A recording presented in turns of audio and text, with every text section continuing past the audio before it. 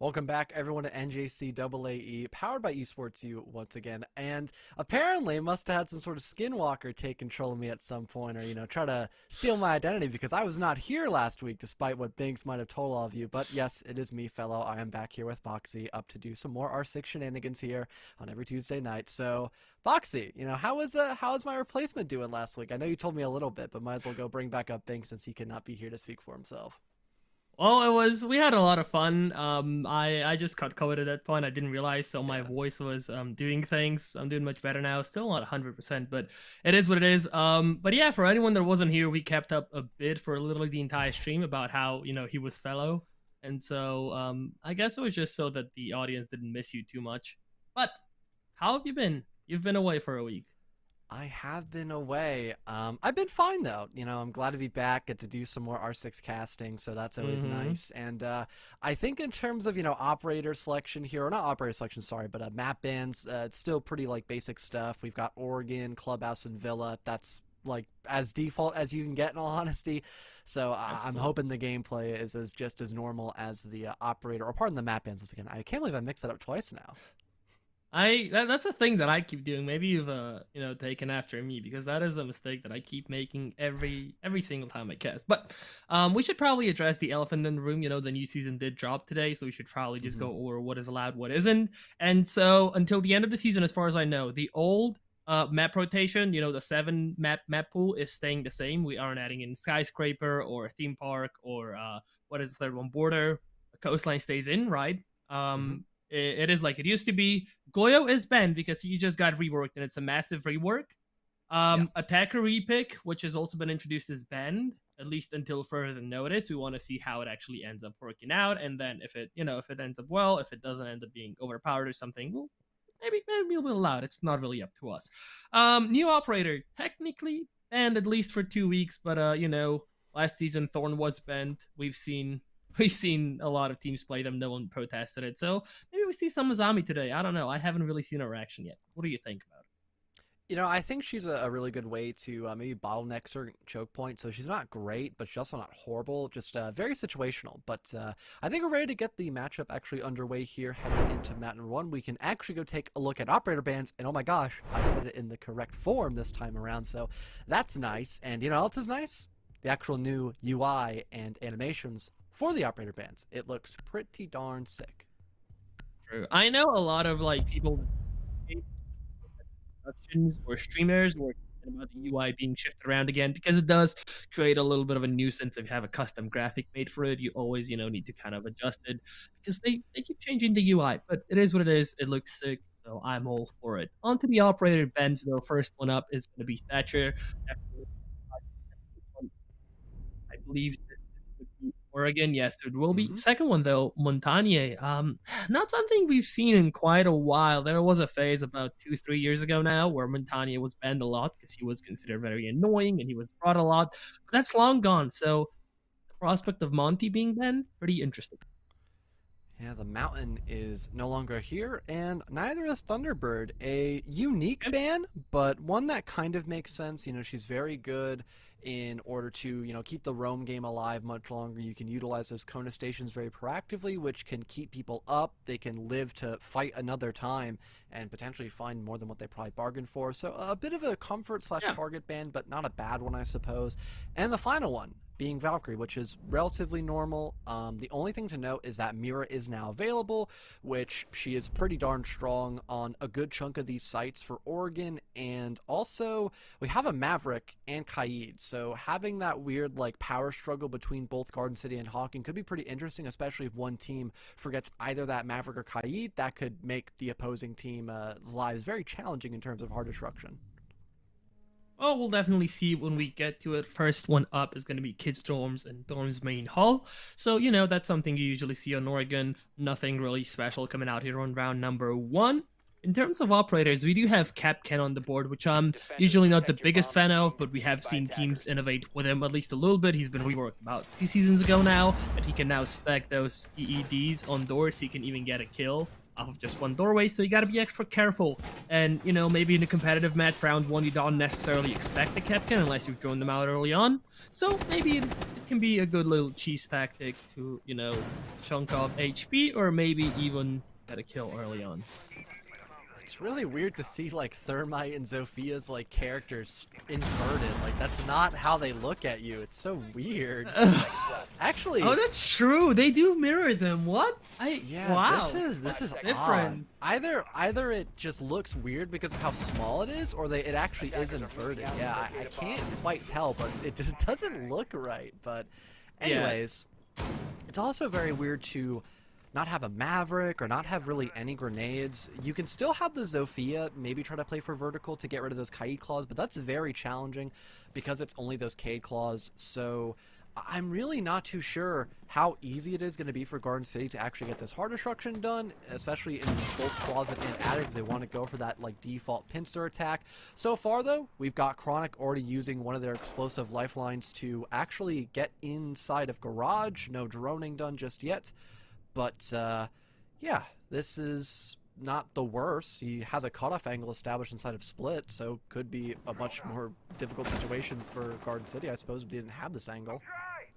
Yeah, Zofia so far doesn't really have any teammates close to her to help her out, but she's been completely uncontested. She, you know, went for the vertical breach to get rid of any, you know, bended batteries, K charges, whatever may be on the wall. And so far, no one's contested her, but that's only up until now. Jaeger will find her as the entry pick of the series. Jackal with the Inox scanner, Wolfgang Castle reveal his position.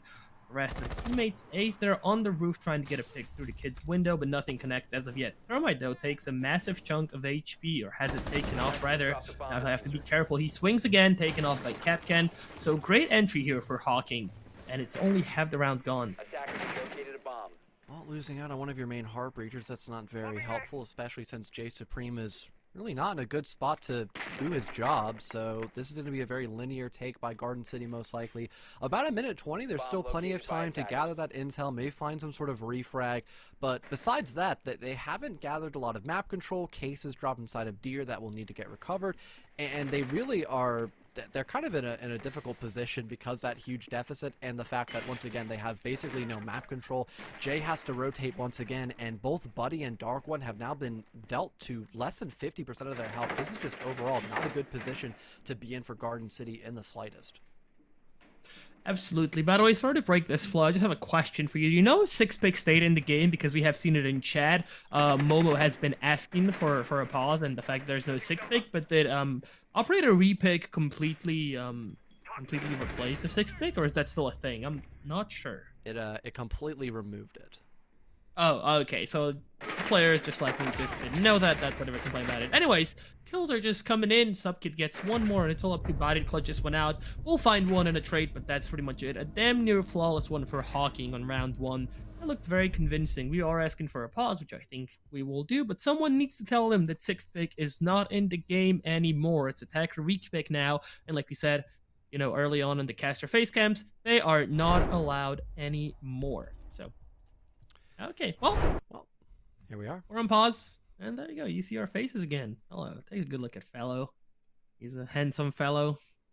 Well, you know, I hate to be the bearer of bad news to you, Boxy, but although we have just started the night, I have already completed my Wordle for today. So you got to pick up the slack, man. Oh, okay. I'm gonna do it right as we got off. Gonna go at you right now. It's a pretty interesting word. You might actually have a different word than me though, because I know we always end up doing. I do. Like, really I weird do. times. I'm 12 minutes. I'm 12 minutes into, you know, Wednesday, so I do have a different word than you. I've done yesterday's already, and I know what it was. Well, it's still today's for you, but well, not usually it's the Max. Yeah. It's usually Max, you know, the first one that does it, and today he's actually not here, so we're just doing the Wordle mid-broadcast in his memory. It's a little thing we do every now and then just to have a little bit of fun, but we do have cool scoots happening today instead of Max, so thank you so much for that. As usual, it's K-Tad on the producer's desk, and, well, we have some time. How you been, fellow? How's been life? I've been What have you been better. up to? I've been getting better, I guess. I shouldn't say I have been better. No, I am getting better. Always better. Hopefully I get some more information today on my future projects that I'm doing this week. Haven't gotten that Okay. yet, although I was said I was supposed to receive an email, but fingers crossed, maybe it'll be a late one today. Maybe when I'm done casting here with NJCAAE, I'll get that email, but if not, there's going to be some very harsh remarks to the person who promised me that. But Okay. yeah, other than that, I've been all right. That first round was a bit of a doozy as well for the Mm-hmm. BO3, but it's just the first round. I think just the general positioning there for the offense just wasn't up to snuff. Maybe it's just like that. It's their warm up round, so maybe we'll see that improve when we get back into the matchup. Okay, well, we're going back into the game, and quickly, we were talking about future projects. Is one of those a fellow themed calendar? Because I would pay for that. I would pay for 12 pictures of you on a calendar, and I'll have that up on my wall behind me on every broadcast. Is that something we can arrange? Well, I think Zig already has like 6 different photos of me, so you should probably see if him and I can collab, and that would be already like half the time there. So. That'd be amazing. Okay, well, we're on basement now. Again, it's Hocking defending. They went damn near flawless last round. They only lost one body in the trade in the last few seconds, but that was it. And let's see if they can keep their stellar momentum up. They've started off very strong. And like I said, Kate is on the board, I think, off of what we've seen in round 1. This is going to be a major nuisance for the attackers, because usually you need at least a little bit of coordination to, get rid of those skates with whatever way you choose to deal with them. And that is something that I feel like Garden City have lacked the most, with just coordination and playing together. It felt like everyone was just kind of doing their own thing. And I do want to see how they deal with the Cade in the future rounds as well.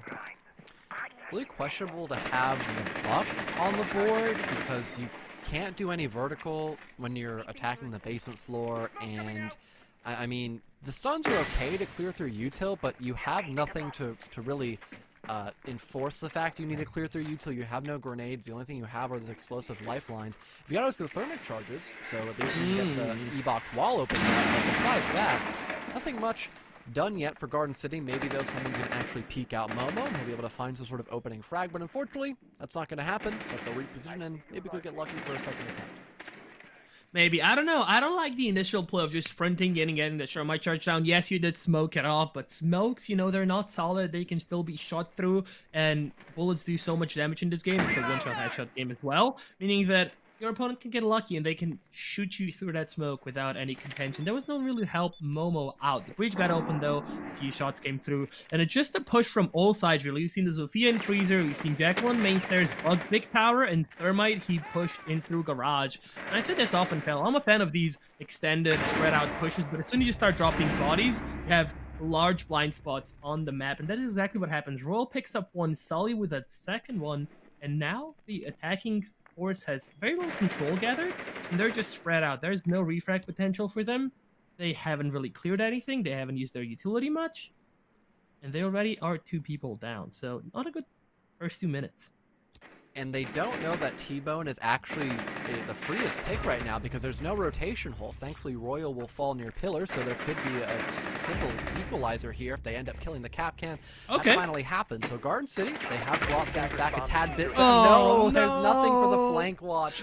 No drone for the dead teammate, so Sully will catch one off guard. There goes the dark one, and now the man advantage is back in the favor of Hocking. With Case down as well across the map, so Garden City, they are going to need just to walk in and hope they win their gunfights, which Hocking, I'm sure they don't want to have that happen. They're playing for some sort of refrag/trade system, so even if somebody dies, it's not going to be very long for Garden City until they have to deal with, once again, a disadvantageous position. But no, the unknown actually will fall to Momo, and there is no sign of defender life just yet. Looks like they're just holding down the fort and trying to burn out the timer here in these last 15 seconds.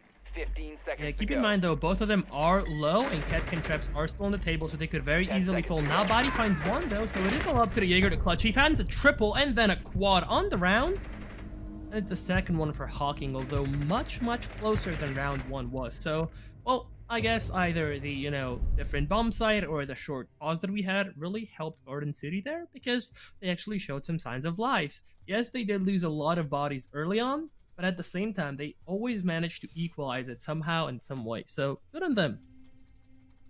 Wow. Kyler managed to get the Wordle done in 2 out of 6. That's pretty darn impressive. Almost 1. He had almost all the letters correct, actually. It's not in the right order. So that's pretty interesting. Anyone in Twitch chat, they should definitely go give the Wordle a try and let us know how well they do. And we will go back and look at them later on. I could guarantee that. I'm hoping that Garden City can guarantee a round though, because they have once again looked very discombobulated. They have the right idea. It's just how they implement it normally doesn't work. Another thing as well, their overall lack of droning throughout the round, it seems very lackluster. They just face check a lot of angles, which, you know, it doesn't sound bad on paper because normally the ARs do way more damage in comparison to the defender SMGs, but with everything being one-shot headshots and the defenders normally set themselves up in a way where they're going to have a higher chance of winning that gunfight, you shouldn't be doing that unless you have something like a flash grenade, maybe a grenade itself, or just that intel knowing you're about to get in a gunfight and you need to go for a pre-fire. But we haven't really seen any of that by Garden City, and I'm hoping that they end up potentially changing that, or at least playing for a better buddy system that we've seen in this past few games. Yeah, absolutely. And I am interested to see what happens in kitchen dining. It is one of those sites that are a little bit harder to defend. They're, you know, not in meta and ranked, and so most new and lower tier comp teams have a little bit of a harder time actually doing it, or defending it rather. So it really just comes down to how in sync your team is, how much practice it puts into actually holding down sites like these. And we'll see where it goes, but I'm not too optimistic for Hocking. I think this is the first round that they lose, at least if Garden City play like they did last round, despite their flaws. Well, it looks like we have that drone game actually improving. They want to know where exactly Sully is playing, if he has any teammates here to back him up, potentially near White Stairs. If that is not the case, they could easily flush this Wamai out because he has no way of rotating outside of kids. Up until now, though, he actually just jumped the gun because he knows how vulnerable he can be in that position now if he maybe finds a pick. He could potentially fall back into Deer Room, perhaps, and still kind of have a bigger impact throughout the rest of this round. That first initial shot is not going to connect. Throws a magnet just wide out in the open, but thankfully no one's pushing through Deer, so that's not going to be too big of a concern. What might be a concern is the smoke grenade that could maybe allow for some sort of push to happen in through kitchen, but off screen we see that Buddy has now fallen or managed to get that pick part on towards Slime, so that roam game on the top floor is now no longer present. Yeah, Sully has been, you know, the biggest, by far the biggest fragger for his team. Look at that, 6 frags compared to 2, 1, 1, and 0. So having him, or not having him rather, is really going to hurt Hocking's defense. It seems like the attackers have a lot of control, but once again, they're super spread out. Buddy will get down and then equalized by the LX team there after. Mira also on the swing doesn't quite connect the shots. IQ has been down, still not taken off, though. Just 1 minute left on the clock. The beepers are going crazy. The Legion mine as well. Ella just holding inside, but it's Mira straight from the other bomb site, kills one onto the hallway. She doesn't know the case is there as well, but all the defenders are just holding the site down. They don't even need to push out. Now Body will be picked up by the Twitch right before bleeding out, or maybe not. There we go. Goes for the bait. Twitch misses some crucial shots, and now she's in a very bad position. She can either go for the kill or the pickup, but probably neither of them will be very successful, if I'm being honest. Well, 30 seconds left, and yeah, Momo is just hoping that someone gets over aggressive. That's not really going to happen. J Supreme catches 1, so at least things are evened up. We could maybe see a plant by Momo, and that will eventually happen, but J Supreme on such little HP will now get caught in a bad position because they're on the reload. Momo now has to spring back up off the plant and hope that someone, once again, tries to get over aggressive. We've got a rotate happening by Sup, so even if the unknown dies, this could still be a win by Sup Kid. He spots out the player down, and no, why are you looking at him? You saw Momo run in the kitchen. Why would you try to finish off that pick? Great information gathered by the down teammate of the ace, and Momo still somehow brings that one back. There were just a few seconds left, and both the Kate and the Mira, the last defenders alive, they were both holding out their secondaries, and both of them suck for gunfights. One was the pistol, the scope pistol on Cade. I forgot what it's called. You can probably correct me because I know you know it. 44 Magnum. It's super hard to shoot people with that. I'm gonna be honest with you. No one brings that. Why would you bring that?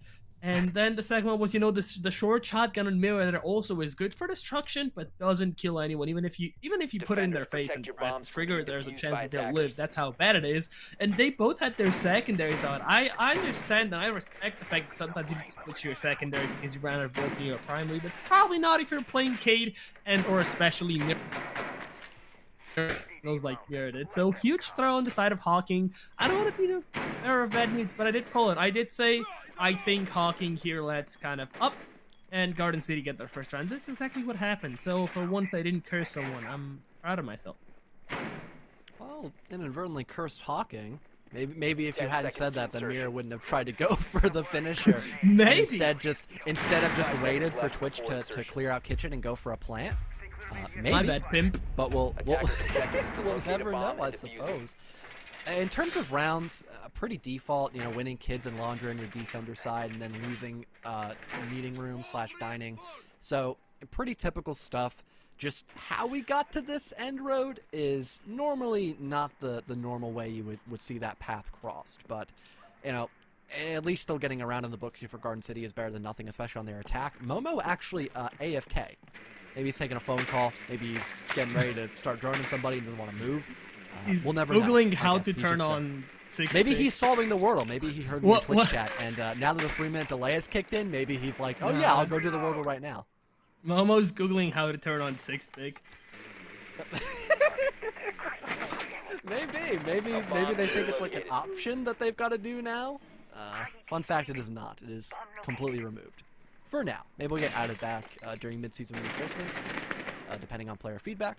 But for now, it is no longer. Yeah, I don't see many people wanting 6-big back. I feel like most teams use the arena once, maybe twice a match the most, and even then it wasn't super influential. So we'll see what happens. Legion, though, with the opener, it's going to be onto Momo, our AFK person.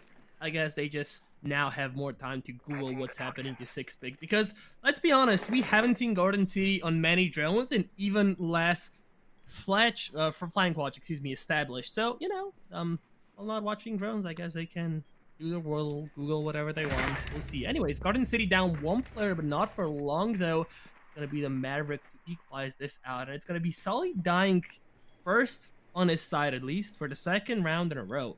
Last time when this happened, Hocking lost the round pretty, I wouldn't say convincingly, but definitely there was some room to spare from Garden City. So, we'll see what happens here. Thermite goes for the wide swing, loses most of his HP, doesn't dish out any damage in return, and there's Gumine slant at his face, so he decides to retreat. But at least Aki is there to, you know, help him out, should he need to. I really don't know why, out of all the players you want clearing the roam game and getting aggressive, it's both your Thermite and Maverick. Neither one of these players have done any hard destruction. Chronic still has all of his fuel left in the torch, and I would say Thermite has both of his exothermics, but they're now dead via Capcan Trap, so that's not technically true. We've got the Ace, so thankfully we could maybe see Closet opened up if that Kaid Claw gets destroyed by either the Maverick spotting it or a simple grenade being tossed, but nope, it'll have to be utilized to actually that castle barricade, so it'll most likely be a funnel leading into Deer, and if Hocking are able to realize that, they could very much perfectly counteract this. Thankfully it was a 1-for-1 trade, that Maverick still being down, so it is a man advantage slightly favoring Hocking, and they only need to hold down the fort for about 10 more seconds. The attackers have to push through them. Buddy will win a very important fight, but there's no time left. He can't even pull out the goo mine. He has to get aggressive, and this could potentially kill him outright. He gets finished off by Royal. It's only J Supreme left to stand, and he can't even sprint through the rotate hole leading into Kids, because there's a goo mine caught in his foot as well, and we see the defense of Hocking once again win on this top floor defense. I mean, again, it was much closer than the last time we've seen this bomb side. If you remember, last time it was a flawless, or almost a flawless. They did lose, you know, one in the trade at the end, but that was it. Other than that, Hocking looked very strong round 1, and then even round 2-ish. Round 3 they lost, and then round 4 they won by the skin of their teeth. It was really the Legion, or rather his Minds, coming in clutch in those last few seconds. But it's they kind of aren't going as strong as they were in, you know, their first few rounds. So I do want to see where this goes. Again, I forgot to ask you for predictions at the beginning of the game. We've already seen 4 rounds. Do you think we go to 3 maps today? Oh, that's a very interesting question. I don't think so. I would be very shocked if we do, because what Garden City are opting to go for is just kind of walking around and hoping that they win their gunfights. I haven't seen a lot of like proper utility usage by them, and especially in R6, your gun skill does not matter as much in this game in comparison to a game like VALORANT, for example. You need to be much more reliant on your role as either that hard support or that entry, for example, and you need to stick to your gun on that rather than having everyone just kind of run around and try to pretend to be a fragger. That's not a good alibi to run with. So if Garden City don't change that moving into map number 2, or even the rest of this map altogether, I could imagine Hocking will most likely take this because they're taking their comfort picks and they're playing the roles that they have given themselves, and it's working. Okay, well, that's a fair enough assessment, I guess. We'll see what ends up happening. Garden City again entering the building. Momo just kind of leaning left and right. It's almost like watching my ranked teammates when I die early on. Let's see what happens though. The execution round comes down, will destroy the castle barricade, but there's another one right behind it. Meanwhile, Maverick loses a lot of HP, but in the end, ends up finding Sully, who just hasn't been having rounds. Again, this is the 3rd time in a row they've died first, at least on their team. And every single time when that happened, Hocking ended up losing, or at least it came down to only one. They won last one, I guess, so there is that. It's running in, though. That is more than we've seen so far from Garden City, and it will end up using its taser to do a little bit of damage. I'm out! Deploying shock drone. Well, things are looking much better for Garden City, at least, because they've got at least the opening man advantage by 2 now. Chronic very low in HP. I believe he got electrified just a tad bit. The Unknown is trying to get a tad bit aggressive, trying to shut somebody down that tries to enter through the backside. I believe a Nitro cell off cam has managed to injure out the Dark One, but Buddy is still popping off here on the IQ pick of the dog, and he'll manage to almost find another, but no.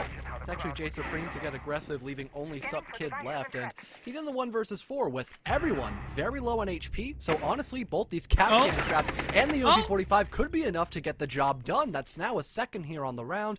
And now we have the plant being attempted by J Supreme. The Dark One is attempting to cover, so maybe this could allow for the full post-plant position to be in the pocket of Garden City. But with everyone being on such little HP, this is really any player's game. That's a 3rd for Sup Kid. Just needs to find 1 more, and he'll actually clutch out this round for his team, as it's only J Supreme left to stand. They're sitting in the back of the map just trying to bite their time, which is great, of course, here, as that diffuser is always going to favor the offense.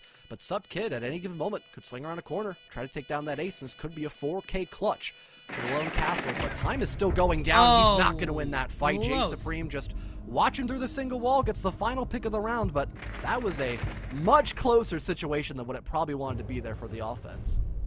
Well, I mean, you had one attacker die to the captain trap, and I know it was a 4v1. I know you kind of get cocky, don't, clear your doors maybe, but you really should, because, well, even from your ranked games, that is, when you're confident, when you have a huge advantage, that's when you throw most of the time. It's because you have this huge advantage and you're like, hey, it doesn't matter if I die, my teammates will clutch it up. But not always. We saw Sup Kid be so very close to that 1v4, like you said.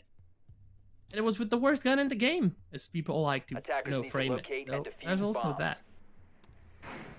Yeah, the UMP-45 is not a very good gun, so being able to almost find a 4K with it is pretty nice, to be honest. I must have still been a nice mental boot there for Sup Kid, especially since that was almost a comeback situation from a 5 versus 3 all the way down to a 1v1.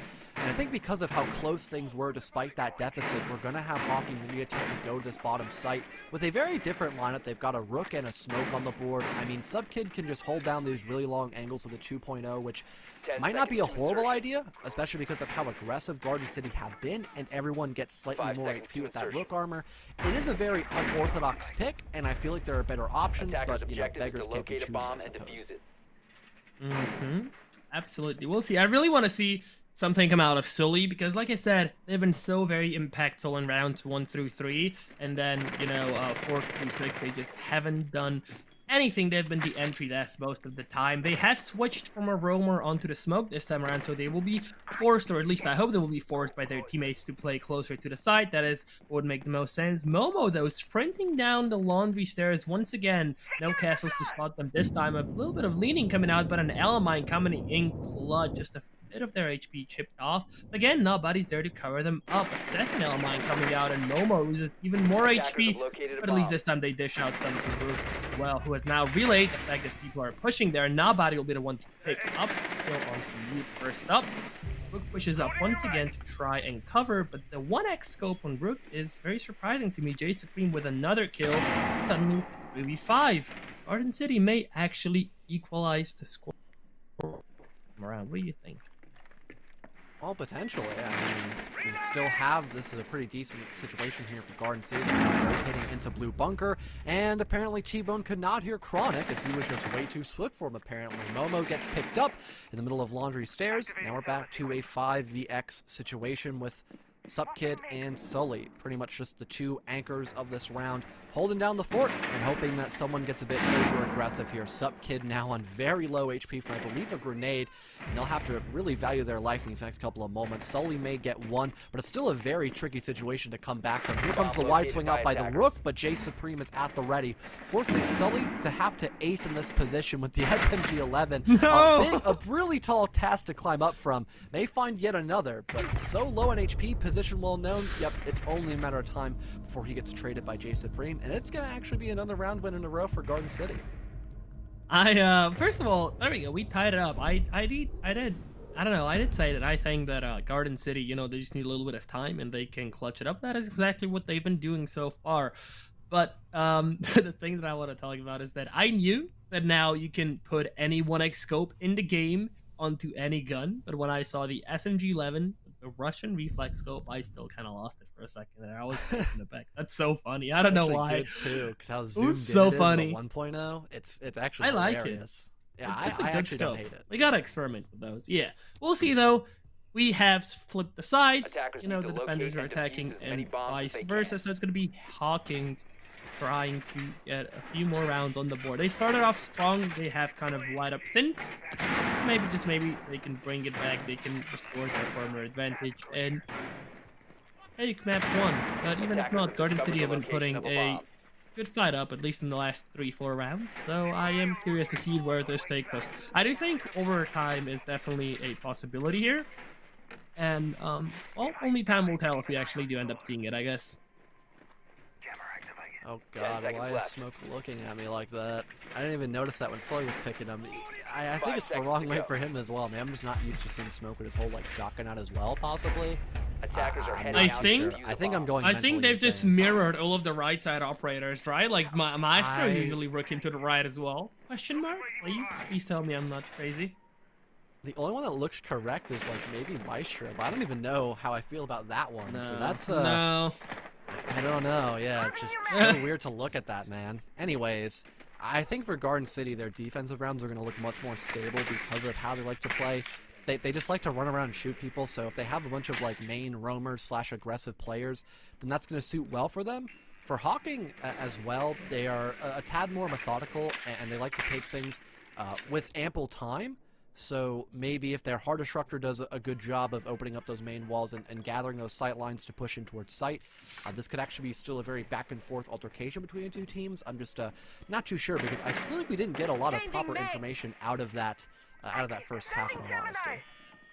Well, I feel like this entire game has kind of just been coming down to gunfights, very little information coming out on both sides. And yes, for defense, you know, Valkyrie's banned, so there is that, but there are still other ways of having information. For example, the Maestro that has now been brought for the first time. But I don't know, I feel like I said, last have Hocking on defense, they weren't really utilizing intel operators, and Garden City on attack, don't get me started on their droning because it was practically non-existent. But the prevalence of Catcan is another very interesting thing for me personally. We've seen it quite a lot so far, and I do want to see if that continues to be a trend. I do think he can be good maybe once, twice as a cheese pig, but definitely not every single round. You can bring better operators, and you probably should bring better operators. It's Momo getting the entry onto T-Bone, though, so at least that's a strong start for Garden City here to take the lead for the first time ever in this series.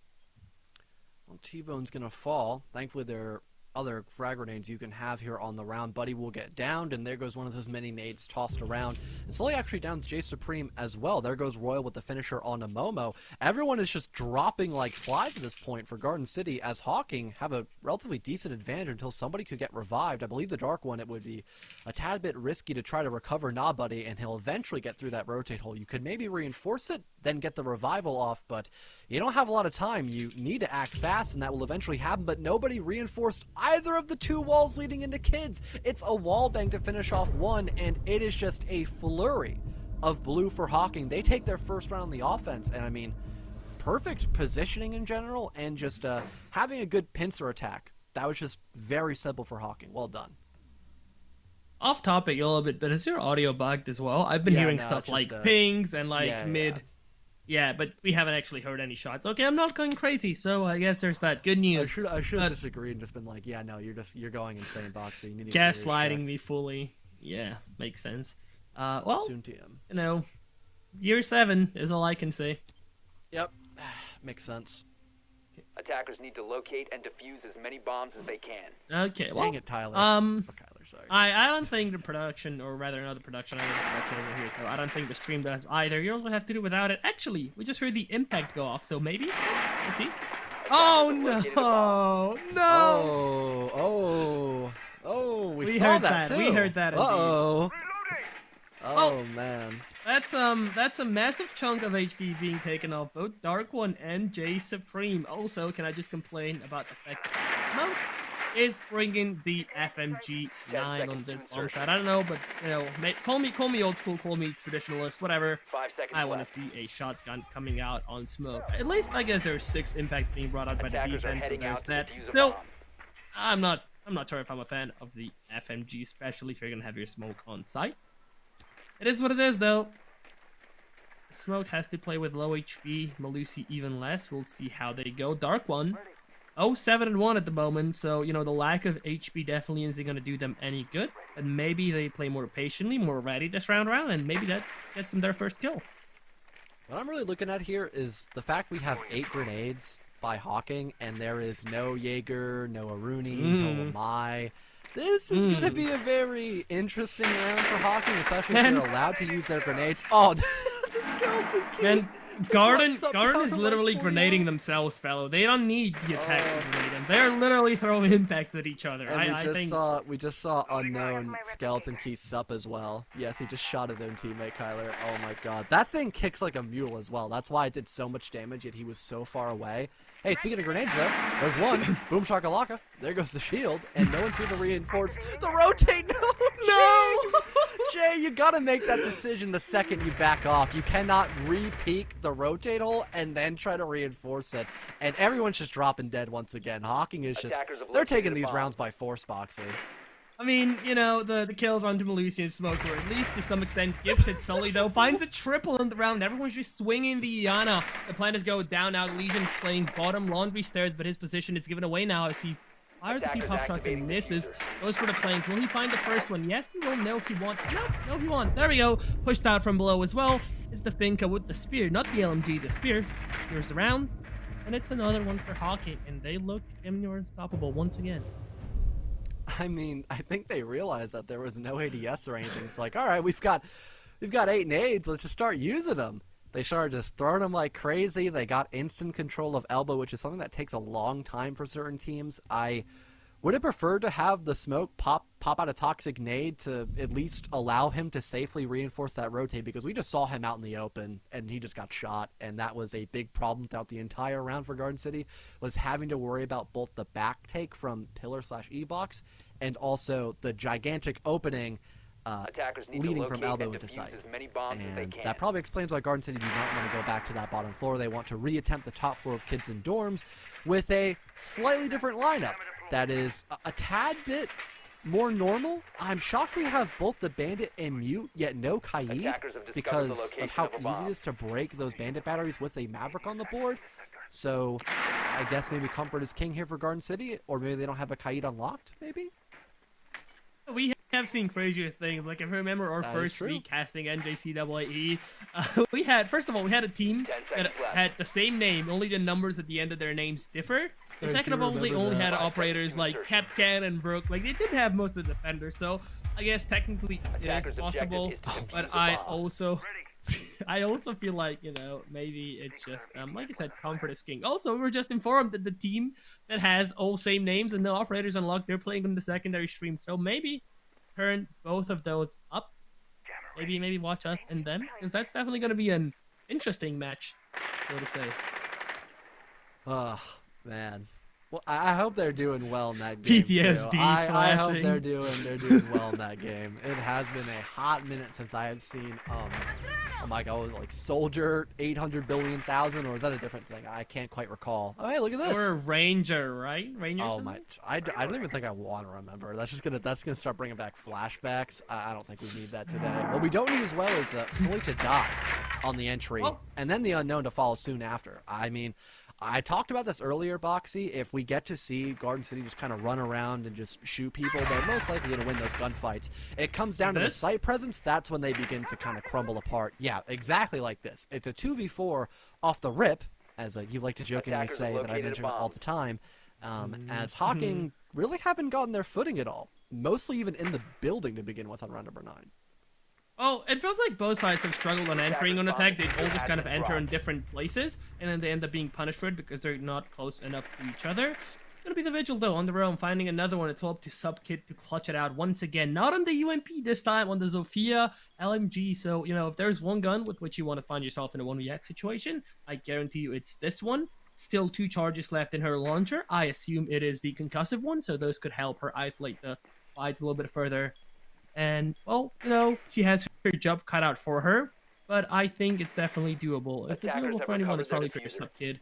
They have remained calm in these previous clutch situations. Melee's the bar wanted just to try and bait out a swing, but the defenders know better. They're just playing it patiently on the bomb side right now. They're not throwing away the advantage, and I appreciate them for it. 55 seconds, though, and Zofia has to start putting in some massive work.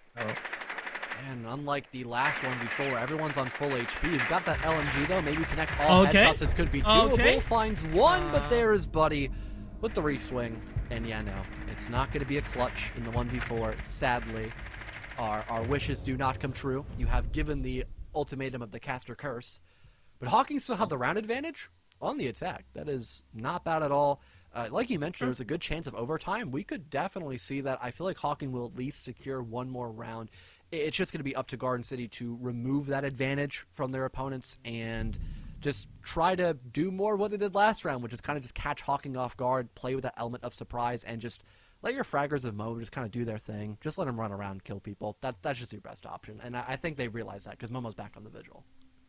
Attackers need to I think what locate we've and seen so defuse far, bombs. like the trend with both of these teams, is that Hocking, they have their strong independent game, and they kind of always take advantage in the first part of the half. You know, we've seen them do that on defense and attack. Then Garden City, they slowly but surely realize how Hocking is playing, and they slowly start countering around that and then winning more rounds as the time on the half progresses. So it feels like Hocking always gets the early advantage, but then Garden City later on manages to even it out. That's what happened on defense, and they're following suit on offense as well, right? So I do want to see what happens here. I think either team can still win the map. Hocking getting to match point first, like you said, is extremely likely. But again, I wouldn't count out Garden City just yet.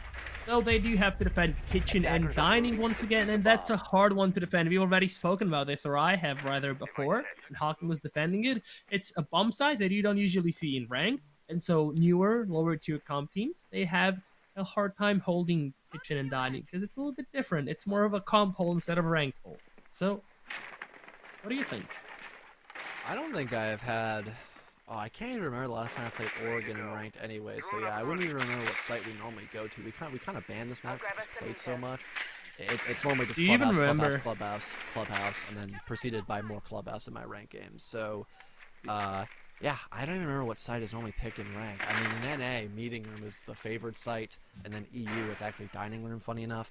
It's dining, yeah. But it's just, yeah, it's the tertiary site. It's the weakest site to go to, technically speaking, for either team, whether it be meeting room or dining room. So this could be a very easy win for Hocking, potentially. Maybe not. They've lost their hard breach, but there is a gigantic opening leading into meeting room, so maybe if they just get the Maverick to make a couple of openings here for the Ash to blast open a soft wall, that could maybe allow them to enter kitchen. They could go for a default plan, and then the rest would be history after that. But that's a big if Garden City allow them to do all that in a timely manner, and if they don't pick off anybody like the Ash or the Maverick during these next couple moments. Yeah, I mean, we are halfway into the round, and there has been some control established. The one thing that I will say, though, you know, Thermite and Mute are both dead, but I will trade my hard breacher for nobody any single day. He's just been the solo carry for his team so far. So the fact that he's off the board so early on is absolutely great. Sully finally gets another kill. That's J Supreme falling, but it'll be equalized once again. Momo on the vigil, like you pointed out earlier, will take out Royal. So it's a 3-3. 70 seconds left on the clock, and the defenders, they're just chilling. They're not being pushed out yet. We do see Malusi again with the Russian reflex, just holding a pixel there from inside of dining, just waiting for someone to push into the kitchen. And I like that. I like the passivity from defenders. They're not being overly aggressive. Speaking of passivity, that's not something Momo's doing. He goes fishing. He finds another one. That's Ash falling as well. Now it is all up to the Iana and Fink to put this one up. Well, it looks like T-Bone's going in for the plant. Sully will have to now cover on very low HP. Might get shot in the back potentially as well. I don't think Mo's aware that the plant has actually gone down inside of kitchen.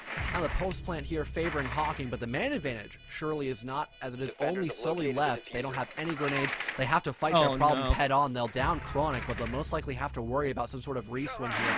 Once again, very low HP, and they're going to get met with a double Pokeball by Momo. Plenty of time left to defuse for Garden City, and they'll manage to bring back the round count to a stable position of 5-5. We're getting closer and closer towards match point, or at least map point too. But man, why did nobody check laundry doorway? Out of all the places your Vigil player is going to be on the roam, he would be there. Why did you check like garage? That was so odd. Momo massive. Momo massive. That's all I'm going to say. But can you answer a question for me? We're at that part of the broadcast where I ask you stupid questions for, you know, people that don't get the basics of Rainbow Six. So, are you ready? Yeah. How many drones are there for attackers to use? 2 for each. You do simple math. Okay. 2 times 10, or 2 times 5 equals 10.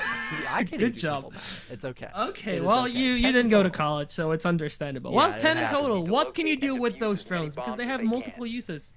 You can find your enemies. Okay. You can go find the bomb site, who they're bringing, you know, where they are throughout the round. You can establish a flank watch, especially if there's no Nomad, which we have not seen on Oregon. Why? I don't know.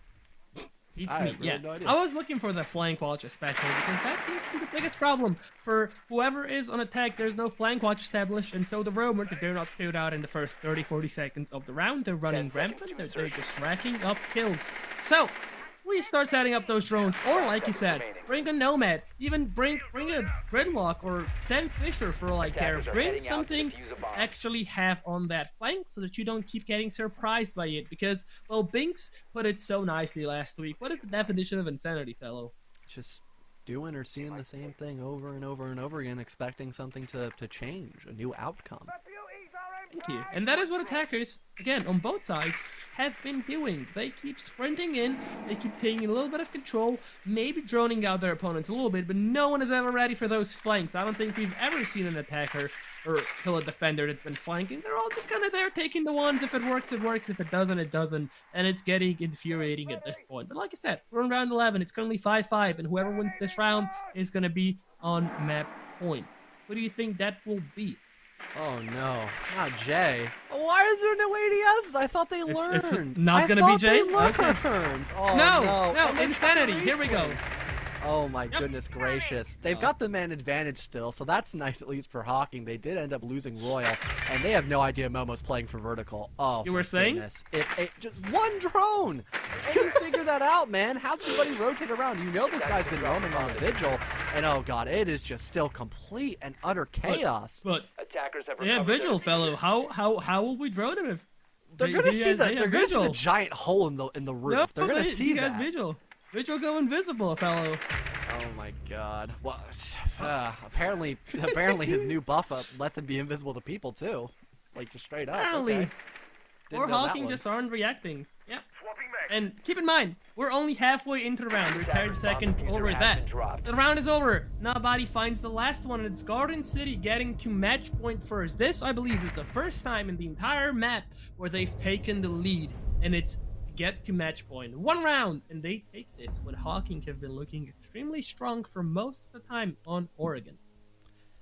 Both teams just really don't like droning in this game, I guess, or just knowing when to drone. You have, especially in that position, like you're trying to go for that double take. If any of that fails, then all of that control you established in that first portion of your take in elbow is basically nullified tenfold, because you don't have anybody playing for like a pincer attack. And that's exactly what happened. Momo killed everybody coming from lobby, and then he just had to rotate laundry stairs to apply pressure onto elbow wall. So Garden City, once again, they're being enabled by not just themselves but their opponents to run around and kill people, and it's just working. I really don't know how, but you know, Momo just built Diffie. Momo built Diffie? Yeah. We'll see if that will be enough for Garden City to take this one, or if Hocking somehow pull through and they take it to overtime. I called it relatively early on. I said, you know, even though it is 3-1, I do see overtime on the board. And, well, given how Caster Curse goes, this means that Garden should take this round. But I guess we're in a paradox, because I just said the Garden will win, and that means that Hocking must win. To locate a bomb and defuse it. Such is the life of a caster. But we'll see if Momo can put a mess in work again. He will be hiding in kitchen early on, and the attackers have all spawned close to construction or main. They will be taking most of the bomb site from the big tower. It's going to be Subkid going into garage early on, and Melusi, I think, is close enough to try and contest him. I think she's above on the laundry stairs. Not sure. We'll see what ends up happening, though. Oh, she's back on site now. Okay, she was close to armory. She's back. We'll see. Do my eyes deceive me, Matt? Is that a nomad? No, you're dreaming. Today? I must be dreaming. No. Oh well, I guess I didn't see a jackal because he's gone. Unfortunately, you've had Momo pinch you. Snap back to reality. Dear Lord, yeah, Momo the mammoth.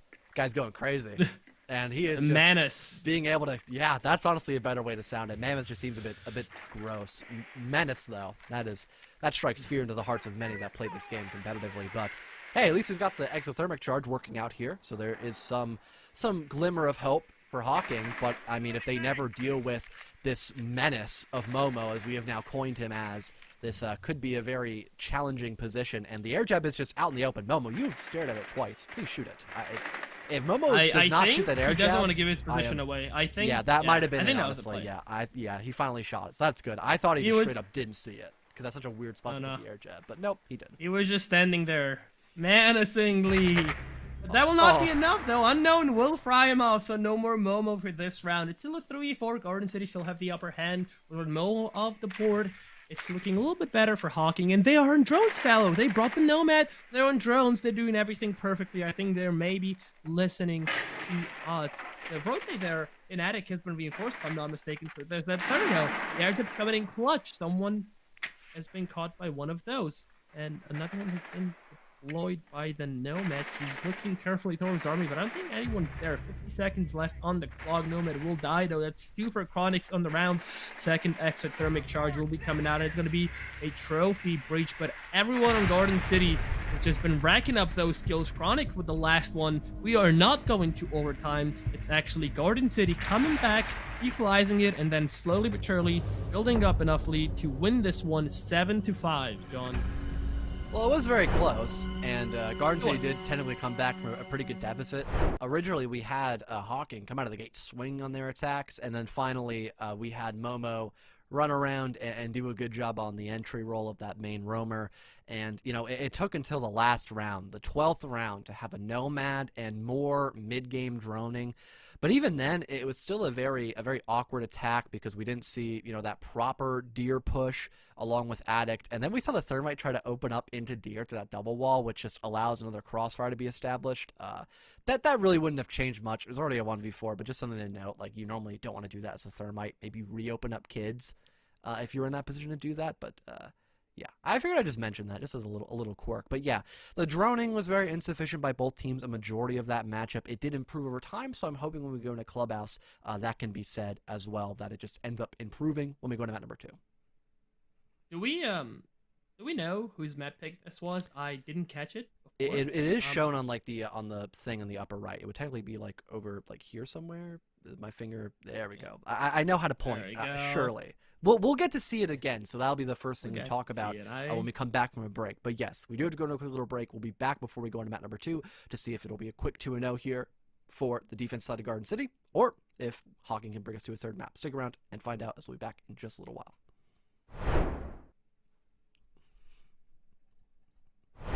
Not sure. It completely. Oh, okay. So players just like me just didn't know that. That's whatever complain about it. Anyways, kills are just coming in. Subkid gets one more, and it's all up to Body. Clutch just went out. We'll find one in a trade, but that's pretty much it. Are 2 people down, so not a good first 2 minutes. And they don't know that T-Bone is actually the freest pick right now because there's no rotation hole. Thankfully, Royal will fall near pillar, so there could be a simple equalizer here if they end up killing the cap. Body finds one, though, so it is all up to the Jaeger to clutch. He finds a triple and then a quad on the round. And it's the second one for Hocking, although much, much closer than round 1. I feel like the attackers have a lot of control, but once again, they're super spread out. Buddy will get down and then equalized by the LX team there after. Mira also on the swing, doesn't quite connect the shots.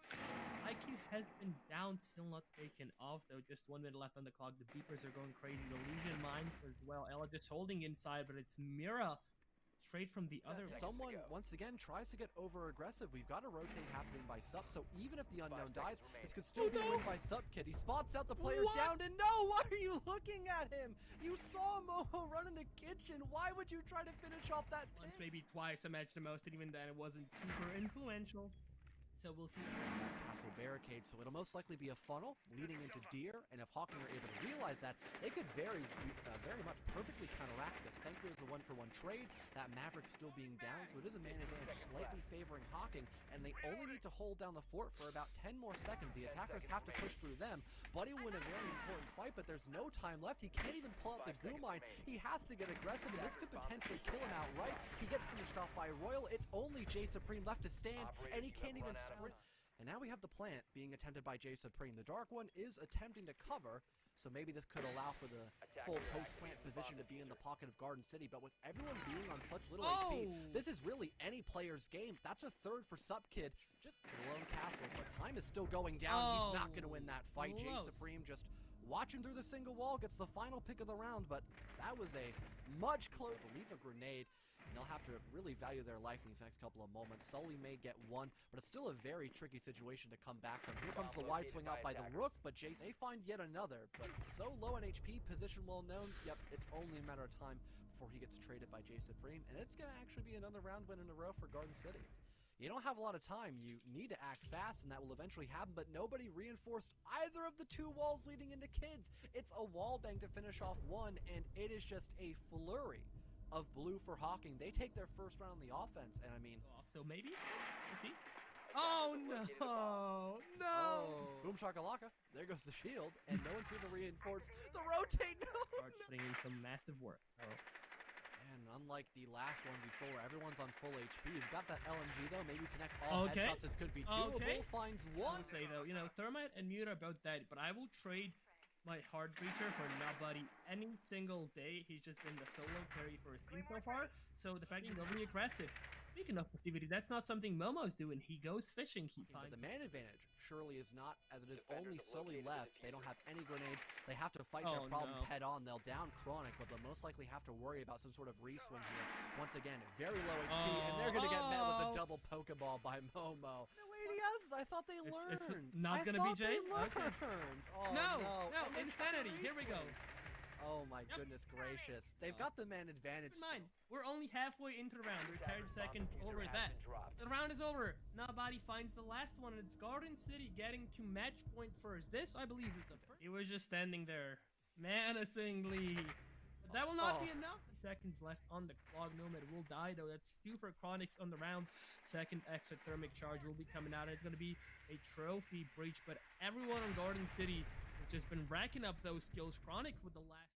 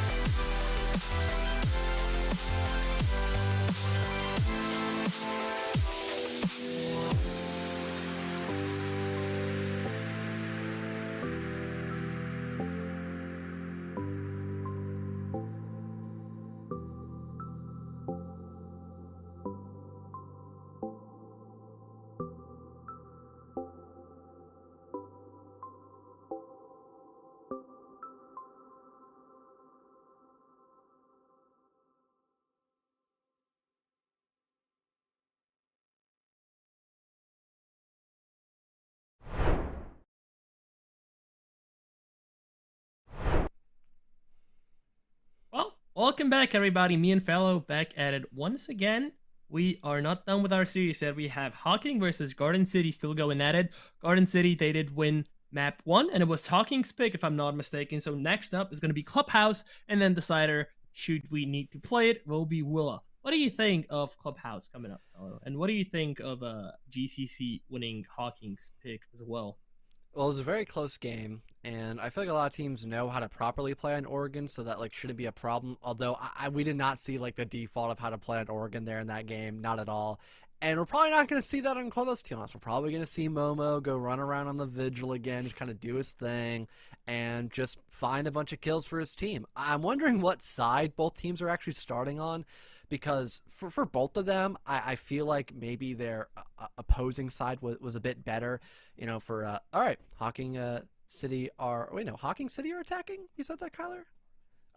Garden City are attacking. Okay. Yeah. Well, Hocking's not I feel like for Garden City, their attacking half was a bit worse because they had to do more than just find kills. They had to do hard destruction, drone. That's not really their forte. So maybe they'll still find the default round count or a 3-3 split, which wouldn't be bad either. But besides that, maybe that could give Hocking the early advantage, so they have more rounds to bleed in the second half. But we are just about ready to get in the game. So who knows? Maybe I'll be proven wrong. Yeah. Going into Clubhouse, I just want to say you were mentioning about how Momo went massive in Oregon, how he's just going to be sprinting around. But at least in my opinion, Clubhouse is a much harder map to just sprint around and wreak havoc than, say, Oregon is. So I do think that he's going to have a harder time doing that on defense, but I do want to see how it ends up going. And, let's see what the operator bands have to say. Thatcher is definitely going to be on the board. Wouldn't be surprised if it's also a hard breacher coming out. There we go. Yeah, Hocking with their Thatcher band once again. Do you think a hard breacher, or do you think we're going to see something else? Like last map it was Monty, if I'm not mistaken? Well, Monty would actually be a good ban on Clubhouse. Actually, kind of viable. But I feel like we're gonna have a Jackal pen instead. I've got a gut feeling that we're gonna see that instead. Nope, never mind. All right, no, it's still gonna be the same comfort ban by Garden City. But like I said, Montaigne's actually kind of a viable ban on Clubhouse, so I'm not gonna really hate that too much. I guess they're probably gonna want to ban the Thunderbird again, shockingly. Which again, I don't think it's a horrible ban, but just there are definitely better options. And no. It's going to be the cap can, which is actually a target ban because Hocking brought the cap can a lot on their defense and actually got them a lot of kills. Garden City just forgot to check for his EDDs a lot of rounds. Yeah, to be honest, I'm pretty sure Garden City also brought him out. And there we go. Speaking of target bans, going to be Vigil taken off the board. Who was the beast on Vigil? It was the menacing Momo. So, well, he'll have to pick another operator to run around on Clubhouse. And like I said, in my opinion, that's already a harder feat to accomplish than it is in Oregon. So Momo will really... Lie detected. Momo will what? Oh my god. I said Momo, well, he'll have a harder time doing that on attack because he isn't the thermite. He still has a job to do. He has to open the breach and maybe then go for the frags. But before that, he needs to play it safe. He needs to be on the drones. So I do want to see what he'll do on defense. And I just want to go over this one more time before I hand it off to you, Fellow. It's we've already mentioned this, but I think it actually, has proven to be the thing, is that Hocking, at least on map 1, they also started in defense, and they were the team that always, in each half, they garner the early lead, and slowly, Garden City, they kind of figure out how Hocking plays, and they kind of figure out what works, what doesn't, and they gained the lead, or at least equalized the scoreline. So I do think we keep seeing this. I think Hocking again takes the early advantage, and then Garden City manages to, at least equalize it, maybe even pull ahead. But you want to change your answer? Do you think we're still seeing 3 maps? This is going to be 2 for Garden City. This is their map pick. I'm not too sure that we will see a third map. I have a strange suspicion that we're not going to. But you did talk about overtime capabilities. Yeah, overtime is a good chance it could happen again. It was 7-5. It was very close to that actually happening. So I feel like there's anything kind of up for grabs for both these teams. It just depends on, what they end up getting accomplished. And wow, Garden City, are they hard breaching a wall? This has got to be a different team. I don't know what we're looking at right now. This Let me explain why. This is because this is, Clubhouse, and the main breach on Cash is actually the outside breach, meaning that your hard breacher will most likely get to the point where he needs to breach because he will not need to enter the building first. And this is honestly what Garden City had some problems with on their attacks. It's just that their hard breachers were usually dying before they got to where they were supposed to be. But again, this is not a problem here because it is an external wall, and the chance of being spawn peaked, well, they obviously are. They are pretty slim. So we'll see what ends up happening there. Speaking of hard breachers, Ace, though, he will open construction. The Lion Skin comes out. Sledge will enter in front of him, but I think Ace will be following suit pretty fast. Cybertruck Hollow, though, that makes me want to cry. Why would you do that to me now, buddy? Oh, I think he tried using the nade to actually break the barricade. It's not going to work, but he still finds one through the doorway. And I believe the Selma charge is now activating out in the cash wall as well. This is not a horrible position for Garden City. We've got Vondo getting rid of the Dark One, but still a multifaceted approach. There goes a C4 attempted by Subkid, but he's just caught out in the middle of CCTV window. Now getting finished off there by Chronic Swifty. This play is so far not being too bad for Garden City. Momo does get downed, but theoretically speaking, if they just clear out the Rook, they could maybe go for a plant inside of Cash Room, but not having Case recovered could make that quite challenging in this 2 versus 3. We'll definitely see what ends up happening. I do find it interesting that, main breach still hasn't been dealt with, opened up, but just a few small holes that Maverick has made, and he's pretty uncontested on that balcony. But, the Thermite is still alive, the Ace is still alive. Yes, they have opened up construction. And there we go. Finally, the main breach is also being opened up. So I guess my point is being nullified. But only 40 seconds left, so that is pretty late. Control of Garage hasn't been established yet. Thermite goes for the swing, but he will not live long. Triple for Wandel there. He's just playing his life and doing it amazingly on the rafters. Solely now playing inside of Cash, trying to find someone, but no one's in construction just yet. They may be entering it soon, but one end up mattering. Another one for Sully. He swings out. He gets the last one.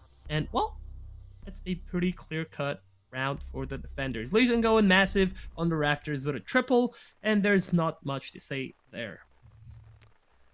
Well, Hocking able to punish the fact that Garden City really never had the time to get control of rafters. There was plenty of coverage up inside a cash room via construction, but besides that, there wasn't a ton accomplished there by Garden City. If they were able to either maybe get plat wall opened up earlier and then maybe get a tad bit more aggressive, maybe have somebody approach from maybe Swamp, for example, on top of someone with garage doorway, that could have been a much easier push in through rafters, or just having someone kind of proxy that rotate hole. That could have been a very different round for Garden City, especially since they had the opening pick, which is something that can be quite challenging to do when you're on the offense. But heading into the basement floor now, Church and Arsenal here for Hocking just won their first defensive round. They've got a relatively normal-esque setup. They've got the Valkyrie for intel, they've got some sort of denial with the Jaeger, and they also have the Kaid Claw to stop the hatch from being opened up other than the Maverick Blowtorch. The Rook play, though, gotta admit, once again, I'm not a gigantic fan of. I just, once again, I feel like there's better options in this game. Speaking of the Rook, am I going crazy, or did we see a few players subbed in and out on the side of Hocking? Yes, you'd be correct. Okay. Vondel was not here. I think T-Bone was, though. T-Bone was. T-Bone was? Yeah, okay, possible. I don't know. Well, I was looking at the names and I'm like, something doesn't feel quite right. And obviously, I don't have any screenshots from the last map. These are also players that I'm not really familiar with, except for a few names that I've already casted in the past. So I'm always like, am I just going crazy? Has this player just been so silent on the previous map that I didn't really notice them, or their name didn't say it out too often? But no, okay, thank you for clarifying. The Legion has been brought in, Vandal that is, rather, and he's been putting in so much work. Triple for him in round one. Like I said, those rafters usually you play for maybe a kill and to stall as much time as you can, but Vandal absolutely relentless on the rafter as the Legion found 3 picks into garage, and well, that was pretty much the biggest factor for Hocking's defensive win on round one. We do see Maverick trying to open up the dirt tunnel, not really successful, solely with the entry onto Momo, who at least is not on Thermite this time around, but Sledge is still gone. That still means, a lot of soft breach potential, soft breach pressure. Well, minute 40, and we already have Hocking get that first pick on a Momo, someone who was very dominant throughout map number 1. We also have the kitchen hatch maybe attempting to be opened up in these next couple moments. There is currently Electro Claw stopping them from doing that. so they would need a grenade most likely to destroy it, but it is only Chronic who has that option. Sully finds yet another one, actually downs the Dark One, but gets caught on the reload, but already finds 3 on the round. Plenty of damage to be done here for Hocking against Garden City, as it's only a 2 versus 4, and now things have taken a turn for the worse once again for the attacking side. Well, the time is slowly becoming a 5th minute for the defense, so Sully dying won't even end up mattering. And like you said, he already got 3 kills. You know, I got my frags. Now you just gotta play those scams that you've probably placed early on in the round, and you gotta help out your teammates. It's all up to the Ace and the Maverick, the duo of hard breachers, and they haven't breached much yet. Selmas will be coming out on the church wall, though, but that just creates an extra angle for the Ace to shoot. Won't even matter, though, because, well, Jaeger's playing there. He goes for the swing, he gets it. Vondo will find Chronics, and Jay Supreme will have to win this 1v4 to win this one out. I'm pretty sure he got the first kill too, so it would need to be an ace. 35 seconds left. He doesn't know where to go. Utilities just flying towards him. One Selma on the hatch won't be enough. Everyone knows that, both him and the defender, so he will have to rotate around fully, but he's loud. He's sprinting around. He gives his position away. Crouching now. Won't help, my friend. Creeping down the blue stairs, though. Legion Mine gives this position away even further. He decides to go for the pullout with just 14 seconds left. He shoots another Legion Mine, but no one's peeking him just yet. A few pre-fires coming out through the wall. He tries answering another goo mine at his feet, and it's Vondel with, well, yet another frag. And yet another round for Hocking on defense. It's going well for them, once again, at least on, you know, the start of their defensive side. But I do want to see what Garden City do once they catch up onto how Hocking is playing. Yeah, we did see 2-0 initially for Hocking as well on map number 1, and then we saw Garden City eventually clap back and bring things all the way to a 3-3 split, which is not bad for your attacking half. And then we saw them really begin to pick up the slack, especially on their second half as well. So I wouldn't be all that concerned for them just yet, especially moving into the tertiary pick of gym and bedroom once again. So I mean, the main point of contention is normally like that cash room extension, then rotating in jacuzzi. I actually don't know if we'll have Hocking try to extend into cash room, because their lineup is not really utility eccentric. They've got a castle, which is alright for helping to stop the jacuzzi wall from being blown up by a grenade to help open up the wall itself. But besides that, they really don't have a lot to actually move that farther out into the map on this top floor. Yep. Well, I don't know. We will see what ends up happening, I guess. And I'm just looking. I'm still so disturbed by, you know, the right side of the screen when the operators just are A, mirrored, and B, they don't have a health bar, so it looks even weirder and more I don't even know the word. I don't know, the proportions are just off, it feels like. There we go, at least the health bars are there to help us out. But it's still, I don't know. Anyways, this gets me thinking, what do you think the attacker repick will introduce to the game? I think it's going to be super interesting. I think attackers will, you know, start actually going for operators that suit their attack best, instead of just picking these jacks of all trade operators. And that is probably going to mean a less stale meta. I'm super excited for, you know, all of that to come live. A bomb has been located. Well, I think maybe it could allow for more attacker favoritism on certain maps, or at least a couple of sites.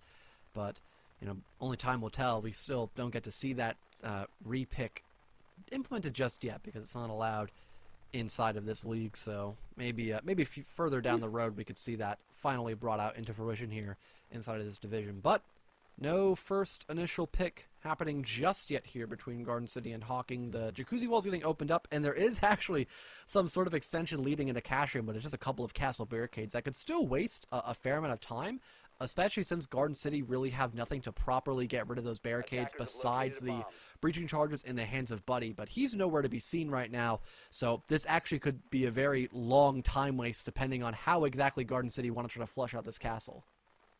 I don't want to harp on anyone specifically, but watching Mavericks on both teams has just been very interesting, I'll say, throughout both of these maps so far. I don't know, it just always feels like whoever I'm watching on the Maverick, they just kind of draw very abstract shapes into the wall with a Maverick torch, and they use a lot of the canisters, usually when it's not really needed. So I'm not sure if that's a choice, if that's just someone struggling to really use the operator to their fullest extent, but it's just something that I've seen so often that I can't be quiet about anymore. Momo with 1 frag on the F2 and the reflex, which is interesting. Finds the Legion Mine at a wrong time. Somehow survives the swing, though. The Pokeball will fly towards him, but kill Nobody instead. And somehow, someway, Momo's still alive. Just a sea of blue. Double for Royal. T-Bone finds one as well. It's a 4v2 now, and Momo, once again, he's very low on HP. Jay on the other side of the map can help him out. No reflex coming out. And there we go. Momo down. Finished off. Triple for Royal. Can he make it for fellow Jay? On such extreme low HP, he gets swung by Wandle. And, well, Royal stays on 3, but he didn't even need to find more because, once again, Hocking just going in clean. Well, looks like Garden City are not really all that comfortable so far on their attacks. Very sluggish, and also there's kind of an odd positionings once again. I mean, they managed to get, some cash control, and then they also were able to kind of, move their way out of Jacuzzi, but still not winning any of their gunfights. We're not setting up any proper, crossfires. I don't think anybody tried to go Logi Hatch as well, which explains why Hocking was able to keep that part of the map in their pocket for so long, despite the fact we had people pushing up from main stairs, from Jacuzzi, and from Cash Room, because we just had no one Logi. But going back to CCTV and Cash Room, once again, a peculiar lineup, and maybe Buddy could maybe punish them for not having a lot of proper util denial, because if he just throws out a single cluster charge in the middle of the site, that could just burn through all the pieces of utility and maybe even kill somebody, because we have seen a very anchor-based composition by Hocking a majority of their defensive rounds. I don't know, round 4, which is, the one we're on right now, it's usually the round where Garden City start coming alive. They see, or rather they say, Hocking is playing like this, so we can do this, this, and that instead to counter them. At least that's what happened on Oregon, like I said, on sides. So let's see if they can keep the trend up and if they can start pulling rounds in, because they need to win all 3 upcoming rounds, including this one, to finish it out on a 3-3 split. And honestly, the chance of that, from what we've seen so far, are pretty slim. Yes, it is their map pick, but at least on defense, Hocking have absolutely been ripping, shredding even through them. And I don't think they're showing any signs of slowing down. Excuse me, words are hard. Well, first 30 seconds gone. Garden City are beginning to get themselves propped up for the exact same push, essentially, that they had last time, getting that back wall and construction opened on up. Then they can begin to maybe establish the same pressure inside a plat wall, but they don't get the first pick. It's actually Sup who's going to eliminate Chronic Swifty from the main balcony. So already, Hocking are once again just on the come-up, and they are refusing to let any round slip by their fingertips so far, because, I mean, they've already gotten 3 in a row. They get the first pick on round number 4, and that is just going to slow down Garden City a pretty big amount, since they now have to be precautious of that roam game and maybe a potential reswing that could bring things into a 5 versus 3. Even worse for Garden City if that happens. Oh, Chronic on the Zofia, the entry death for his team is 0-4-2 currently. And what does that tell you, especially when someone's playing Zofia of all operators? Oh, well, they are... What was your question initially? That just came out weird. Well, yeah. What does that tell you when you just see someone, as a Zofia main and they're 0-4-2? What does that tell you about how they've been entering the building? They are not. Okay, well, I was gonna say that there's no refrag potential. They have no one to refrag them, and they're just way overextended. But I guess your point also stands. The Selma charges, the hard breaches coming out from construction into cash once again. And again, well, I am a fan of this more split up and not as convoluted of an attack as Garden City seem to be doing. It cannot come at the cost of the main breach staying closed. Subkid getting a double on the round. Momo and Nobody both lose a lot of HP. Dark One will fall. Momo finally answers with one of his own, but it's too late, too little. There we go. Triple for Subkid. He just volts through the rotate hole, takes out Momo, and now that's Case in his hands as well. Nobody will have to clutch this one up, but he doesn't even find the first one. He's just being swung from multiple angles, and, well, he can't do anything about it. But let me just reiterate before I hand it off to you, fellow. I like the fact that you're trying to pinch and push from multiple sides, but you cannot divert so many forces to the, flank/second attack that your main breach stays closed or only gets opened in the last 40 seconds, like you have done on this round and on round 1 when attacking the same bomb site. That is just something you cannot afford to do. Garage uncontested as well. That's a losing recipe on cache CCTV on Clubhouse. Yeah, it's just the step-by-step phase of how we have Garden City trying that. Normally you get plat wall opened up, then Raptors control, and then you move into cache room through construction if you want to do that. Not the other way around where you go get construction control, then you go to plat wall, and then you clear out Raptors. That's the exact opposite way of how you're supposed to do that, and you may think it doesn't have a big impact on how you play out the round, but no, it most certainly does, based off of pressure that you establish against the defense and how that forces them to fall back in those positions. So moving now back onto the basement, I'm wondering what kind of step-by-step process Garden City opt for again. I think we saw them get first picked, funny enough, by Sully. He found 3 because the roam clear was just completely jumbled, and then we didn't really see like any sort of control / hard destruction established at all by Garden City. So I'm not really all that hopeful for them because they haven't really changed much in terms of composition, really, besides that fuse pick, in all honesty. I guess this is one of those matchups where everyone just wins their opponent's map pick, and we end up going into 3 maps. And oh man, not again. Slowing down using the Razor Hollow on the VAL. That's definitely something I'm gonna try. I love that Hollow. And again, now that you can use all 1x scopes on all guns, there's so much creativity. You can use your favorite scopes. It's gonna be amazing, man. Well, anyways, we have Fuse crouching through bar, trying to go unnoticed, but he will get spotted by the camera. The camera has now been shot, but his position has been given away. Momo getting very aggressive there on blue, leaves Wandel at 1 HP, but that's not where your Thermite should be playing, not before he opens the breach. He still has 2 smokes, 2 drones, and an exothermic charge in pocket. What are you doing, Momo? Why are you looking away? And then he gets pushed by Sully. Triple for him on the round. That was the freest kill onto Vandal, at least. Sully just chilling there. Not body hasn't really been told someone is on those stairs. Thankfully, Chronic is covering, but he decides to retreat. The hard breach comes out on the hatch, and it's more than half the round. We're in a 5v2 yet again. Gone. I cannot believe we just saw that happen to Momo. That is just the most awkward thing, and no one has still dealt with Sully. Almost a 4K, but they will actually get the ace stolen from them, or almost a 5K, sorry. Only a 4K.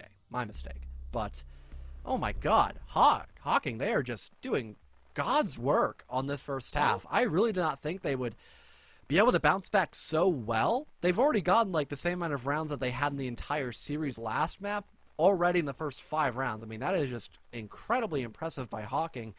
And I mean, we have not seen any change by Garden City, no adaptation.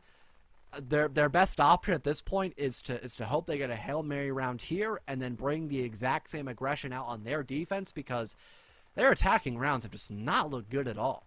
Attackers need to locate. It just reminds me of that meme. I think it's from Simpsons, where someone is kicking someone on the ground, and then people around them are going, "Stop! He's dead already." And that is exactly what's happening to Garden City. They have shown no signs of life ever since they've won Oregon. They've barely been loaded in the server. I don't think the outcome would be much different if they weren't loaded in the server. To be completely honest with you, Hocking are just shredding through them at the moment. And well, I gotta say, Fallow, with how Hocking are playing right now, and well, by extension, how Garden City are playing right now as well, Hocking are just my hard favorites to win this entire series. Yes, they still need 2 rounds on Clubhouse. Yes, they still need the entire Willa win to actually win the series. But honestly, I think this is very feasible if they keep their momentum up. And we gotta mention this. Both teams currently on the standings in their group, which I think is Group B, if I remember correctly, they are 3-1. So at least in terms of score, they are tied. And well, we have an interesting format going on. We have 3 7-team groups, so 2 spots per group will be given for playoffs to the first 2 teams in the group, and then the last 2 spots will be decided between the groups via tiebreakers. So everyone really needs this win because they will cement themselves as the 2nd seeded team, at least for this week. And well, looks like it's gonna be Hocking. Interesting thing here for Momo is that they've actually put him back on main entry. He is no longer rocking the Thermite. He's on the other FBI operator of the Ash. That can maybe help him enable a couple of kills and help the rest of his team just kind of pick up the pace. And they already have Sully down, not by the Ash, but I believe someone out on the single wall leading into construction. And then Momo steps in big as Royal tries to revive their fallen brethren of Sully.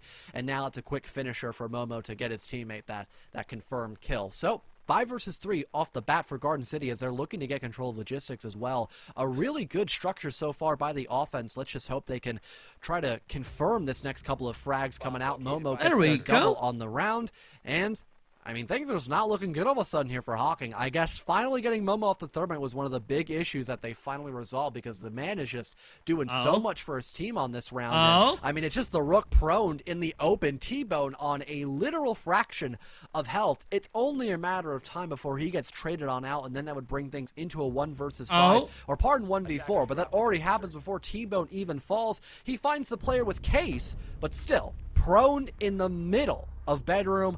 Not a good place to be in, and after Momo drones out the last player of that Rook, it's going to be a simple pre-fire, and now 3 for Momo to get a round in the books for Garden City.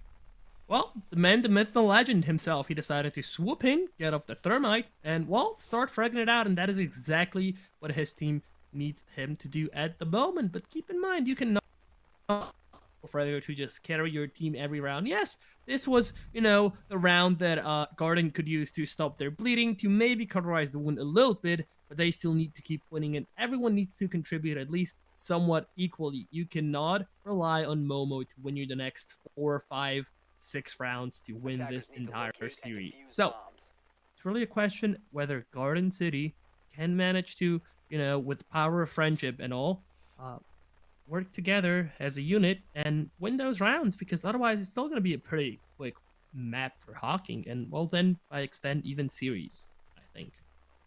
Attackers have discovered the Wondering what Garden City want to do in terms of some sort of roam game. Momo is, of course, not able to play the Vigil because he has been banned, so now he'll opt for the Legion pick instead, which is not a bad roamer, don't get me wrong. Honestly, would have thought he would have maybe have gone for something more like a Valkyrie, perhaps. That could have been a much better option, especially since the intel that you can gather with those black eye cameras is kind of just is so valuable.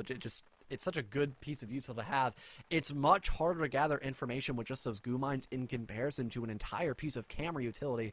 But the T5 is still a very strong gun, so it's not that big of a concern, I suppose. So long as Momo can shoot straight out on the defense, it shouldn't be that big of a concern, because that was one of the main driving factors of Garden City winning a lot of rounds in their defense, was just having Momo find kills left, right, and center.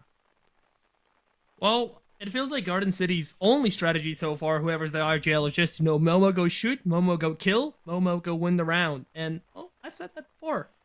It's not going to be enough. Everyone else needs to chip in as well. Chronic 06 and 3, and yes, they are on the smoke right now. Yes, they have been on, you know, the Maverick before, so they have been filling those support roles. But nobody, 2 and 5, J Supreme 1 and 6, Dark One 1 and 5. What are those numbers? The only positive person on their team right now is Momo, and that will honestly just not fly. If your team has a combined of 10 kills in 7 rounds, I don't know, John. It's not looking very well. But we'll see. The control is being established by the attackers. They already have control of dirt. They're already walking around the map main stairs as well. I don't think they've cleared above fully yet, but I guess they'll just play for a flank watch. So there we go. He spots the holes in the floor, or rather the ceiling right above him. No one's playing there. So, well, there's that. Thank you, Scoots. Beautiful observing as always. Well, I guess this is our first time working together, so I can't say as always, but beautiful observing so far. 80 seconds left on the clock, though. And there we have it. There's the big boom that gets rid of Sup Kid. So the Jackal's Boom, now boom. gone. That man advantage is now in the favor of Garden City. No one dealing with that roam game. There is nothing here to watch it. That allows Momo to once again just kind of do his thing out on the Legion. Still having 4, almost 5 goo mines in pocket, funny enough. Not deploying any of those pieces of utility. T-Bone spots out the arm of one. That might have been Momo potentially. We can't quite confirm it. And that down has not been fully successful either. No, it was a wall bang, I think, onto Momo that actually brought him down. Thankfully, though, he'll get revived. So it's still a 5 versus 4, or 5 versus 3, sorry, favoring Garden City, as they have a multi-prong approach, but they just don't have the man advantage to really back up the fact that they want to get control of both triple wall leading into church and also dirt tunnel, which is honestly just 2 separate funnels in and of itself. Momo, watching very patiently in through that back area of the main door, now forces basically just a singular funnel by Hocking, as they really don't have a lot done in this 7th round with only 20 seconds left to spare. Well, it looks like Garden City may actually be on their way to secure another round. One will just find one though, but they still have their work cut out for him. That's a triple from Momo, and he is he is still alive. He could get a fourth one. Nope, it's gonna be Jay Supreme finishing the round off for Garden City. But well, at least they got another round on the board. It's a 5v2. While still hardly winnable, it's, you know, their chances are becoming fatter and fatter. It's not only a singular light at the end of the tunnel, it's, I guess, feasible to some extent at least. Round 8. And well, if Garden City can win this one, I think they can at least force overtime. If Hocking get match point now, if they can get their 6th round, I think it's all over for them, and we'll be seeing who actually wins the series out on Villa. Interesting selection here by Momo to go for the pulse, actually. One big thing is with the lineup of the offense, I feel like that kind of wants them to just only get control of maybe like just plat wall, maybe go for Raptors well with the Blackbeard. So that could maybe allow for Momo to find some sort of cheeky Nitro Cell play underneath, gathering that information perhaps. That is depending on where exactly Momo wants to play, and maybe if Hocking want to prove me wrong and they go for a genuine clear on that bottom floor. Also having the castle in the hands of Buddy, that could maybe allow for a bottom floor extension to happen in the middle of lobby to help enable Momo to kind of do his job once again of gathering that information and maybe finding a pick with that Nitro Cell stop a plant. But, you know, we don't have anything fully written down in paper just yet for Garden City, so I guess I'll have to wait and hold my tongue until we have something confirmed. But a lot of options for general plant denial here by Garden City, which could be great because we have seen Hocking attempt to go for a plant numerous times when they try to waltz into sight. Normally there's just a couple pesky defenders stopping them from doing that, but they have been setting themselves up in ways where they would like to get a plant down to have that state of insurance when they move into sight. I was gonna make a joke about how Momo has only been playing Legion for the, you know, T5 gun because, well, you have pointed it out, he just didn't deploy any of those Legion mines. He was just kind of sprinting around shooting people, and well, it did work. You know, Legion mines definitely could have helped even further, but now he is on the pulse, and well, we know he didn't pick pulse for the gun. Heartbeat scanner coming in clutch though. He looks the right direction. He pre-fires. He swings, but he will not deal a lot of damage. And the little damage that he did deal, well, it's already been healed by the Finka's boost. So, not a great start there, but at least he knows where the push is coming from. He also got rid of one of Blackbeard's shields, if I'm not mistaken. So, a decent start. But that will not be enough. He wasted a minute already. Can he keep it up? Well, potentially. Still gathering plenty of information. A simple nade. That's all they would need to get rid of this guy. But no, he'll just leave on his own accord. Probably the better option. He already overstayed his welcome tenfold, but still, a minute 20 burned off. That is not bad at all, and you're still alive to tell that whole tale to your teammates of, hey guys, I just baited out blue window for like a minute 20. I can't wait to tell you guys how that went when he comes back to site or just plays in lobby as well, because no one has cleared him out just yet. Well, finally, though, as I speak of the devil, Subkid actually catches him.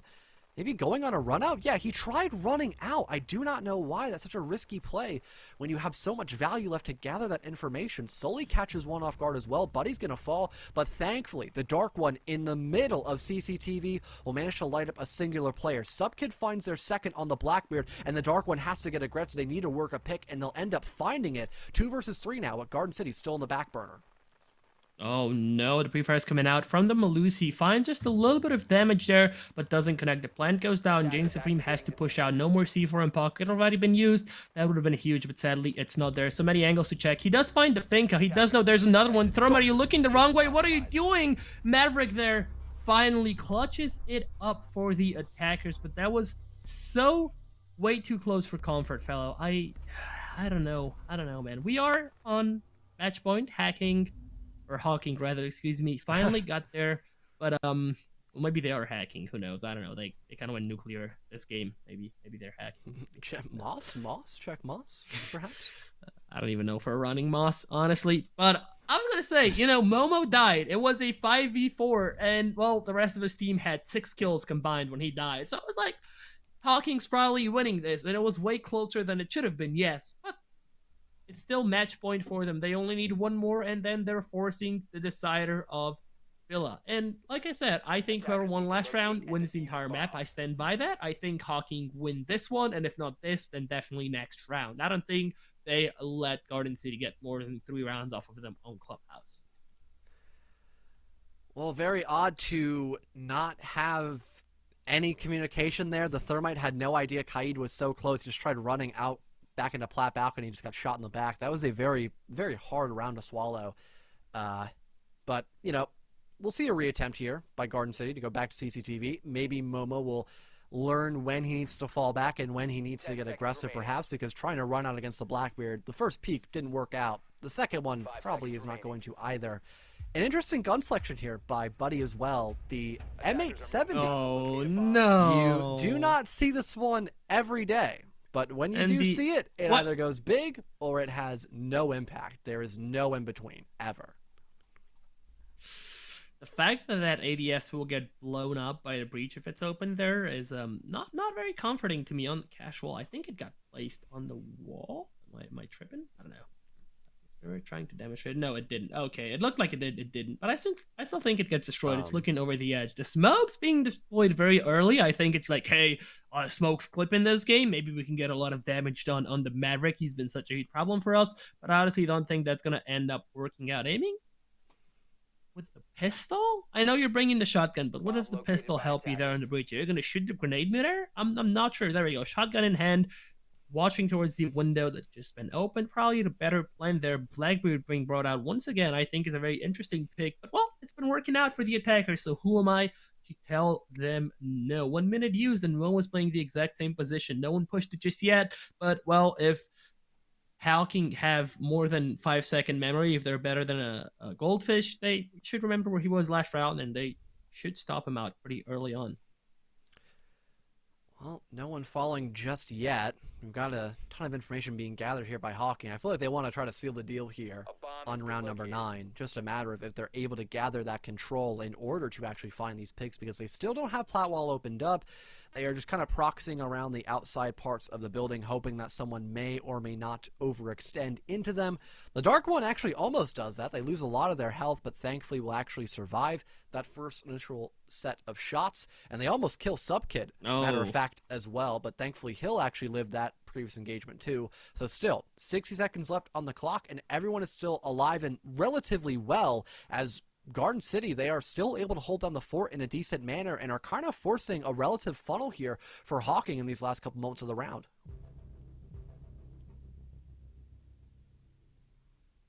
Oh, but I think Boxy just had the worst time to go lag detected, so I will just continue here. We have Hocking still just demolishing so far. We've got the Thermite actually outside still, not able to help all that much, but thankfully Sully Slime is able to pick up the slack where needed, leaving just Momo left alive, already having the Nitro Cell expended. They'll have to get aggressive in the middle of red. Finds one, but can't get a second. Looks like I've been wrong, Matt. We're going to a third map of Villa, as Hocking will take the selection here of Garden City 7-2, which it might not be their selection actually. It might have just been the side of Garden City that ended up getting to pick what side they were on, because it was their opponent's map pick. We might have actually misread that, which makes sense why we had Hocking do so well on Clubhouse, because it was their map pick. Maybe.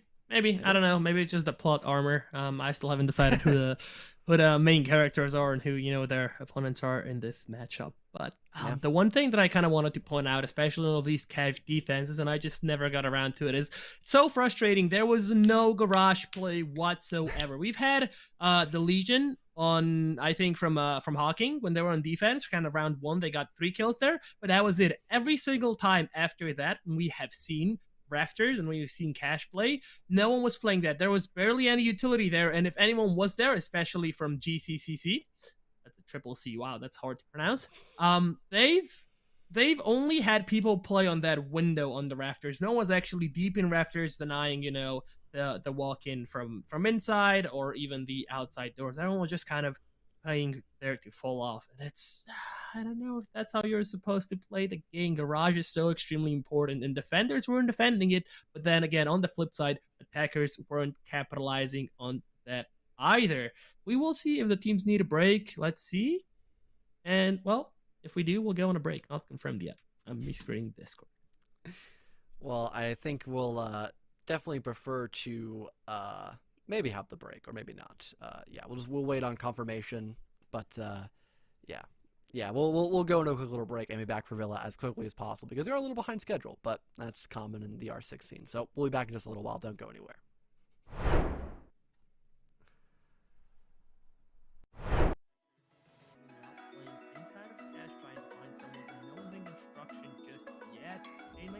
rotate soon, but one end up mattering. Another one for Sully. He swings out, gets the last one, and well, it's a pretty clear. So they would need a grenade most likely to destroy it, but it is only Chronic who has that option. Sully finds yet another one, actually downs the Dark One, but gets caught on the reload, but already finds 3 on the Left. He shoots another Legion Mine, but no one's peeking him just yet. A few pre-fires coming out through the wall. He tries answering another blue mine at his feet, and it's Vondel. But, well, yet another frag. And yet another round for Hocking on defense. It's going well for them. It's a 4v2 now. Momo, once again, he's very low on HP. Jay on the other side of the map can't help him out. No refrags coming out. And there we go. Momo down, finished off. Triple for Royal stays on 3. But he didn't even need to find more. Because, once again, Hocking has a lot of HP. Dark One will fall. Momo finally inside one of his own, but it's too late. Too little. There we go. Triple for Subkit. He just bolts through the rotate hole. Takes out his man. Oh! Can't do anything about it. But let me just reiterate. Opens the breach. He still has 2 smokes, 2 drones, and an exothermic charge in pocket. What are you doing, Momo? Why are you looking away? And then he gets pushed by Solly. Triple for him on the Okay, but they will Was a actually 4K. get the ace stolen from them, or almost a 5K, sorry. Only off the third round is one of the big issues that they finally resolved, because the man is just doing so much for his team on this round. I mean, it's just the Rook prone in the open, T-bone on a literal fraction of health. It's only a matter of time before he gets traded on out, and they're going to bring things into a 1 versus 5. Or pardon 1v4, but that already happens before T-bone even falls. He finds the player with pace, but still, prone in the middle of bedroom. Not a good place to be in after Momo drones out the last player of that room. 80 seconds left in the clock. And there we have it. There's the big boom that gets to the sub-kit. Jackal's now gone. That many bandits now in favor of Garden City. No one dealing with that roam game. There's Hey, yo. watch it. Okay, Brown, only 20 seconds. What's the fair? Well, it looks like Garden City may actually be on their way to secure another round. One will find one though. Takes let the road cut out for him. That's a triple from Momo, and he is he is still alive. He could get a 4th from CCTV. They managed to light up a singular player. Subkid finds their second on the Blackbeard, and the Dark One has to get addressed. They either will the pick, and they'll end up finding it. 2 versus 3 now, with Garden City still in the back burner. Oh no, the pre-fires coming out from the Malusi. Finds just a little bit of damage there, but doesn't connect. The plant goes down. Jane Supreme has to push out. No more C4 in pocket already been used. That would have been huge, but sadly it's not there. So many angles to check. He does find the Finka. He does know there's another one. Throwman, are you looking the wrong way? What are you doing? Maverick there finally clutches it up for the attackers, but that was so Forcing a relative funnel here for Hocking in these last couple moments of the round.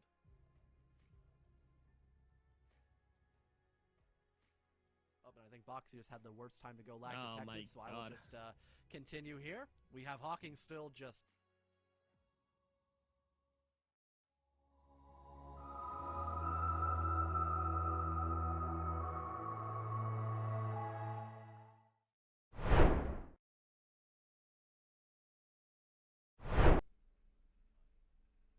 Well, welcome back, everybody. It's me and Fellow. Once again, we're here to stay as we are about to go to the third decider map of Villa with, Hocking College and Garden City playing and, well, dubbing it out against one another. We've seen one win, yeah, from either side coming out. First, it was GCC winning, I think it was their own map pick of Oregon. Then Hocking answered with one of their own on Clubhouse, and the words are just escaping me right now. Fellow, help me out here. Well, it happens. It has been a bit of a longer night for you, being from EU and all that. About like 6 to 7 True. hours, technically, like ahead of time or something. So I don't really blame you for that one. But yeah, maybe we'll see the endurance game become a bit of a challenge between both Hocking and Garden City, as the words are slipping from my mind as well. But that's okay. We can talk about the bans now. Thatcher, yeah, Winsies. that's not too shocking. We have seen Hocking ban this operator every single time. So it really only makes sense that they're going to do it on the third and final map here at Villa. With how quiet Momo has been, do you think we see another Vigil ban on defense? We've seen Garden City really stick to, kind of their target bans and such. And, well, I guess we've seen a target ban on each side last round. But Momo specifically got Vigil ban. He was doing really well with it on Oregon, and then he was very quiet without him on Clubhouse. So I want to see if they ban the Vigil again on Villa. I am kind of curious. It's going to be Valgbang coming out from Garden City. So let's see what Hocking have in store for us. Well, I guess it's another target ban because Sully popped up with a 3K, and yes, we will see another ban of the Vigil because they do not want Momo going crazy. And funny enough, he didn't actually do as well on just the Legion, and also did not really do all that well on his main role, the Thermite. Maybe we'll have Momo go for more of a fragging role. Yes, I think the IQ being more of that flex slash kind of secondary support or entry, depending on who else you have for your lineup. I think that'll be a much better fit for Momo, and you have somebody else play on that main breach role. Funny enough, no Maverick once again, and no nades. I do not know why Garden City just avoid bringing grenades like the plague, because they're just so in the meta right now. It doesn't make sense to not bring at the very least 2 sets of them to either destroy utility, force somebody to fall back, or maybe even find a pick to get that advantage without having to really put all that much effort into your work. Well, we've also seen a lot of Rook today. We have also seen a lot of FMG9 Smoke today. We haven't seen almost any Nomad. We haven't seen almost any Drone. So I have a lot of questions regarding the picks. But, you know, both teams are working with what they have, I guess. So it's just been a matter of gunfights most of the time. Droning, practically non-existing for both teams. Utility game on defense, also pretty much non-existing. And yes, development doesn't help, but also you still You also still have... I hate it. Yeah? You also, that's where you left off. You also still have... okay, thank you. I thought you were going to say something. You also still have, you know, you can bring the Echo, you can bring the Maestro, you can bring so much different utility for the Intel, even if Elk is banned. And, well, we just have been seeing that on attack, on defense, nowhere to be seen. It just, we've seen kind of everyone taking ones, and then whoever wins the round, and then put some time also map. But your predictions, who wins this one? Is it going to be Hocking? They've been on a hot streak ever since they started off on Clubhouse, or will Garden City bring it back?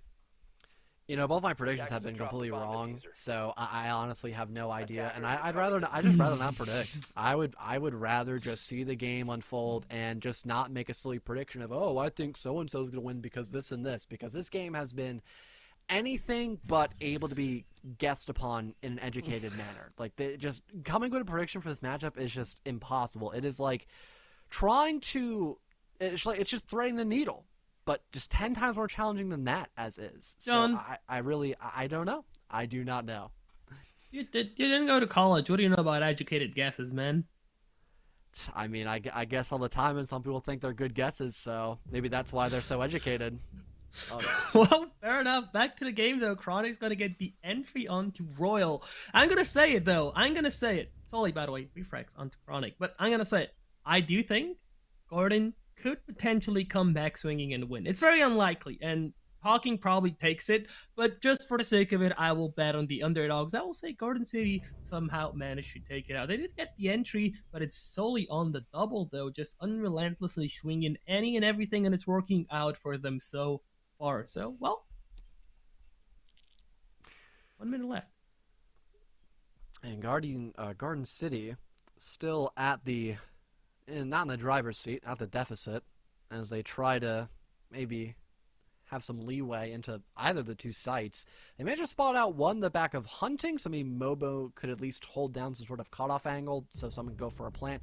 But they still need to kill the player that's next to the skull doorway. His back is currently turned. That could be an easy pickup kill perhaps, as that player in 90 begins to try to hassle him. That finally happens, but Sully has already found 3 on the round. The Kaid having no idea where to look at, though. Momo catches them off guard, but eventually gets refragged by the other player in the back of Bar. It's just the Dark One, as they're not an aviator to go for a plant. They're trying to outduel T-Bone in the back of Bar. Eventually they rotate. They could now try to go for that plant, but the timer, it's still going down, and they are very close to red time. They need to up the ante, either go for that plant behind default, or at least try to go work for this pick. They are kind of exposed. If T-Bone gets aggressive perhaps on this play, that might just happen. The Dark One's going to try to stick this, but he has no idea where the plant's gone down. He's looking in every which way, and he lets the Jackal escape his clutches, impacting their own barbed wire to actually help out the Dark One, as he now has a much easier way of entering. But no, T-Bone wins it. The Dark One losing such an important 1v1. Hocking,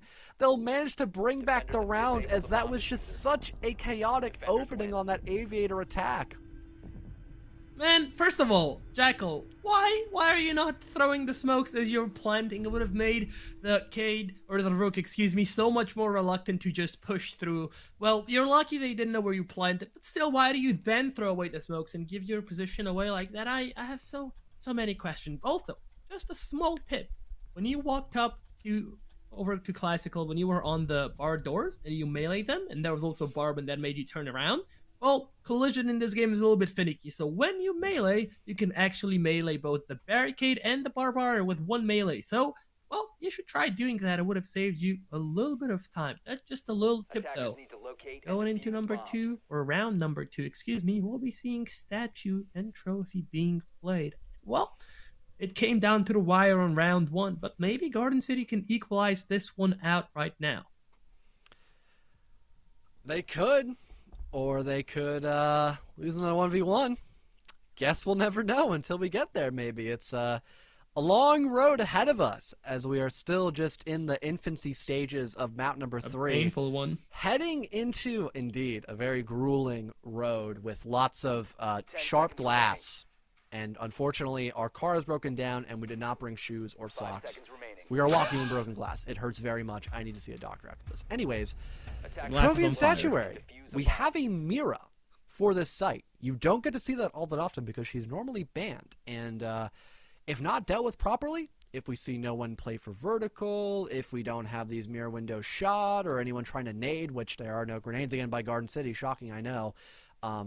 This could be a kind of a power position for Hocking. That, and they also have Sully on the smoke, so he can waste a lot of time stopping in Astra push, leading from either Master or the back stairs. So this lineup, I'm in love with by Hocking. I can't really say the same for Garden City. Oh, I'm very glad you brought up the mirror because we haven't really mentioned her ever since round 1. The last time that I believe we mentioned her was when you said, oh, Mira's going to be on the board in Oregon. And, well, she hasn't been banned on Oregon, she hasn't been banned on Clubhouse, and she isn't banned on Villa now yet. This is only the second or third time we're seeing her. So, I don't know located by why, attackers. but people are so reluctant to bring Mira. They're so used, so complacent that she's always banned. They actually don't know how to play around her. It's going to be the entry going to Hocking this time around. It's going to be Chronix on the Heartbreak. Still in play, so it's not all too fatal for Garden City, but their attack definitely hurt with such an early premature death. Momo, though, pushes up, finds the first one. Here's another one close to him, but goes for a reload at a bad time, and it's T-Bone equalizing it out, or rather, increasing his team advantage once again. Really shocked that Momo was not opting for the LMG there. You can just hold down M1. That gun has basically no recoil. Could have maybe found 3 if that had happened. And Jay, oh my god, he has the M10 on Ace. No. That is funny. I have not seen that in no. such a long time. You know, maybe he could manage to rotate Asher stairs, maybe catch somebody off guard. Because this play in Master is not working out. Hey, there it is. There's Everyone. the M10. It refrags Sully. There you go. But unfortunately, he still has to find 3, and I don't think they're going to let anybody get that close against Jay again, because now they're aware, oh, he's got a shotgun, we have to play range, and yeah, that's exactly what happens. I don't know if that's an A on the Legion's name, because it's so hard to read between the A and O's, but either Vondel or Vandal is going to get that final pick of the round, and now it's 2 in a row for Hocking. I think it's an A. I've been reading it as sorry, an A. I've been reading it as yeah, it's Vondel. There you go. You can see it now. It's a little bit zoomed in. It's definitely Vondel. Oh, yeah. Vandal makes a lot of sense, but it is Vondel. It's a Vondel. Yeah. Okay. Well, Neat. the more you know, it only took us 2 maps to figure this one out. Keep in mind, Vondel was not playing on Oregon, who was only subbed in on Clubhouse, and well, on round 1 they started popping off. Remained relatively silent for most of the map. They weren't doing exceptionally bad, but also they weren't really having any of those standout moments. You know, kind of floating around the average, and that was it. No more, no less. It's going to be a kitchen defense this time around, coming out from Hocking again, the tertiary side on Villa. You know, it's just so common for you to first go AV, and then go statue, and then if you win both of those as a defender, you kind of have to choose the lesser of 2 evils down there on the ground floor on Villa. And most lower level teams, actually old teams, kind of opt for kitchen and dining, but I guess pro teams and teams that are, you know, tier 1, tier 2 teams, they kind of embrace kitchen dining more. Lower tier teams, they kind of fear it. Attackers are moving to defuse a bomb. I suppose so. Every now and again, you get the the good grace of having library as a site option. And it's an interesting one because some teams don't know really how to properly extend on it. Other teams know it like the back of their hand. So that does breed a little bit of variety and can be fun every now and again, but it rarely happens, unfortunately. So we're heading into kitchen dining. Still a site I like, though, so it's not that big of a concern. What might be a concern is if this rush play actually works. We've got Vondo waiting, though, at the bottom of pantry stairs. I think he got heard by some sort of audio call. Whenever you walk around any type of stairwell, it's so easy to hear you. It's such an audible cue, although we don't have any audio up here in the prod booth, unfortunately, because Rainbow Six just loves adding new bugs every single season to this game. So Year 7. with that, yes, this is a 7-year-old game, and there are still bugs like this happening. And oh no, I believe Vondel has walked into his own demise, as Momo will cut him down from probably the basement floor, as he's caught rotating, and now we've got Garden City actually in the advantage. Yeah, and before production goes, oh, our bad, we just didn't unmute it on your end. Oh, that also happens because of human errors. But I do trust Tyler. Yeah, he's been nothing short of amazing. So we'll blame it on the game either way. He just said who you think you're working for in my ears. No, I have absolute confidence in your ability. I love your producing. Also, once again, shout out to Cool Scoots for observing for us today. Max isn't here, but well, he sends his regards and he's doing his Vertal without us today. But it is what it is. We are in a 4v4 and just past the halfway mark of the round. T-Bone playing there behind the cupboards, pretty low on HP. One bullet will probably down him, if not straight out kill him, depending on the gun. Obviously, Sully, though, pushes down the stairs, finds one. Can he make it? 2 yellow pings coming out, chips a little bit of damage away, and that's a third one. Momo with a double of his own. It's still a 3v3, but keep in mind, Dark One's so extremely low on the HP from those Jaeger shots. Momo inside now, but not for long. Sully denies that fully. Jay gets downed as well. Triple for him, but he gets shot down by Dark One. Royal, though, he's there to finally cauterize the wound, stop the bleeding, and, well, win the round for the defenders. Once again. Man, I do not know the arc here for between Hocking and Garden City, but map 1 and now moving into after map 2 and now 3, it's just such a night and day comparison. Hocking really just getting a good read that Garden City, their main driving factor was how well Momo could perform in terms of finding picks, and now they've been able to kind of silence him most of these rounds. It's been very favored towards Hocking, shockingly enough. But, can't complain all that much, especially if you're a fan of Hocking. So you've got that going for you at least. And now they'll try to reattempt Aviator, with being the main problem for Garden City is that they didn't have a lot of nades. They didn't have a lot of genuine understanding of what they needed to get done. And I think this time around that will actually change. They still have hard destruction. They've got a fuse once again, which not too sure how effective that's going to be to clear out this site, especially with Mute Jammers being on the board. But, maybe I could be proven wrong. I don't think I will be, though, to be honest, Boxy, but maybe. We've seen wilder things. I'm going back off of my memory here, by the way, but I think Oregon went like this. So it was 2-0 for Hocking, then it was 3-1 for Hocking. The split ended in 3-3. Then Hocking again took the lead. It was 5-3 for them, and then they ended up losing it 7-5 to Garden City. Then round 2, game 2, map 2, completely different clubhouse. It was a 5-0, if I'm not mistaken, for Hocking, and well, I'd hoped we'd see an Oregon repeat where it's, a 3-3 split, but this is shaping up to be a repeat of Clubhouse instead, where it was 5-0 and then 5-1, and then I think we ended it on a 7-2, correct? 7-3? Yeah, 7-2. It does say it in the upper portion. There's very keep assuming I know how to read, fellow. You may not have gone to college. I don't either. It's like the guessing that we talked about earlier. Just not so educated because I can't read. Flipping a coin. Well, it's going to be Jaeger on the entry once again, this time lurking around, and Ard Wandel follows up with one of his own, and that's Momo off the board as well, the main, and, well, practically the only fragger that Garden City has to offer at the moment. Again, he has more kills than the rest of his team combined, and that won't even end up mattering. Again, it's just all up to the Ace for Hard Breach. It's all up to the Jaeger and the Fuse to get the frags they need throughout the round. Only 70 seconds into the round, and Garden City has, suffered such great casualties already. I am not very optimistic about round 4 and then future rounds either for them. Yeah, especially since that this roam clear in general has not been all that good. Jackal, although gathering intel, has not been all that helpful for his team. Maybe a Lion could potentially alleviate some of that pressure, as he's much easier to utilize for really any teammate, especially against the Mune Jammers. But T-Bone gets rid of the Dark One, and the fuse is so low, I don't even think he knows Sully's this close to the top of red. Now P has no clue what just hit him, leaving just Jay Supreme, the lone ace, not having the M10 in the 1vx, and no longer having a living soul, as Hocking is going to take that as well. 4-0 for the defensive side. They are just not letting their foot down off this gas pedal. Okay, well, welcome back to Siege School. Fellow, how do we deal with roamers in this game? You drone. You drone. You drone? Okay, what else? I don't know, you have like a multi approach. You don't just all push him from the same area. You play for that refrag game. Yeah.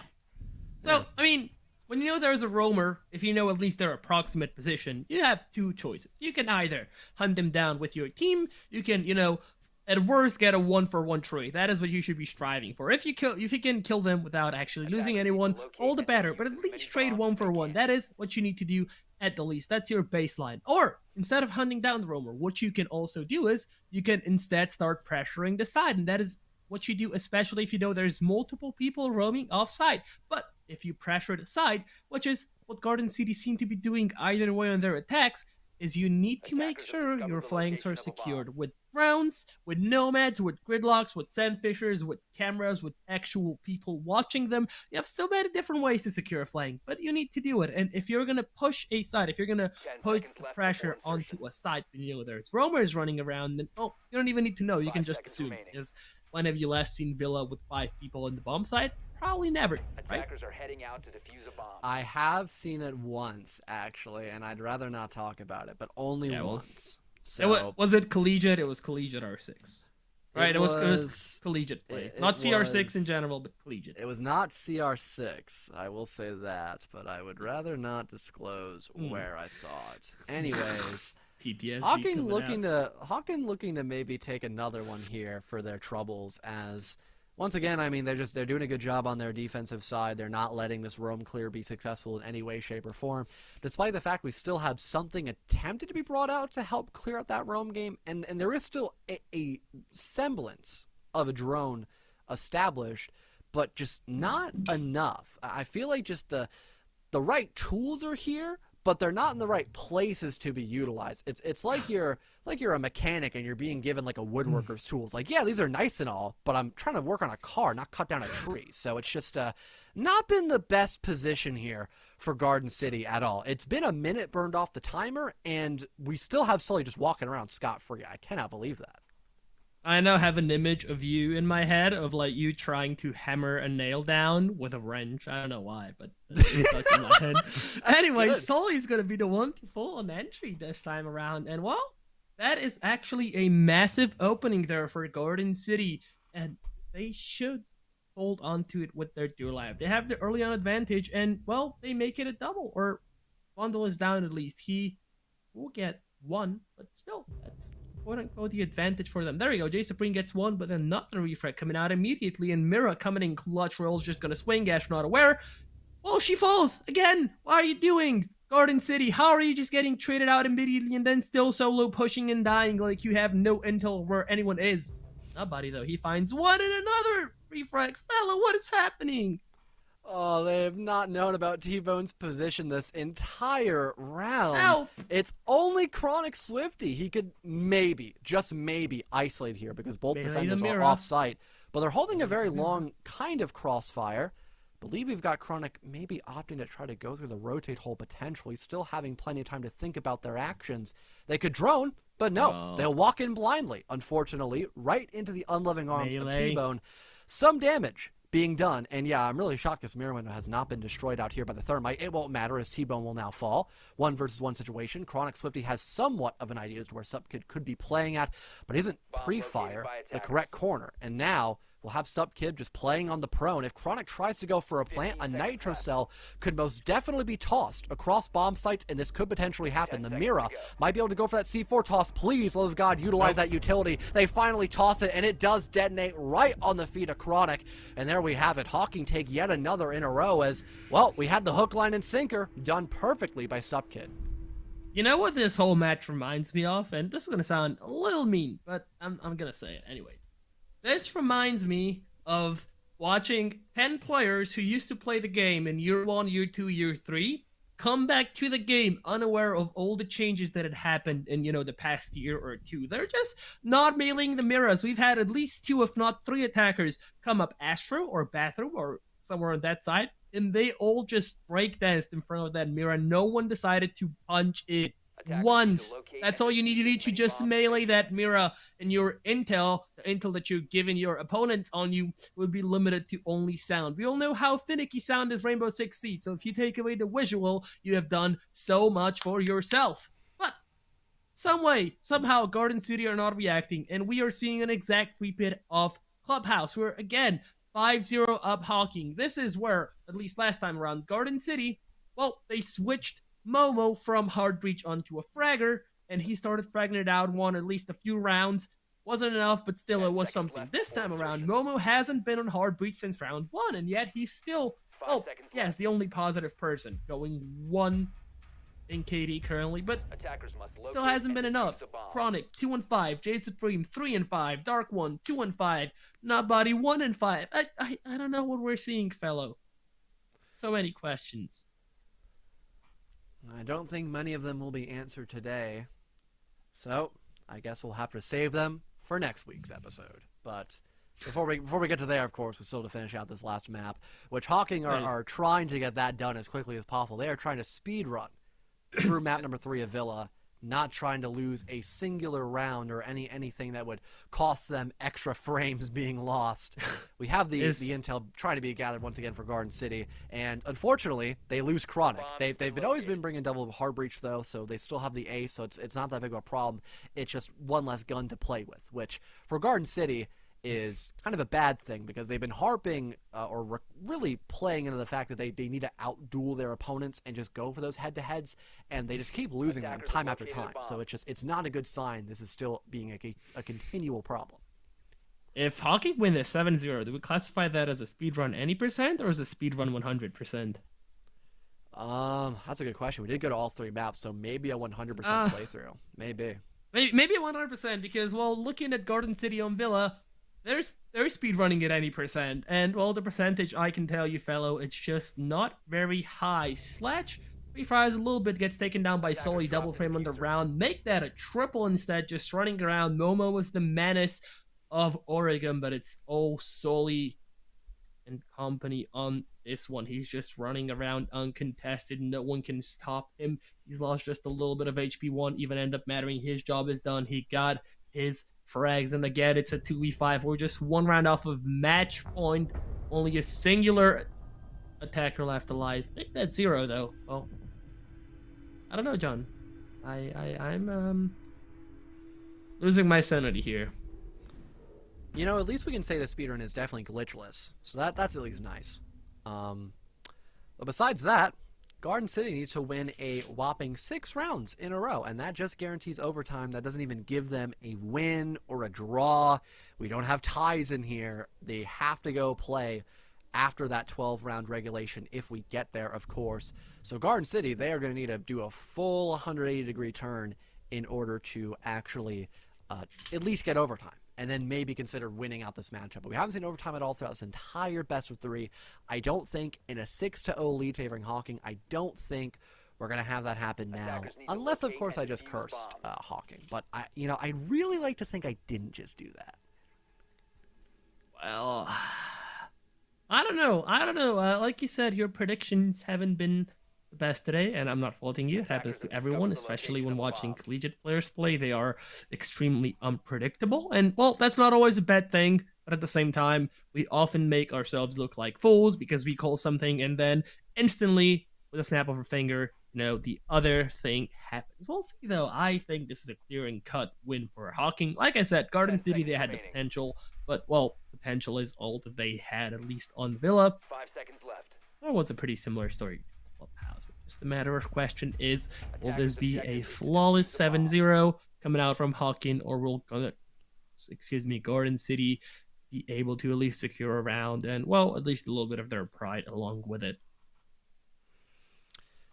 For Hocking, looks like they'll opt for a 5-man push leading into study room. Normally you'd want to have more of like a master-based approach. That way you can help clear out 90 faster. But if you get somebody to rotate on that 90 window, it's not that big of a problem, especially if no one's actually playing 90, which I think right now is the case until maybe Garden City understands, oh, they're all pushing from study, let's have somebody play 90. And yeah, that is correct. But maybe Chronic can fall back and play in that power position. So far, though, for Hocking, they are still droning, doing their due diligence, and now it's actually Momo to play in the middle of 90 corner to better counteract anyone pushing from Classical Hall. And maybe if they get extra aggressive, they can actually shut down somebody moving in through main stairs if that becomes a point of contention for the offense. But so far, that's not going to be truthful.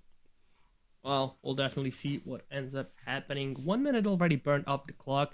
Not much control established by the attackers. They're all reluctant to push in, just kind of flaunting around on the balcony outside. A few drones were coming in, but that intel is old now. No one's actually entered and capitalized off of it. There we go, another drone. And, well, Sully's actually going to be getting the entry onto Dark 1. Sully and Royal both at 50 HP. Think that was going to help with that. A team kill coming out. Well, we have equalized the score count at least, but I wouldn't be surprised if that is the only kill that Garden City, get throughout this whole round.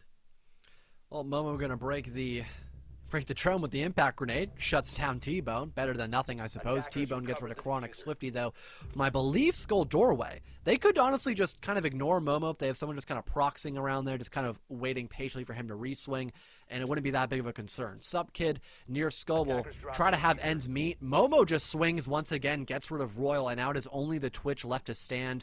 And they've got to go in this 1 versus 3 with a very difficult task ahead of them. It looks like we'll see Garden City at least maybe take 1 round here on the board for their defensive side.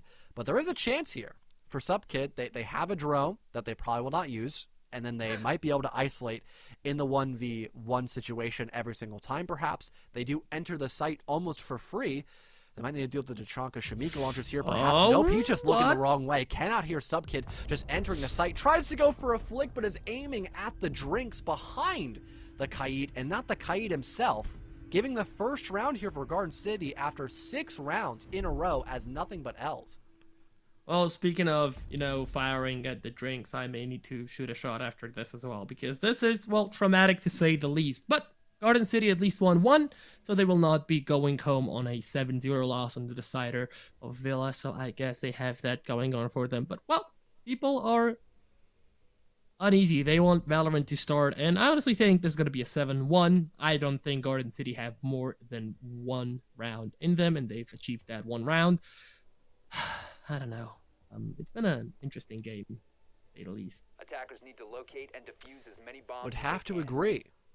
Maybe if we didn't have that team kill happen, that could have been a different round for Hocking. Also, if someone just rotated, if they waited for their player to push 90 and then kill Momo, like he was in such a vulnerable position, but everyone just kept funneling the Legion from study, and I do not know why. I don't know why they didn't have anybody rotate. They had so much time left in that round to do it, but they just refused. They were so stubborn. I think that's like the word of the day here today, Boxy, has got to be just stubborn.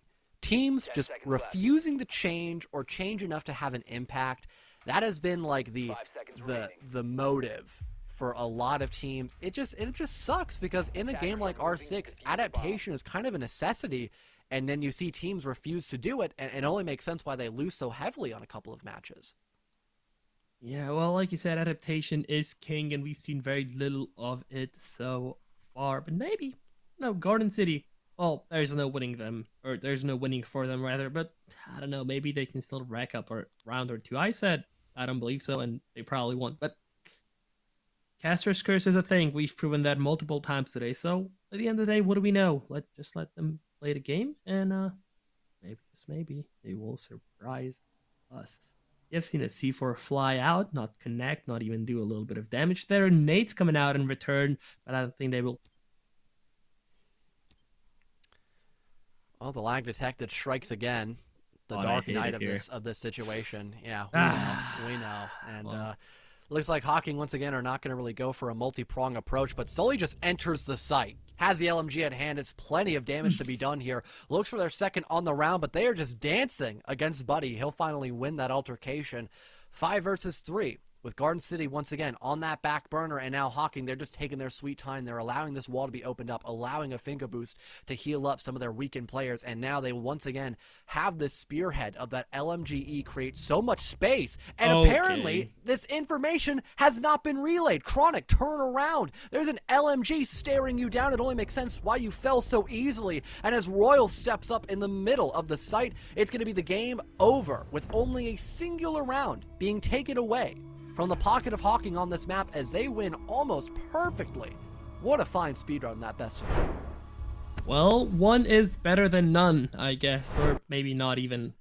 Who can tell at this point? But this is it from us, fellow. It was, well, a close Oregon and then not such close Villa and Clubhouse, not in that order. So this is it. Hocking will take it home. We've mentioned that before. Both teams on the standings in their group, they were 3-1, but now Hocking will pull through, and I think at least for this week they cemented themselves as the 2nd seed, so they could potentially qualify for a playoff if they keep it up. We have 8 play days with one team getting a bye in each of them, and well, the standings are slowly but surely becoming fine. Do you think we'll see them in playoffs? Honestly, that could be the case. That is a pretty good chance that it happens. But, before we, start the debacle playoffs and all that, I think we do still have an interview in the works to be done. So we'll take a quick little break, get that player set up for an interview, and then be back to see what it was like for Hocking to actually come back from a 1-0 deficit to bring it all the way to a 3rd and final lap and end up winning it.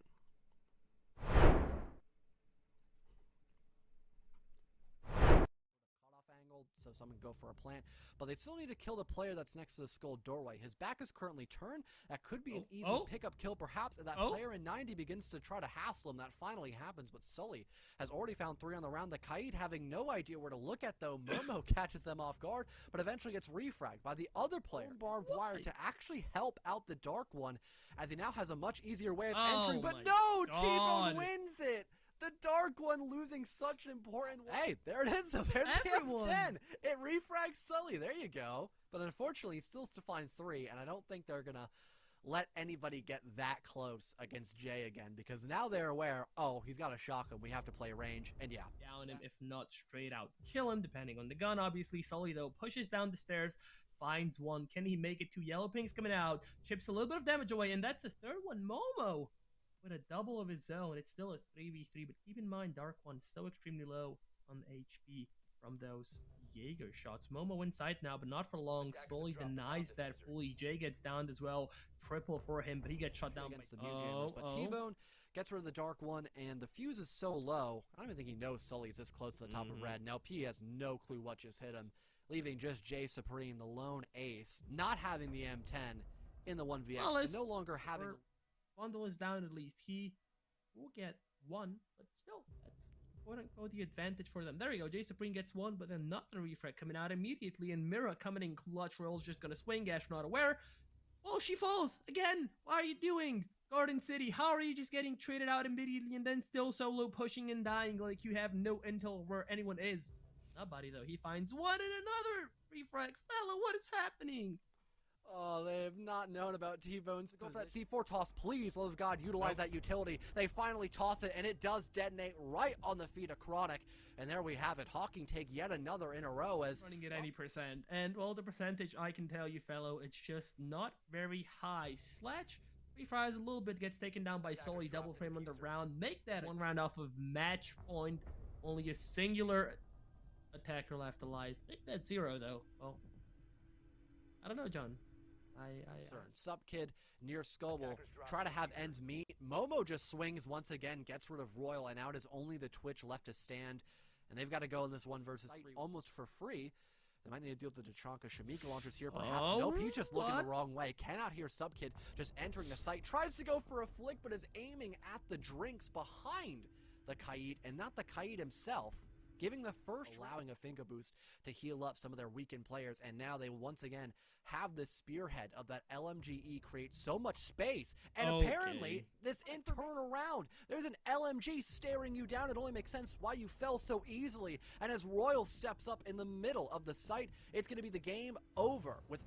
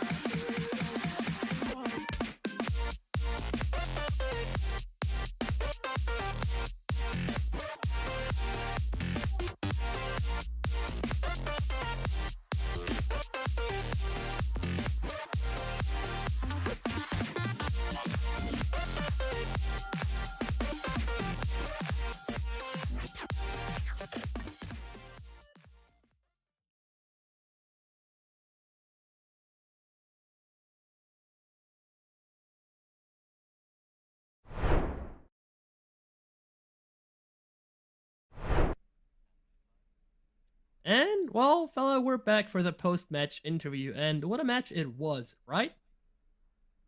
Have Yeah. to say Okay. so. Yeah. We have T-Bone joining us here from the Hocking College. So, what's up, T-Bone? How you doing, man? I'm actually Sully, but Oh, you're Sully? Okay. You're just on his Discord. yeah, Okay, I was I'm lied using his to. Discord. I'm doing good. Okay. Thank you. Doing Well, good. congrats on the win, first and foremost. All right, thanks. Yeah.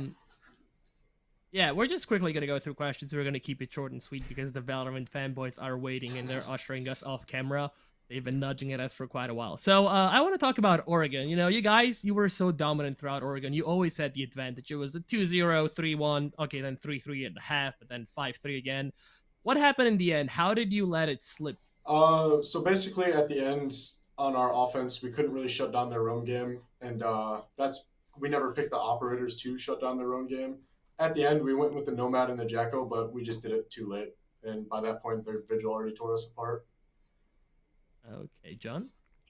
Yeah, I was going to actually talk about the roam game as well. We saw you guys actually target ban the Vigil, both map 2 and 3. Was that one of the main reasons because you guys understood how strong the roam game was by Garden City and you just didn't want to deal with it as potently if there were a Vigil on the board? Yeah, actually, we banned it on Clubhouse because they banned Capcans. They were like, okay, we'll ban Vigil, I guess.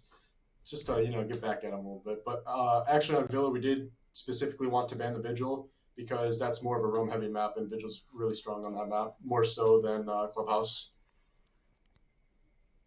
Yeah, fair enough. I mean, there were a lot of moments where the roam game wasn't really as strong. There were like a couple of times where the roam game was still good, but definitely not as strong with not having the Vigil on the board. So I guess the target ban did work. But like we mentioned, since we are very short on time, we unfortunately cannot ask that many more questions, Sully. But if there's anyone you want to shout out before we part ways, now would be the time to do so because the spotlight is yours, my friend. Well, my team, everybody on my team, Vondell coming in and subbing in, and just the school, Hocking College. We stream on Twitch all our games for other games. So, yeah, just come check us out when you guys get the chance. We pretty much stream a game every single day. So, yeah. All right, it was a pleasure interviewing you, Sully. Hope to do it again very, very soon. You go have a good rest of your day, my man. Yeah, you too. Thanks, guys. Yeah, not a problem. Well, all that being said, Boxy, that is it for us here with the R16 of NJCAAE powered by Esports U. But we do have Valorant helped out by ECAC with the nice casters of Catnator and also Los, two people who I don't know Catnator personally. I almost did get to meet him once, but I do know Los very well. So I'm sure it'll be a very fun duo to get to watch in action. Also, big shout out to, I believe we'll go and talk back about the observer, of Scoots. Yeah, not used to having no Max up here, so it did take me a second to go refresh his name, but he did a fantastic job, which is also why I didn't realize it wasn't Max, because Max is a goated observer. And then also Kyler, K-Tad, the man, he's always here in prod, so always nice to have him up here as well. But that does conclude it here for us. Hope you all have a great rest of your evening, and to see you all again very, very soon for more action here at NJCAAE.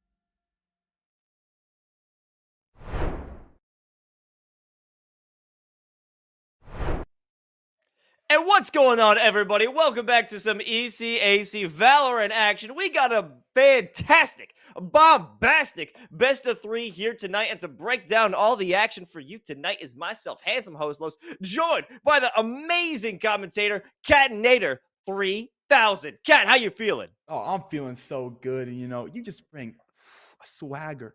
It's a pumped up white boy, if you will, bringing Worked himself up. onto the desk. And, well, let's see. We've got ourselves 2 teams that are pumped up to try to play their way into playoff qualification, both actively 4-2. We jump into week 7. The top half makes it through in the ECAC, the East Coast Athletic Conference. So getting 5-2 will almost guarantee playoff qualification. One of those teams playing for that chance today. And those teams are St. Peter's University, and they are up against Grand Valley State. Yeah, it's an exciting matchup because these are 2 teams who have been battling it out through the ECAC, both 4-2, strong contenders within the conference. So getting into that playoff guaranteed qualification, that's huge. You want it because it gives you a bit of safety. It gives you just that confidence that, well, yeah, I did it. But you don't want to stop there, do you? You want to keep on fighting and just prove that you're the best. Of course, they're all in like a very large tie for 9th place with a bunch of other teams right now. So maybe you aren't the best yet, but you're on the way. It's a little bit of a better feeling, I would say. Yeah, most definitely. And we'll get to feeling out this series here, the set list, as we're into the map pick and bans. See where these teams decide they want to head themselves forward into the series. All right, let's check it out. Unfortunately, crazy, there will be no fracture. It's going to be Icebox splits, and then Haven will be the one to decide it all if we get to map 3. I mean, that is if one of these teams don't end up dropping out the 2-0, which, you know what, the 2-0? I've got high hopes that we're taking it all the way to map 3. Well, as my hopes indeed, I hope you haven't just jinxed that, Los. I really do. I really hope you haven't jinxed that. I will tell you that Icebox is an interesting map right now still. I mean, it's been 2 weeks since we've been here on to patch 4.04, but even then, teams are struggling to figure it out. And it's not because of them. It's not their fault. The map's hard. B-side's very, very difficult to play right now. And it's been almost an instant ban. We've seen a lot of collegiate teams come through. It just is so difficult to figure out. But then if you're a supported program, like both of these teams are, both these rosters are, you've got practice states, you've got set facilities, and it allows you the opportunity to really get the experience needed to be more comfortable on the map. So the B-side's going to be a challenge.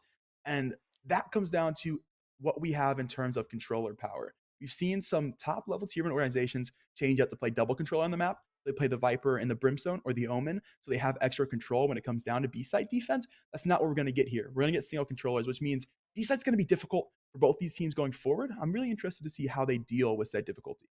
Oh, I'm enjoying Swerk on the Brimstone. I've been a constant Brimstone simp. Actually, this is the first time we're working together, so let me let you know, Kat. Oh, yeah, I'm please. a Brimstone simp. So this is exciting for me to see coming out for SPU, St. Peter's, bringing out the Brimstone. But on the other end, I do believe that it's going to be Grand Valley with the Viper. So just different play styles. I think B will be hard to just maintain that initial assault because there have been some adjustments in terms of how you can get those Viper walls to block off entirety of vision, especially with the adjustment of yellow. So will be interesting. I mean, it is going to be St. Peter's on the attack. So let's check out how they're going to make their assault. Very old school compositions really coming through for both these teams, especially for SPU. The Peacock's playing very much to what old meta looked like, the old map. So that's what they're comfortable on, most definitely. And if they're able to find unique vision denial, creative vision denial with the Viper, I think they still have good results. The other side of things, we'll get just a singular Brimstone for controller. It makes it very difficult for Grand Valley to actually play the defensive side of things. They have to get creative as well to deny, as you mentioned, those quick assaults that come through to the site. If they waste too much util early, especially the Brimstone smokes, are going to have an issue, especially with them playing alone to the B side. So there's no vision denial over here for GVSU right now. If they want to get it, the Brim's got to move all the way over to mid. It'll make things interesting for them early as SPU is looking to take their way into the site. And they have no problem with guy all the way in the back line. 21 make it through. As there's a third going around the corner. Boondoggler hasn't gotten the kill yet, but they will find it in the end. Sakusa, however, is still pressing the assault. Boondoggler, the lone defender on the back line, will have to back up and find some help before the spike is planted. Like to go down for SPU, and they've got some room to work with here. They got all the side, in fact. And that early toxic screen does mean they can block off all of the screen side of things. That wall makes it a little useless, though, so they can't actually play around from pipe. You see how much space GVSU is able to take.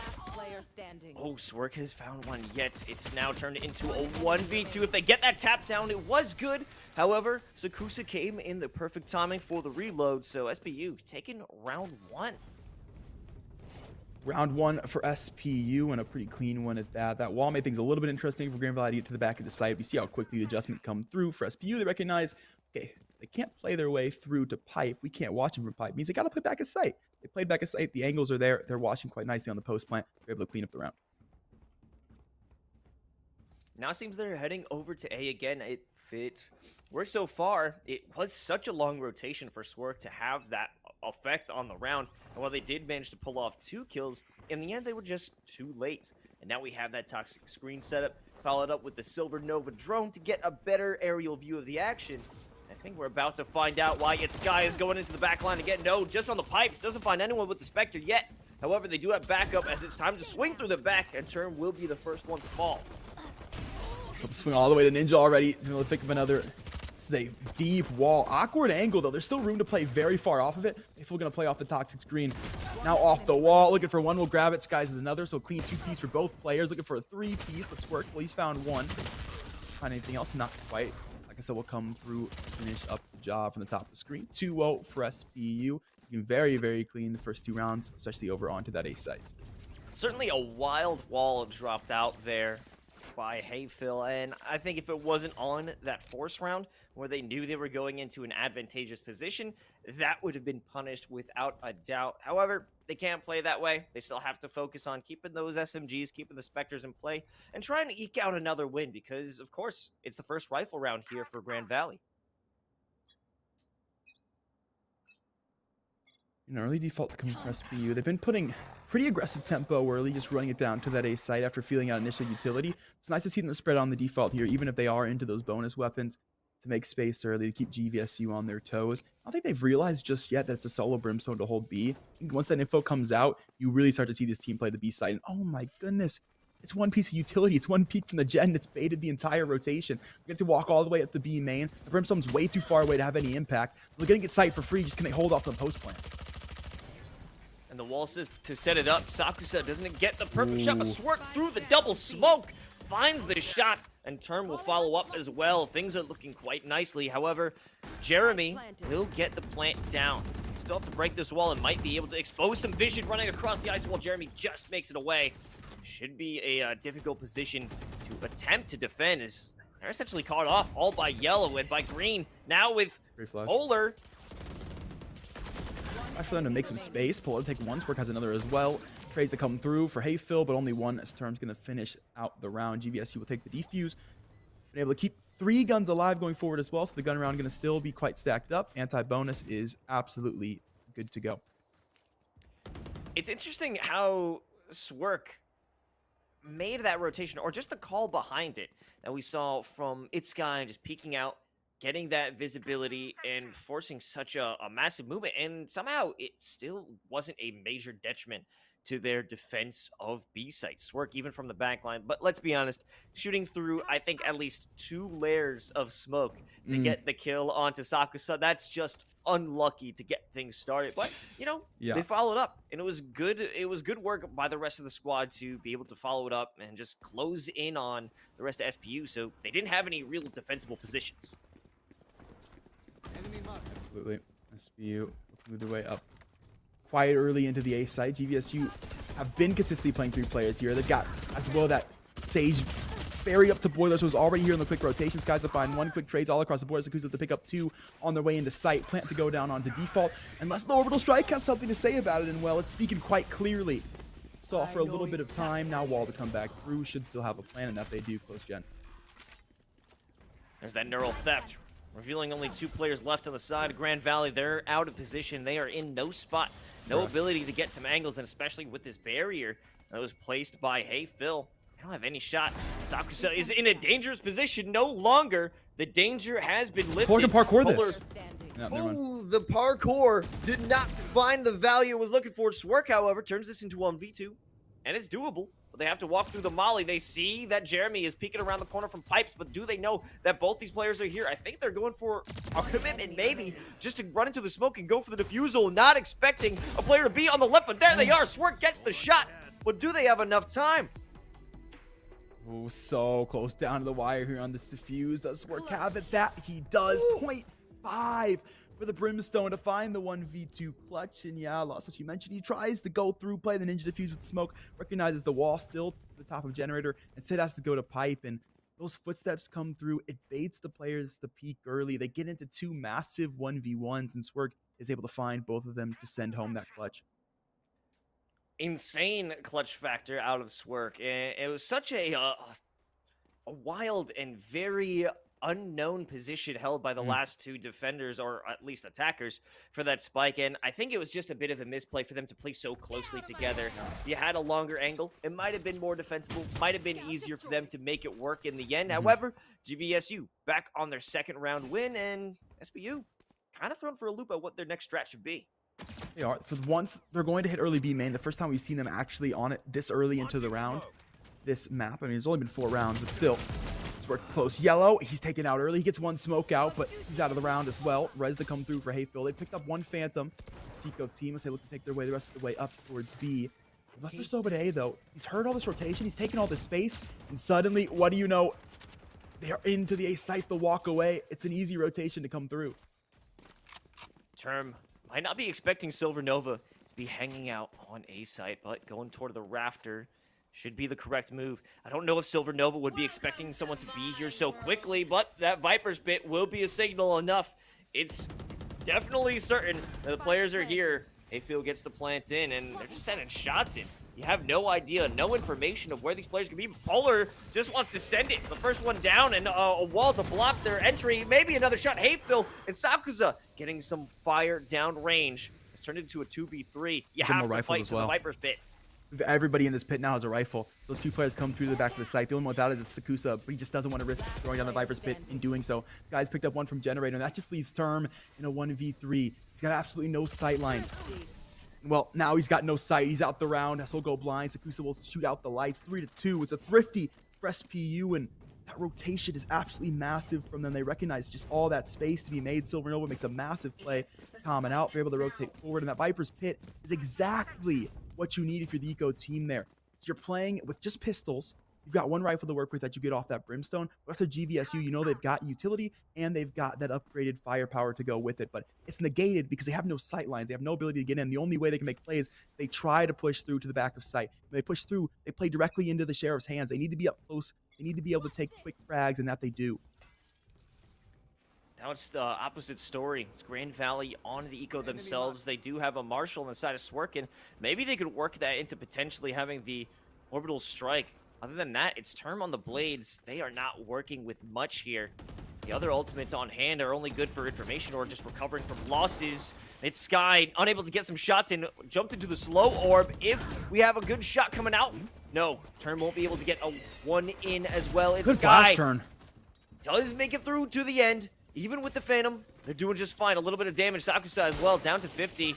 And it's just stalling out the play with all the utility coming from Grand Valley. And another Nano Swarm, actually. Boondogler gets it in. Hayfield goes down. And this slows everything down a bit. They even have a lockdown to work with. 1 enemy remaining. The mid flank going to come through and will negate that lockdown. And that's just going to leave Swerk in that 1v4. He's back to CT. First Marshall shot gets crouched just barely. The shot was good, but unfortunately, movement just a little bit cleaner. Wisnor to send the jet forward. He'll updraft over that tiny little gap, and Swerk will now gets peaked. And Jeremy pissed about the fact the shot even had to get ducked in the first place, and we'll make that known about. 4-2 as SPU will take the lead ever so much further. Honestly, not a bad attempt considering, you know, good placement by Boondogler in terms of those nano swarms, and also Swerk sent in the molly just to make things a little bit more difficult. A big time nuisance, however. I don't think they'll fall for that same trap again. They must be realizing or ready to take out both of those nano swarms if they want to make their assault. But a lot more utility, a lot more capabilities coming out here. 4 ults for Grand Valley, none for St. Peter's. But the money is back in the hands of Grand Valley as well. The toxic screen to come through to block off screen, and we'll get that drone out as well. Jeremy, oh no, he's on the lurk, but Swerk just runs him down. Is able to find one. The rest of the team gonna look to take their way into the A site. turret spotting Sky right now. He has to back away off of that 410 position, and Polar is forced to fill out the round. It's a clean shot at the top of belt. Sky just eating those turret shots, no worries. Only take down some armor. However, everything's stalled out here for St. Peter's.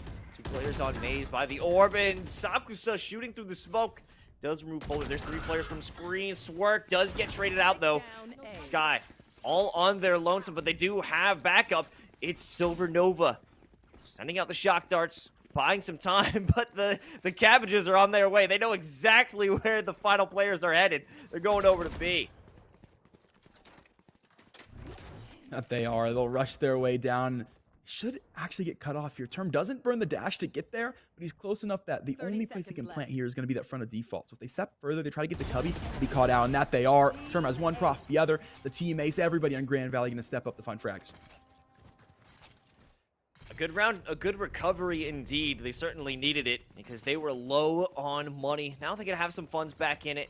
Polar might be worse for wear, not able to get that full weapon buy. Actually, will be a sacrifice of utility on the side of Term, so we'll be able to buy that one out in the end. So things are back to normal here for Grand Valley. But take a look at Sky now. Bringing out the jet op. This can shake things up quite a bit. St. Peter's going for a new strategy, and I don't think Grand Valley is ready for it.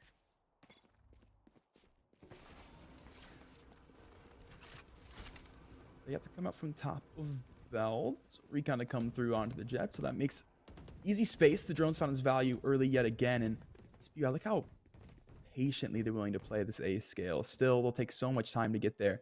They have allowed Polar to play up mid, and there's no trips on it either, so that's free space. It's going to come through for the Sage, and oh, that starts to get concerning. Fortunately, there's a cam. They've been on it. They found it, so the lurk potential now going to be gone out of this round, and they play the way back to the site where Nova's going to pick up one.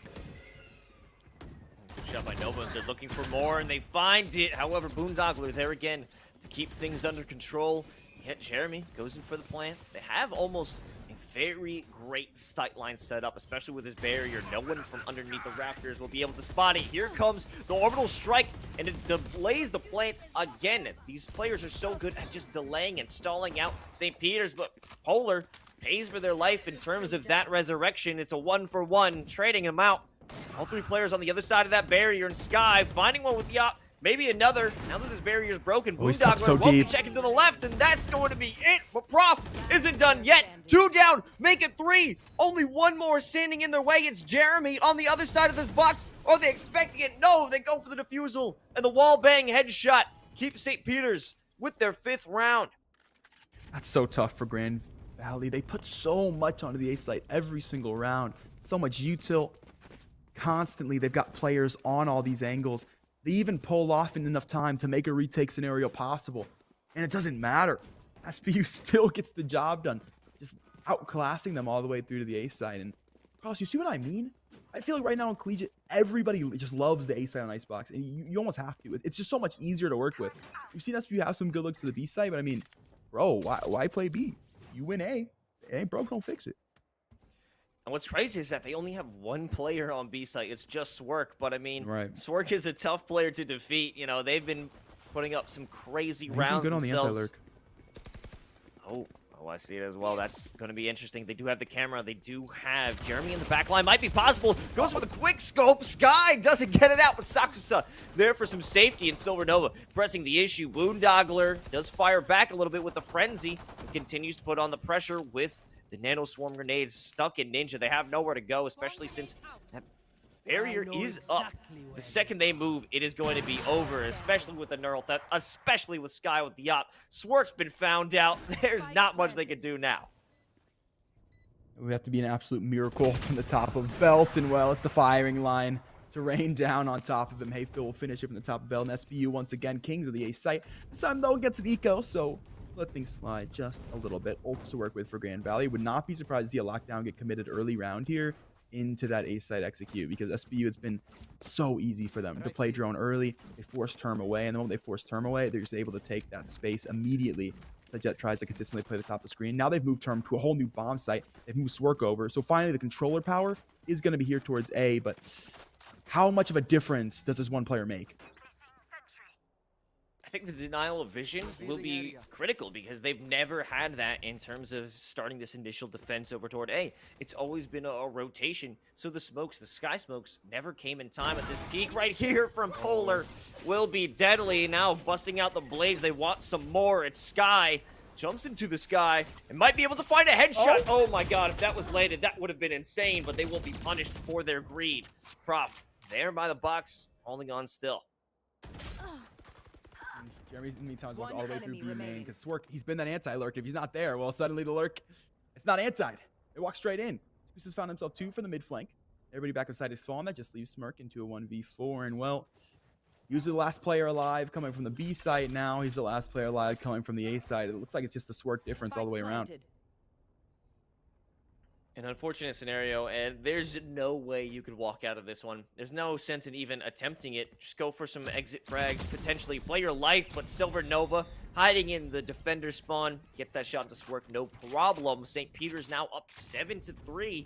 Only 2 more rounds left in this half. There isn't too much for them to work with. Might consider saving for the last. Yeah, actually, I would totally agree with you here. It's most definitely worth saving. At least until next round, and they certainly will do so. They'll buy it on the 2K. Term will take a Spectre. And it's an interesting comp, but if he's good to find frags, I mean, with what you've got. Control utility definitely made a difference in the last round, so Swerk will stay over towards that A side. But I think it just means that SPU, instead, if they feel this Brimstone smoke early, they'll just work it into B. They know he's not going to be there. They know how easy it is to slide into B when Swerk isn't there. I mean, Jeremy just showed us it last round. Drones come through. They've seen the Brimstone. Okay, they want it anyway. Maybe Term this time around will provide that anti-lurk scenario. No, caught out by Sky, and that will be a tough loss to take. They feel already up by 4-10, and now it's time to make their assault. They've just essentially been unabated in their attacks over onto A. Their executes haven't been stalled whatsoever. Sky continuing to get those shots. Really, the only problem that they're facing when they get to A is the fact that Boondoggler has those annoying nano swarm grenades that just make them shift over a little bit before they get that guaranteed spike plant. Yeah, it's one of those things where Term hasn't had an operator, has been able to bring the extra value towards the early round, and the one round he gets an operator, he gets the top of screen, he gets immediately droned away, and then he's not able to actually find the impact he's looking for. And from there, I mean, it's just GVSU haven't been able to find the right utility combo to actually be able to stall any sort of aggression from SPU.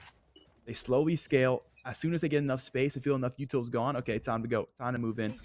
We haven't really seen the Sage slows. We haven't seen the Sage wall come out early. We haven't really seen a way for GVSU to slow momentum. And hey, Phil, well, we're definitely not going to see any Sage util this round. He's got the first frag. Nice Sky smoke on pipes to stall out any player looking for that advantage. But we have a double stacked up op right now. So Swerk is, unless they commit that Sky smoke to save their own life, they're dead to rights. Oh, maybe Sky can use this point to their advantage. No, Swerk wins it out. They get the spot and shoot through the smoke and keep themselves alive. It's a 4v4, but the resurrection is still usable here by Polar. Unfortunate. No shots. It'll be another 3v4, and the res still available. And actually, now with the rotation back toward A, this is doable if they want to get that player back in action. It definitely looks like that's going to be the vibe here. We just have to see them leave the Sova towards the top of belt. He's got that Hunter's Fury. He can play for that post plant. But you guys got to worry about Swerk to the back of the side. And there's the res. Oh, but Swerk, he's taking the Sage. It'll take the Jet as well. A 3K. He's patting the stat line from the back of the site. And now he's got the orbital strike over with as well. The soft for extra time. Prophet's come through screen to pick up one. Jeremy has a trade. And Nova running through the orbital strike will pick up Swerk back of sight. It's 9-3. As SPU running it down on the attacking side. Wow, that was almost a winnable round. I mean, Swerk had been given way too much space to work with, way too much time to live, and it would have been ridiculous if they were able to walk out of that one unpunished. A good effort here from Grand Valley, but again, this is going to be SPU's map pick, so they are certainly showing us why they have chosen this one to kick things off for this best of 3. However, now that we're jumping on to the second half, this could be an opportunity for Grand Valley to show us why they are a much stronger team on attack. They have to deal with these Cypher trap wires coming out from Jeremy, but I'm not sure this is going to be that big of an issue to kick things off. Only time will tell, that's for certain. No vision aisle onto the B site does make things very, very difficult. It's one of those instances where if you do play the single control, you have to just kind of deal with it. I like this, the creativity to come out for the Cypher of Jeremy. He'll throw instead the Cages to try to play that pseudo smoke. Hateful's found run from the top of Cargo. A second as well, clean with the classic frags. Can he find a third? Yes, he can. Turn off the rope, looking for a fourth, but Polar finally to shut it down. Just to get traded by Sakusa. Now Jeremy to walk forward. Nova will take it just from under his nose. 10-3 as SPU. Hit creative on the defensive side of things. GVSU say, okay, you guys like, hey, you know, we'll try B. We'll see what it looks like. It does not look favorable. You know, I guess that's why we constantly see these collegiate teams head over to A. So Yeah, there's it's a going to be reason. another taste of that. Maybe maybe Grand Valley is going to think twice again if they want to challenge Jeremy over by B. But really, Jeremy had a minimal impact on that round. It was mostly Hey Phil from the top of that tube. And GVSU will think about heading back to the basics. A late call coming through. Head to the B main side of things instead. I'm interested to see if we get maybe a Sky Smoke to fake. They're playing their controller on Lurk instead. Remember that Brimstone iPad, that bracer is so short that he actually can't throw any smokes for the team going into the site. You have to get all the way back. When he gets to the front of B main, he will be. The bracer then will reach that far. But, I mean, no one has any smokes. There's no coverage here. It's Hateful. He's got a firing range, but he just can't quite find the shots. Jeremy's found one instead. A trade to come forward, but that's site taken for GVSU. Now the smokes. Polar get that plant in. Sakusa, oh, jumping down, not expecting Polar to be in the smoke, and Polar gets a third one. They could even go for more. It was a great idea to opt for this first round. Silver Nova puts that onslaught to rest, and Silver Nova is out for some more. Prof has such little health, but they do get the shot. Now it's a 1v2. We do have Swerk back in play. Here comes the guiding light, not where they expected it to be. Looking on the wrong corner. Might be up to Sky to get one shot, but Prof gets it done, and they win the fourth round. EVSU, a late call to come forward, but a good call nonetheless. They're able to take out SPU here to get themselves 4 rounds. Swing through B main and just force their way into the space. Interesting defensive hold to come through SPU, no less, but a round to get picked up is a round to get picked up. GVSU still really thinking about the default here. Okay. We'll take it to A. The only thing about calling so late, Carlos, is that it makes it difficult to get early utility out. It makes the opening so much harder. But they figure out with about 5 seconds less, they are able to get players into the A main side. I think we see no util coming out for them early. They don't take any space here. Waiting for recon, guiding light as well. So nothing's been picked up here in terms of A main. They look to slide their way forward. Only Sky defending over toward A, however, a little bit of cautious precaution brings Sakusa over to their help. At this point, I don't know if Jeremy even realizes there's a player here. They haven't noticed anyone on the cams. They're normally postured over looking toward green. They're just backing off. Without that angle covered and Oh no, but what is this? fire on the other side. Wait a minute, Silver Nova wants to push up and realizes there's a player in the tube, but Swerk has to back off. First kill will go to the way of SPU. That's a loss of the Spectre. Hayfield might be able to recover that and maybe even get a better shot. No, might be the call now for them to go to A. It's Sky with the short. He might be able to make some magic here. Oh, caught my dog. Looked for so much there, and unfortunately bit off more than he could chew, so gets stuck out of the angle. Nova coming back for one. Sky now to come back into things. Both shorty shots, nothing found. Spectre behind him. He sees it now and picks it up. Jeremy will pick up the frag on the term. Got a peek close pipe. He's picked up one. Hayfields will grab it instead. Prof to find a trade, and Jeremy will send things away from the top of Rafter. 11-4 for SPU. A late round rotation to come through from GVSU. They get the space. They get to the site. They get the spike plant. SPU just too fast on the rotate. I think it's the lack of commitment to his site at this point. GVSU, at this point, they're playing way too slow. I think you might as well just throw caution to the wind, just bum rush a site. However, trying out new strats is a little difficult when you're only 1 round away from map point. So at this point, I don't know. I don't think that's the right move. They have such a mixed up buy. Not many players have effective rifles. Only 2 of them. Well, I mean, now they can be a trade. Sky is giving a helping hand and wants everyone to have access to a good gun, so they lower the population of GVSU. And maybe this could turn around as Prof gets the first shot at the Silver Nova. Only 1 player left defending on A. Things circumvent those sight lines. Could be possible. Now deciding to play their options and play it down mid. Yeah, I like the mid-round adjustments that you see coming from SPSU. They've kind of recognized the fact that GVSU are so late to make calls that they just don't commit anybody to sites. They play 1-1-2, and they play the rest of their team towards mid, so they're floating here to the bottom side of Boiler, to the top of Boiler if you're Sakusa, and it allows them to get quick rotations. We've already seen this guy come back over to, or the Sage rather, come back over to the A site. They know the res in that direction. It wouldn't be shocked to see them move the Viper as well. In the meantime, Turns move up towards 2. He's taking some space to Kitchen. See what he's cooking up. Hopefully some frags. He's good to find. The Viper, yes, he is. Chow down on Sakusa. That's one to be picked up. Still going to be that initial anchor to the B site. Jeremy into yellow.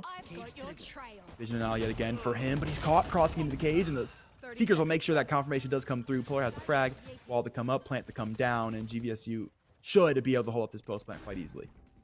Yeah, with only Sky and Hayfill left to try and get this retake going, especially with an op in hand, it'll be very difficult. If they want to play it close, the shotgun op won't be used today, and they will opt for the save, the first one coming out of St. Peter. So it's a good attack, a good play indeed. They only lost one player, traded it out for the resurrection. Oh no, Polar, you can't peek this. No, you know the opposite play. You know you haven't seen it for the retake. You can't go hunting for that one. But also, it's a necessary one. You want to get it out of Sky's hands. But how many bodies are you willing to throw in order to achieve that goal? Yeah, can we get a tab on from the observer real quick? Oh, you're absolutely right. They don't have the money. They actually do not have the money to hunt this operator. I would say the only value they could get here is that they could hit the op out of the round, but the fact that they poor. I'm sorry, man. They're a little poor. And the op don't speak broke, so it's good to find that frag. And it wouldn't have gotten rebought if they had hunted it, but I mean, it's just so much value to throw away. You get rifles back into this round, that's because they don't hunt the rest of the players. Not sure who the IGL is for Grand Valley, but a good call to put the dogs back on the leash and walk them outside of B lobby safely. Now they're going back for that default play. They just want to look for those picks, and I think at this point that may be the right thing to do. Find some initial shots, because when they removed Silver Nova back on A, that was a huge loss of recon and information. A bit of a skirmish going on down there. They realize that Sky's here with the op. No need to pick on that one or try to get a shot through. Maybe a play toward B, because we already have Polar pushed quite a bit up. Rotation come through, but here is the stim beacon. They might realize that the trap wire is here, but first they gotta deal with Sky, who gets away scot-free. Does take a big chunk of damage, only 39 HP left. Should get a heal from their helping hand of Hey Phil. That's about it. Sky picking for more. Has to dash away, so he's burnt the tailwind quite early. Same story, the opposing Jet, though. Prost picked up his death as Hayfield comes around for a second. Move his way forward. Still 5-on-2 for SPU. Hayfield's found a 3K. The Sage coming up massive into this round. Grand Valley, there's Sage. What do they find? Polar's good to grab one in Sky, the out frag to trade things out. It's match point for SPU. That 12-5 scoreline as you guess you take their way to the B side. They get some space made, but SPU is controlled chaos for them onto the retake. And this is a bad situation. It's gone from bad to worse here for GVSU. They don't have the funds to get a full buy. They only have one ultimate at the ready. I mean, Term can get a buy going for another player, but they don't have enough credits in the first place to make it even valuable. The blades are here, but nothing else to work with. Everything's just out of reach. They will be able to get some rifles on deck. Only half armor, and even an Ares out of Boondogler. Catinator 3000. Things aren't looking good here for Grand Valley. No, Carlos, they most certainly are not in Grand Valley. They'll recognize, they'll go with the Brimstone Classic. Stimmy under 2. They have left a spike behind, and Sky, well, he's made sure they've left Term out of the round as well. We'll back things up just as quickly as they started the mid burst, and they recognize, hey guys, we're not going to make any space there. Jeremy's making space up B main. You can hear the dog. The dog's gone past. You can sneak down further in his angle if you'd like to. He'll just look to shoot the legs that he's done. He's taking out Boondogler. Got to the back of the side as well. Case to stall for time. Camera for that extra vision as well. Gosh, I'll decipher you to make sure nobody making their way into this B side. It's his home. No one lays a finger on his butterfinger, quite frankly.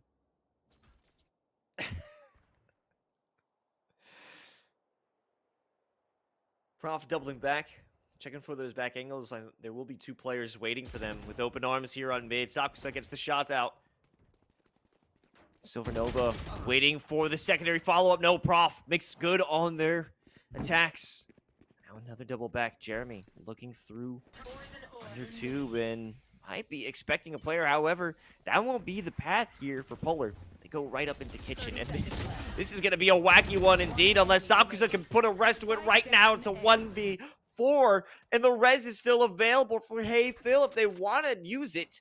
It is possible. Now Polar has to come in from the screens, from the defender spawn, and only 15 seconds left. SPU, without a doubt, have dominated Icebox. They're coming out on top in map 1. 13-5, a definitive victory here.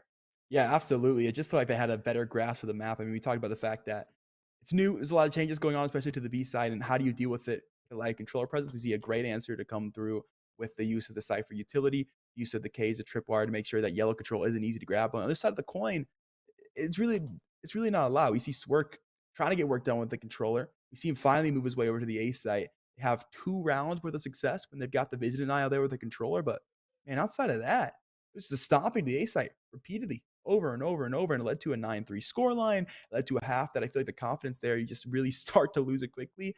And you know what, Carlos? I'm a grateful man. I'm a gracious man.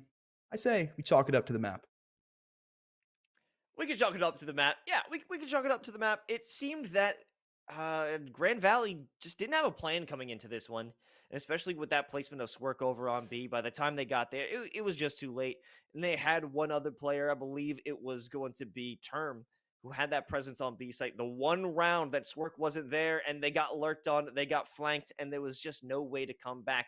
And when you're already down so bad, down horrendous with the mental going into the second half, with such a drastically different scoreline, it makes it so much harder because you don't have rounds to experiment with different attacks. Right. And maybe they can turn it around as we go into the second map, and we can check it all out after we head to this quick break. So don't go anywhere. We'll be right back. Doesn't mean they can block off all of the screen side of things. That wall makes it a little useless, though, so they can't actually play around from pipe. You see how much space ESU's been able to take. Oh, Swerk has found one yet. It's now turned into a 1v2. If they get that tap down, it was good. Expected yet. However, they do have backup as it's time to swing through the back, and Term will be the first one to fall. Swing all the way to Ninja already. They'll pick up another.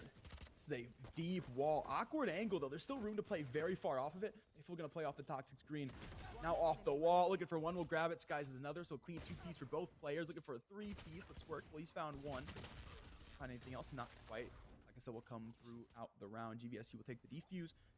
Been able to keep 3 guns alive going forward. That Jeremy is peeking around the corner from pipes, but do they know that both these players are here? I think they're going for a commitment, maybe, just to run into the smoke and go for the defusal, not expecting a player to be on the left, but there they are. Swerk gets the shot, but do they have enough time? Oh, so close down to the wire here on this defuse. Does Swerk have it? That he does. And it's just stalling out the play with all the utility coming from Grand Valley. And another nano swarm, actually. Boondogler gets it in. Haythel goes down. And this, however, everything's stalled out here for St. Peter's. 2 players on maze by the orb, and Sakusa shooting through the smoke. Does remove Polar. There's 3 players from screen. Swerve sending out the shock darts. Buying some time, but the cabbages cut off here. Term doesn't burn the dash to get there, but he's close enough that the only place he can plant here is going to be that front of default. So if they step further, they try to get the cubby, be caught out, and that they are. Term has 1 prof. Guy finding one with the op, maybe another. Now that this barrier is broken, Oh, he's stuck Boondogler so won't be deep. checking to the left, and that's going to be it. But Prof isn't done yet. 2 down, make it 3. Only 1 more standing in their way. It's Jeremy on the other side of this box. Are they expecting it? No. Sky Smokes never came in time at this peak right here from Polar. Will be attempting it. Just go for some exit frags, potentially play your life, but Silver Nova. Here you can play for that post plant. You guys gotta worry about Swerk to the back of the side, and there's the res. Oh, but Swerk, he's taking the Sage. It'll take the Jet as well. A 3K. He's patting the stat line from the back of the site, and now he's got the orbital strike over as well. The soft for extra time. Prof has come through screen to pick up 1. Jeremy has a trade, and Nova instead. Cages to try to play that pseudo smoke. Haythel's found run from the top of Cargo. A second as well, clean with the classic frags. Can he find a 3rd? Yes, he can. Term off the rope, looking for a 4th, but Polar finally to shut it down. Just to get traded by Sakusa. Now Jeremy to walk forward. Nova, that's site taken for GVSU. Now this one's Polar get that plant in. Sakusa, oh, jumping down, not expecting Polar to be in the smoke, and Polar gets a 3rd one. They could even go for more. It was a great idea to opt for this forced round. Silver Nova puts that onslaught to rest, and Silver Nova is out for some more. Prof has such little health, but they do get the shot. Now it's a 1v2. We do have Swerk back in play. Here comes the guiding light. Not where they expected it to be. Looking on the wrong corner. Might be up to Sky to get one shot. Nothing found. Spectre behind him. He sees it now and picks it up. Jeremy will pick up the frag on the term. Got a peek post pipe. He's picked up one. Archsafel's grab it instead. Prof to find a trade, and Jeremy will send things away from the top. SPU at 12-5 scoreline as ESU take their way to the B side. They get some space made, but SPU is controlled chaos for them onto the retake. Classic. Stimmy under 2. They have left a spike behind, and Sky always made sure they for Polar. They go right up into kitchen, and this is going to be a wacky one indeed, unless Sakusa can put a rest to it right now. It's a 1v4, and the res is still available for Hey Phil if they want to use it. It is possible. Now Polar has to come in from the screens, from the defender spawn in only 15 seconds.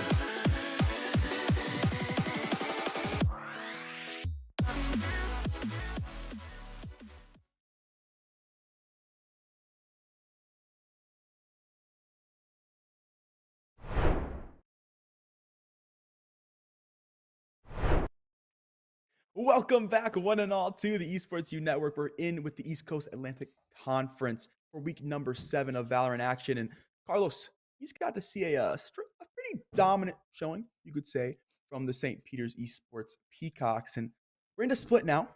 We're into their opponent's map pick. What does Grand Valley do to bring things back? Well, first and foremost, have a plan. Probably. The second strategy would be to defend the site that is being attacked most often, repeatedly, every single round. Do you have your notes? Do you have your notes? Okay, there we go. That's good. I've actually had the script, and I wanted to make a few adjustments on that one. It seems too unbelievable so far. Well, no. Grand Valley had some good moments. I have a plan. Fantastic. They had some good moments in their defense, and I think, it's unfair to place the judgment. It wasn't a map that I would assume they practiced a lot. They only have so many bans, and it just seemed to be one that St. Peter's, they were very adept on. It was their first pick. It was something they wanted to jump into, but now we're headed over. It's going to be split, and I'm a big fan of this map, so I'm excited for it. Maybe this is going to be a time for them to turn around. This is their map pick. They have to have a plan when it comes to when they're going in for that attack. So I'm expecting a much better performance than what we saw from Icebox.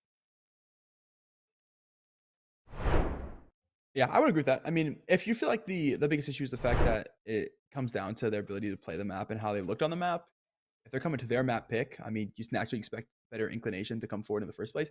It's interesting, though, looking through on that right side of that pick and ban screen, so we get to see what all the bans actually are. They start banning on Ascent, which is interesting. Ascent is, I'd argue, the staple NA map, a map that, or a staple Valorant map at this point. It's a map that just feels pretty natural. It also plays a lot like a CS map, which a lot of players coming over from CS, and that just feels good. It feels very natural. Everyone understands the map quite well. So that to be their first ban, and then to see us somehow have Icebox slip through is interesting. But Split's a map that's also pretty dang niche. It's a map that you don't really see picked unless there's theory crafting that's been done specifically for this map. So I think they're going to show us something quite impressive. At least that's just my initial thoughts going into it, is the fact that if they're willing to play split, they've got to have some juice. So I am interested what the juice is.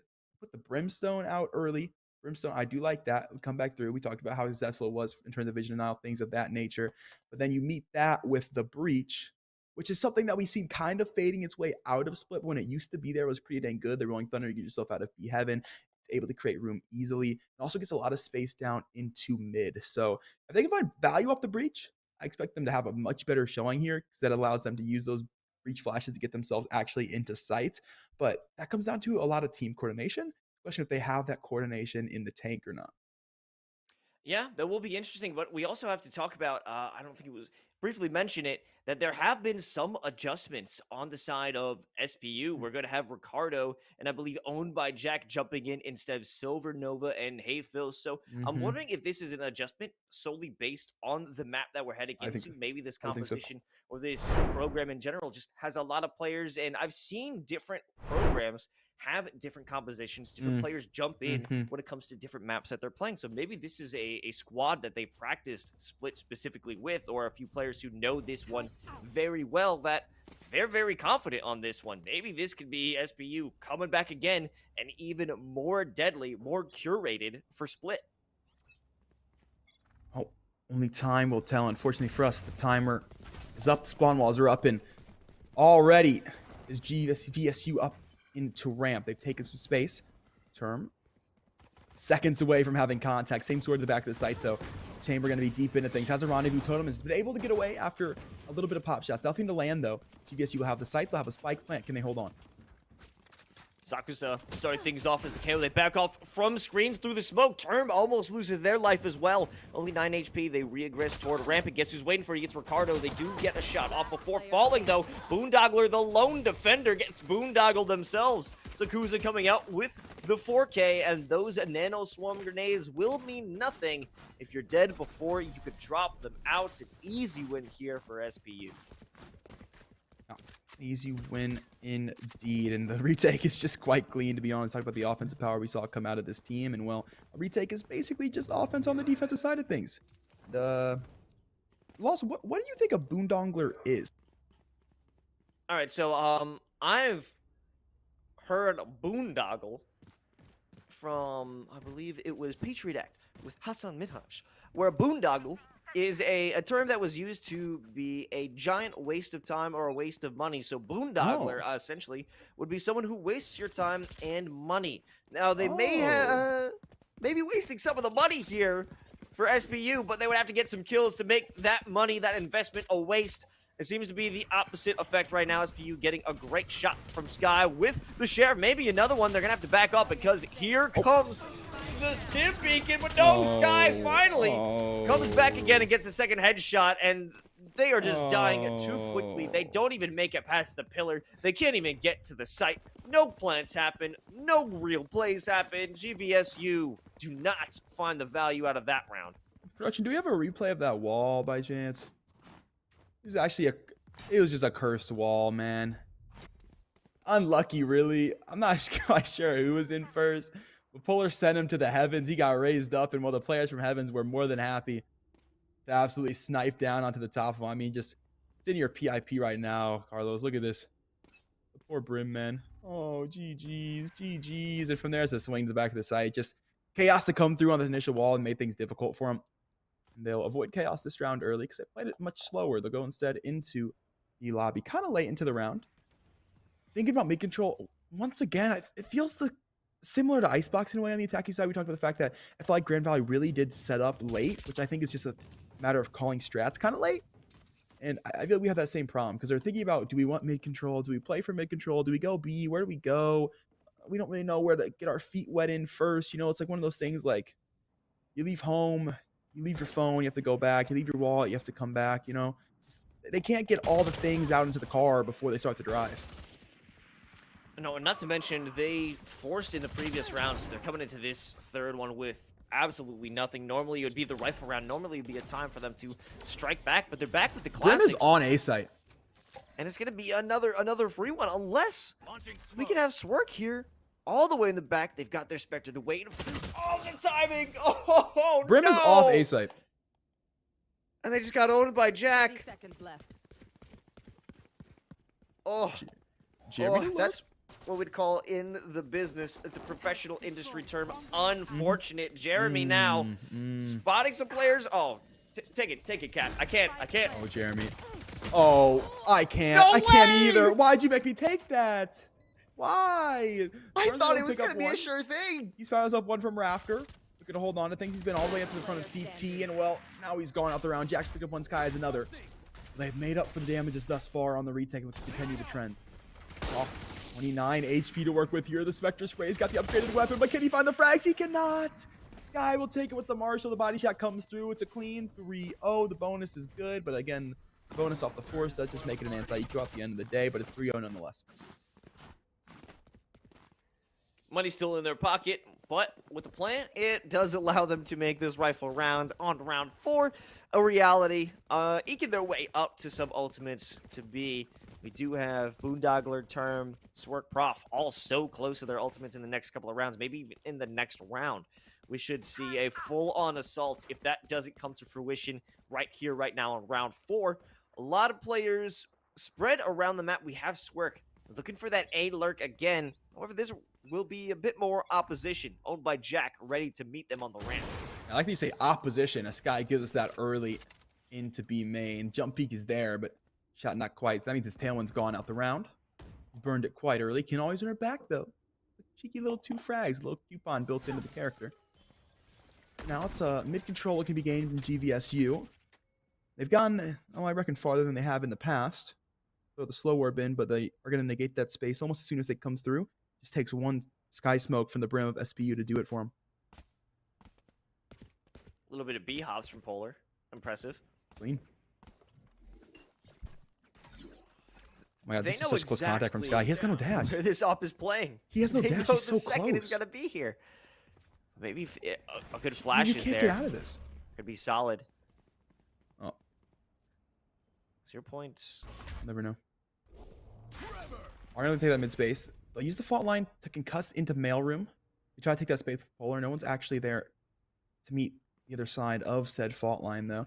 You got space in the mid early. It's going to be 2 close B main. They're finally going to force them forward. Noise should be hurrier. Pop flashes are available, but instead they'll leave Jeremy on his lonesome. He'll fall. Oh, Polar! He's into the slow warp. Zakuza's found 2. He's laid him out. Sky's taking out the garage player as well. Prof good to find 1. A late trade to come through. Let's take the way to the back of the site. But Jack is out rope. He's found himself 1 in suddenly. Prof in a 1v3. Players that come up. The CT stare, and Jack is snuck through as the attention is pulled from the CT player. It's 4-0 for SPU.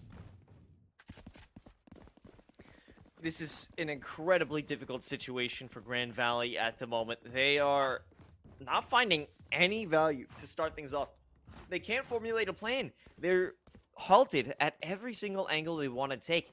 Over by A main, there's a smoke. Over on mid, there's a smoke, and they're too afraid to push it. Now, of course, you don't want to always push into that smoke because you don't know what's going to be on the other side, especially when you don't have the information gatherer on the squad. Prof doesn't have the ability like a KO or a Sky that can tell you exactly where a player is, but the flashes are good. But unfortunately, they don't have the ability to just act on them. Ricardo is good for the second one. Will be stunned out. Can't get another shot, but owned by Jack is just too strong at the top. And hey, heaven, no one is making their way up. It's a quick rotation for Sky.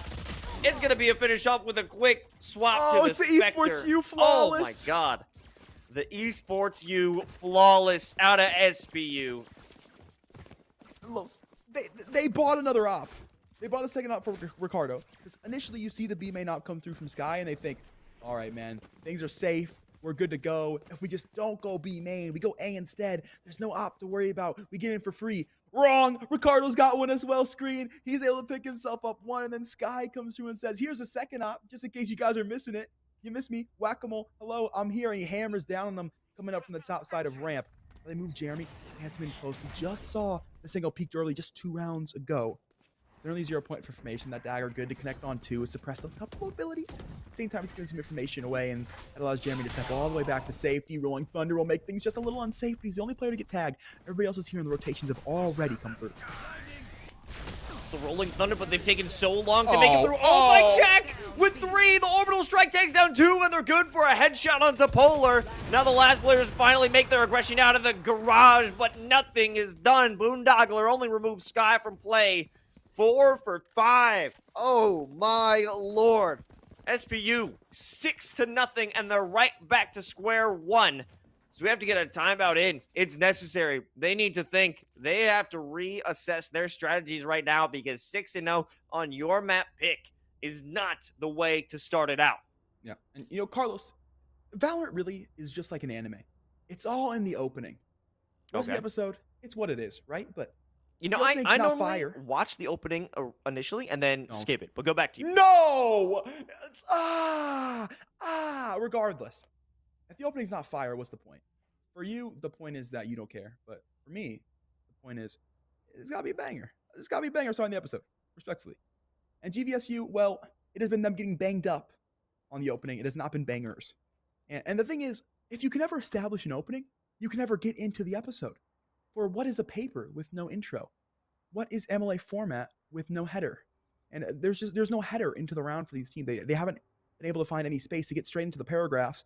And the only issue with that is when you get into the stanzas, it's all fine and dandy, but no one knows what's going on. I think you're mixing up there's no summaries, word formats here, written formats, and and I also like how you're adjusting it to collegiate players, you know, writing papers so they can understand it a little bit better. Listen, I get it. In college, I write all my papers way too late as well, like day of. But we see a little more planning. I mean, you get better grades if you write your papers with a couple days to spare. You know what I mean? Well, as we can see, Grand Valley is currently working with a 0 at the moment. Not what they need. Here's the smoke, but they will aggress a bit past it. Swerk by the box does get the shot into Sky, and this could be their moment, their time to shine. It's the first time, at least, we've seen that they get the first blood. And it might be time. They can take advantage of it. Yeah, Jeremy's picked up one. Been able to come through. He gets all the way the space to be made. This is given to him for free. He's able to find a frag because of it. He's into a 4-on-4, and well, GVSU, they open into mid. They send everybody there, but they haven't made any space off of it. They're stuck here, and Prof's got Spike. If he dies, that's Spike for free. Spike's been given away. Jeremy thinking about even old thing to hold on to, but not to. We'll head back to side instead, so he's giving them the Spike control back, but the player count control that'll be in the favor of the Peacocks. Well, not for long. Res to come through. It's another 0 points. Spotting out Polar. I mean, they already have the information. Salk's up in B, Evan. 30 seconds Removes Sturm, but there was backup anyway, even if that kill was earned by the attackers. Here comes the Killjoy, bringing in the lockdown. Boondoggle, hoping to drop a Boondoggle on SPU. May be the case, but no one is detained. Orbital strike up in heaven. Maybe a shot through. Boondoggle does find it. They do get hit with the vulnerability. And in the backline, Swerk is not expecting. No one's cleared back aside. Jeremy. No one's cleared him. Please, look. Please, no! Please. Oh my lord! Catnator! Jeremy got the 4K! They didn't check the corners! It's Valorant 101! You can't let that happen, and you can't do it especially after you've delayed so long! No, they take so long to get into sight. Of course Jeremy's going to be tucked back. No one ever pushes him away. And Jeremy gets the free ECAC clutch because of it, a 1v2. His teammate falls to the front of Rafter. Was looking dangerous for a second. Phantom shots did come through, though. They were clean. And Jeremy, patience is a virtue, and he just found out why. The trigger discipline. They realize there was such little time left. It's better to wait. Go for the planter. We have a bit of a scattered by. Samkusa walking out. They do take a bunch of damage in exchange for Polar. However, they will still be able to hold on to their life, get the information within 0 point. Just back off. Their life, no ground gain. Everything lost here for GVSU. But Jack still has control of top of the heaven.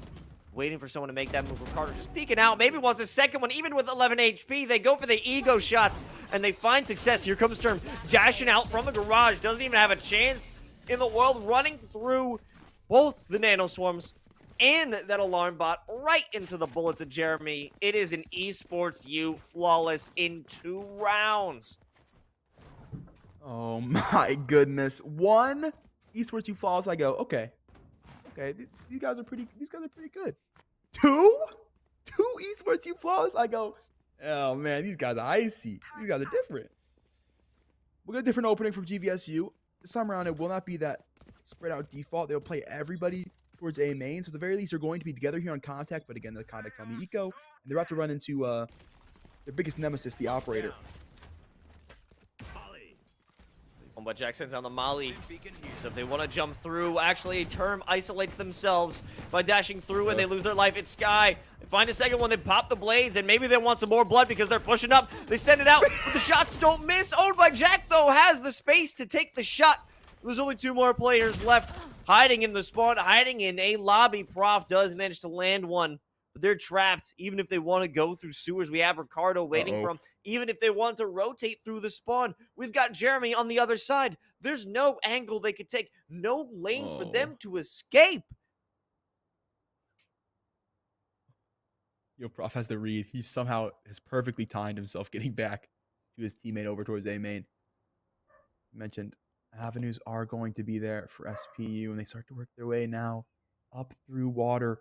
Off the contact. He makes it at the right time. Ricardo's with the shot as well. A 3K for the breach, and they've made just an inkling of space.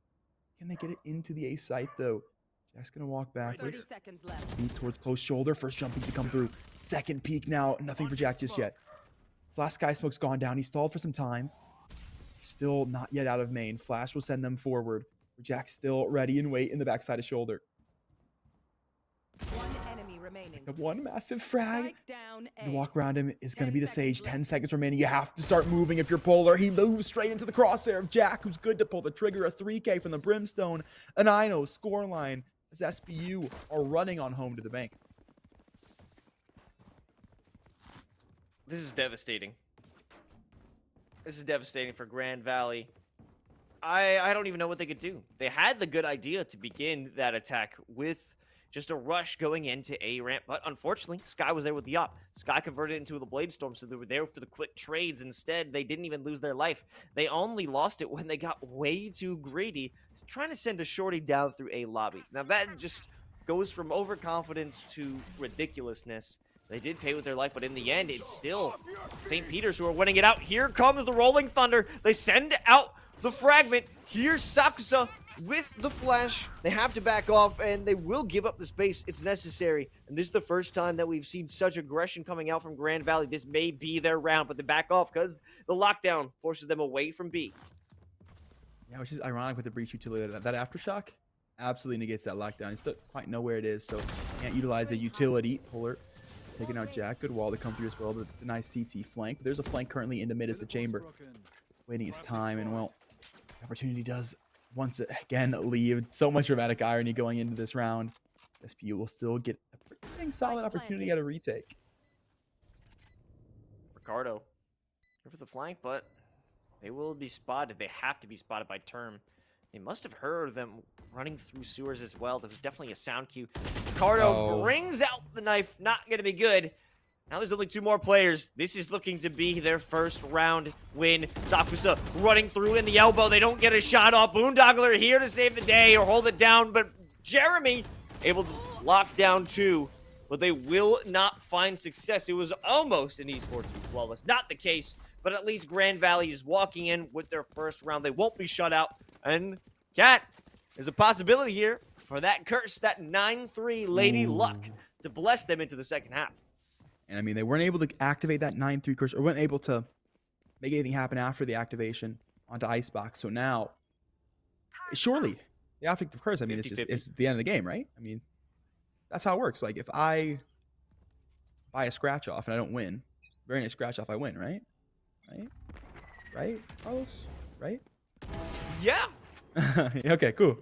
Well, not winning the mid the duel. elbow As Sky's been able to spotted. pick up 2 quite easily. Smirk will fall in term. Yeah, most certainly caught on just the outside of the appendix. Well, you do hate to see that. At this point, what do you even do? You lose 2 of your players. You bring Polar have up ramp. no space gained, but actually it's starting off with Polar.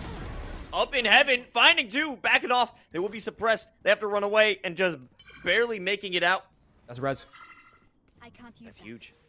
It's res, and both bodies are out to mid, so they actually can freely get this resurrection up, and you can see SPU start to have that read the KO.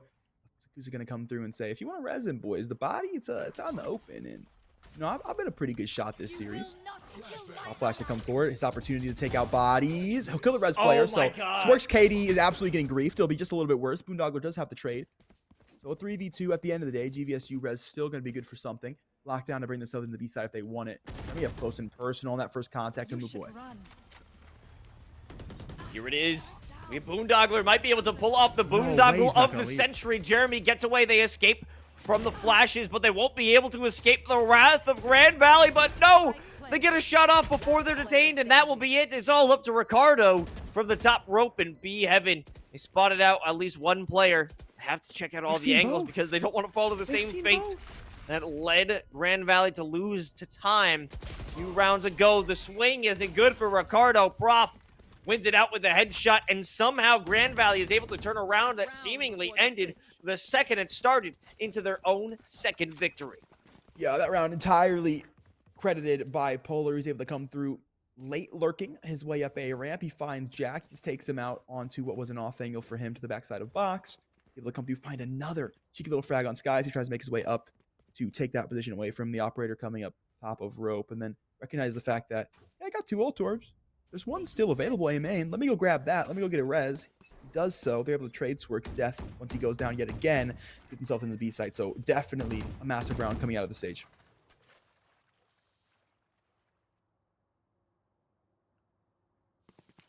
Orbital strike at the ready. So it will be interesting how Swerk, if they even choose to use it this round.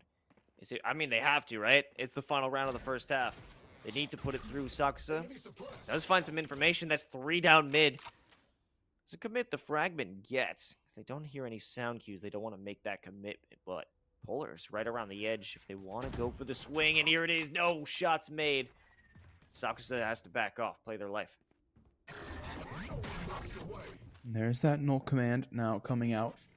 So it's anchored GVSU into mid. They've got the space, but they don't have any utility to actually execute off of the space they've gained. They'll try to get out of that range, the backside of rope. And when they get to heaven, they should actually be out of it to try to make something happen. They could wall off CT here and step their way into sight. And it's like, it will be exactly what they do. Terms in first. Shots to shoulder are good. Ricardo's going to fall. They do make it into the site. They've got some space to be gained, but look who's already through. He dodged all the utility. Sky to pick up 1, so Term going to fall. There's a late trade to come through in the round. A 4-on-4. A Sky looking for more, but Polar shut it down from the top of Rafter. Jack will push through the molly. He's picked up Swerk, but a trade to come back through utility-wise. He's just picked up another spot at the barrel. Stuck with a flash in his hand, but sings out anyway. But Boondoggle will catch him.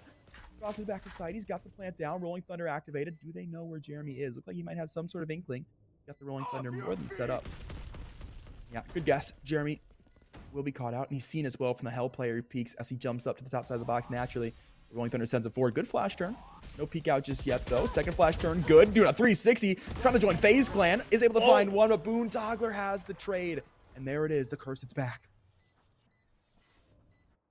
It may be a miracle. It may be time for Grand Valley to come back and give us exactly what we're looking for. A strong performance, because this has not been that at all. It has been an incredibly dominant performance. Just an unfortunate circumstance Grand Valley's found themselves within, and I don't know. I don't know if they're going to be able to keep that momentum. It has been 3 rounds in a row for them. If SPU was able to get 9 rounds in a row on the defense, why is it impossible for Grand Valley to do the same? Good point. So anything you can do, I can do as well. New phrase. Or even better. Well, to do better, you'd have to win an OT, but I like the way you think, Los. Slow orb. Makes him think twice. Follow up with the sky smoke, and they do back off. Prof, realizing there may be a bit more action, does hold on to that position on elbow. You won't see a rotation yet, but you will see one out of Swerk as they reposition back into ropes, expecting something to come through mid. It will be Ricardo the first one to make their aggression. They'll be met with the wall, so nothing too dangerous, nothing too serious to deal with here, as we still have 2 players. It's going to be Sky as well as Ricardo, but the wall's just broken. This could be a time for them to make their attack, but there's 3 players looking down that sight line. The crossfire will be insane if they even think about it. It will come through to the player back as screened. Damage done for both sides of the coin. None able to find the frag though. Very low KO, but alive nonetheless, and that does 30 make a seconds difference. left. Means that utility is still there. 0 point comes in early. Reconfirms already known about information after Sock was stalled for some time. 20 seconds here. You got to execute if you're SPU, and that they have. First peek to come through Heaven. Jack's able to pick up one. Oh, Sakusa has Prof as well, so that's the last player they need to worry about to get actually into the site. They've been able to get there. Spike's going to go down. Ricardo's got a frag. Player standing. 10 seconds left.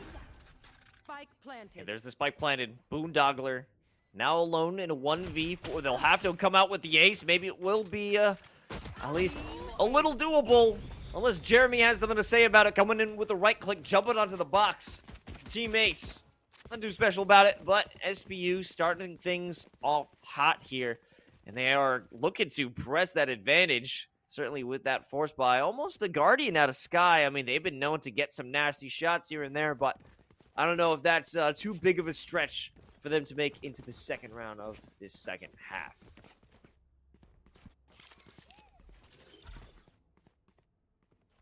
It's a lot coming down to the B site quickly. That is where all that utility is, and SPU should know about it because they've seen the KJ here early round prior.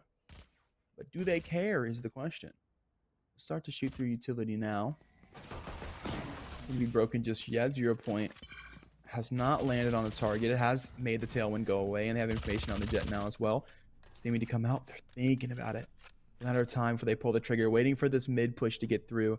You taking their sweet, sweet time to clear it. They try to work around that smoke, but we'll know here on the desk that they've got a lot of space to work with. It's fun knowing things other people don't know. A term. Oh, Wow, what a huge great shot. two-tap. The double dink onto Sky. And that's a big player that they just lost on the side of SPU. And still getting away with their life. That's huge. They forced a slow down play. This is what we saw a lot on the side of Grand Valley, where they weren't able to make their way onto site. Finally, Sakusa starts it off. Boondogler gone. No longer any presence on the site itself. Maybe we'll have Term bust out through from the back alley, and there it is, but they jump right onto the fragment and deal a lot of damage to themselves. But Jeremy finishing it off. Now we only have Prof left to go out and clutch this one with just maybe a classic, a few flashes here or there, if that's even possible. But at this point, it's essentially an 11th round for St. Peter's. I'm getting Icebox flashbacks lost. I mean, you see all that utility there if you're SPU. You say, all right, guys, I got a lot of utility here, but what if, now hear me out. This is a crazy strat. What if we just go anyway? And they do. They walk in, low, they make the space, and nothing stops them. The most resistance they felt was Term. It was Term getting the double dink on the Sky, and that was nice. That was great. But what else did they do to deny that space? I mean, they didn't even have the utility off a Term. It was just the tailwind. No Cloudburst to even provide a smidge of visual or space denial. Now we have them all the way on the other side of the map. It's just Jeremy who will lose their life in pretty handily fashion. But I don't know if that will be enough to cause for a rotation. I mean, yeah. Now here it is. Here comes the Stim Beacon. They're jumping out. They're running through. They only suppress onto the Brimstone. But Prof in the back line isn't able to get a reloading Sakusa. They still get it done. Maybe reloading again. Bro, No, you Swerve just is saw here to play with reloading. the 3K. Oh, no, man. Last Friday to get picked up in the top of ramp. Brother, you killed him in the reload. And then you pick up his gun and say, bro, where'd the bullets go? Where are the bullets? Man, they're not in the gun, man. You saw him use them. You know, when you get lost in the heat of the moment, you see a rifle, you're like, yes, I got it. Upgrade. And then you realize, wait a minute, no, I just upgraded to a Toshiba tablet from 2011. This was not an upgrade at all. And then you get blasted. Downgrade. Blasted indeed, and SPU will instantly blast through this wall looking for instantaneous mid-control. Sky, he's forced to use the dash almost instantaneously as he's getting bullied through this Sky smoke that's come through in the top of mailroom. SPU, they've taken all this mid-space. Do they fall into the GVSU curse where they can't make a play off of it?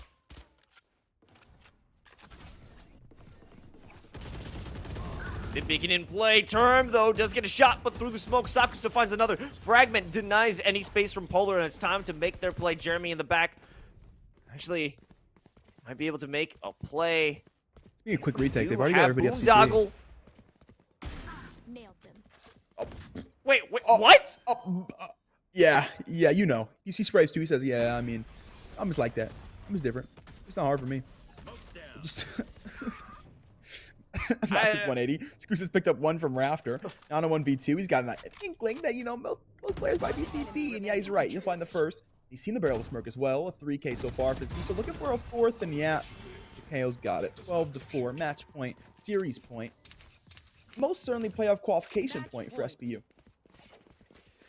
Yeah, looking at a guaranteed spot here in playoffs, and this might be a wake-up call here for Grand Valley to realize that maybe playoffs wasn't going to be so guaranteed as easily acquired as previously thought. You know, it would have been thought that being in the upper echelon, just ensuring that you've gotten 4 wins, it seems like a cushy spot. It seems like your status is secure here in the top half. All the players and all the teams in the ECAC. Not the case. There's clearly a different league of squads that you got to deal with. Starting off with that no command. Oh, yeah, it's going to be baby. It's easy. Stimmy No time. escape here for Term. It's Stimmy time, baby. SPU coming into sight like the Kool-Aid, man. Sky will pick up another, and just like that, Spike has gone down. GVSU, everybody tucked towards heaven, stuck in the storm shelter. But if they try to walk outside, it's a tornado to sweep them away. Sky will be the first on that list. Weather advisory. He's good to find his second frag. Zakusa will pick up one as well. And Swark, you looking nervous. Oh, my goodness. He choked him. Oh, he's looking for the knife, but it's not quite. Swark, he's got some dignity left. Can he find another? Oh, we can. Picked up the chamber and a 3K. And suddenly, SPU is throwing the round. The orbital strike you picked up by Swark, but he's got to move quickly. Orbital strike will go out towards CT. Will force the KO into his grasp. He's found the frag. Has to get the ace, but Jeremy to find the trade. A 4-on-1 trade, but it's all they needed. A 13-4 scoreline. SPU will take the series 2-0. Whew. Wow. That was just dominance. Uninhibited dominance coming out from St. Peter's. There was nothing that really Grand Valley could put up in terms of a fight.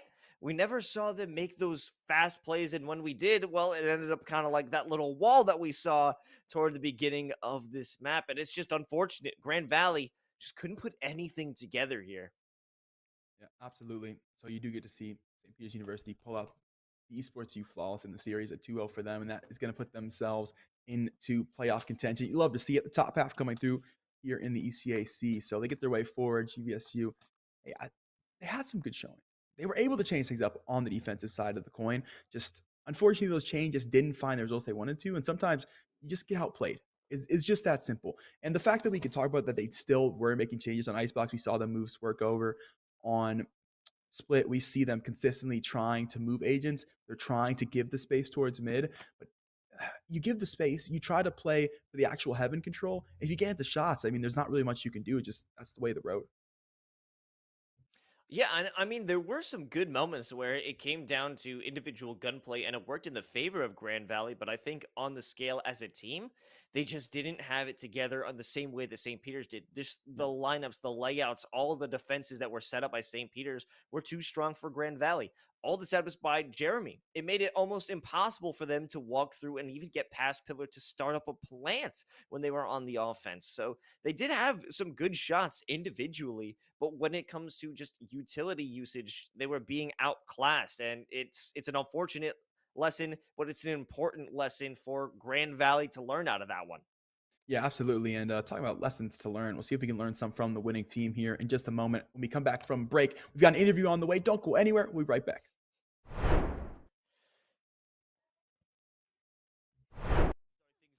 They back off from screens through the smoke. Term almost loses their life as well. Only 9 HP. They regress toward Rampant. Guess who's waiting for it? It's Ricardo. They do get a shot off before falling, though. Boondoggler, the lone defender, gets boondoggled themselves. So it seems to be the opposite effect right now. SPU getting a great shot from Sky with the Sheriff. Maybe another one. They're going to have to back up because here comes the stim beacon. But no, Sky finally comes back again and gets a second headshot. And they are just a professional industry term. Unfortunate. Jeremy now spotting some players. Oh, take it, Cat. I can't. Oh, Jeremy. Oh, I can't. No I can't way! either. Why'd you make me take that? Why? I thought it Continue the trend. Off 29 HP to work with here. The Spectre Spray's got the upgraded weapon, but can he find the frags? He cannot. Sky will take it with the Marshall. The body shot comes through. It's a clean. We try to take that space polar. No one's actually there to meet the other side of said fault line, though. We got space in the mid early. It's going to be 2. How close B main. The frag going to force them forward. Noise should be hurrier. Pop flashes are available, but instead they'll leave Jeremy on his lonesome. He'll fall. Oh, Polar. He's into the slow orbs. Akusa's found 2. He's laid him out. Sky's taking out the garage player as well. Prof good to find 1. A late trade to come through. Looks to take the way to the back of the site, but Jack is out rope. He's found himself 1 in suddenly. Prof in a 1v3. Players that come up to CT stare, and Jack is snuck through.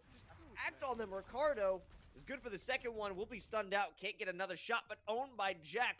Is just too strong at the top, and A heaven, no one is making their way up. It's a quick rotation for Sky. It's going to be a finish up with a quick swap to this. Everybody else is here, and the rotations have already come through. The Rolling Thunder, but they've taken so long to make it through. Oh my Jack with 3. The orbital strike takes down 2, and they're good for a headshot onto Polar. Now the last players finally make their aggression out of the garage. Moves term, but there was backup anyway, even if that kill was earned by the attackers. Here comes the Killjoy, bringing in the lockdown. Boondoggle, hoping to drop a Boondoggle on SPU. May be the case, but no one is detained. Orbital strike up in heaven. Maybe a shot through. Boondoggle does find it. They do get hit with the vulnerability. And in the backline, Swerk is not No one's cleared back aside. Jeremy. No one's cleared him. Please, look. Please, No! please. Oh my lord! Catnator! Now, maybe wants a second one, even with 11 HP. They go for the ego shots, and they find success. Here comes Term, dashing out from the garage. Doesn't even have a chance in the world, running. Massive frag. Strike down A. The walk around him is going to be the 10 Sage. seconds 10 seconds remaining. You have to start moving if you're Polar. He moves straight into the crosshair of Jack, who's good to pull the trigger. A 3K from the Brimstone. Running through sewers as well. There was definitely a sound cue.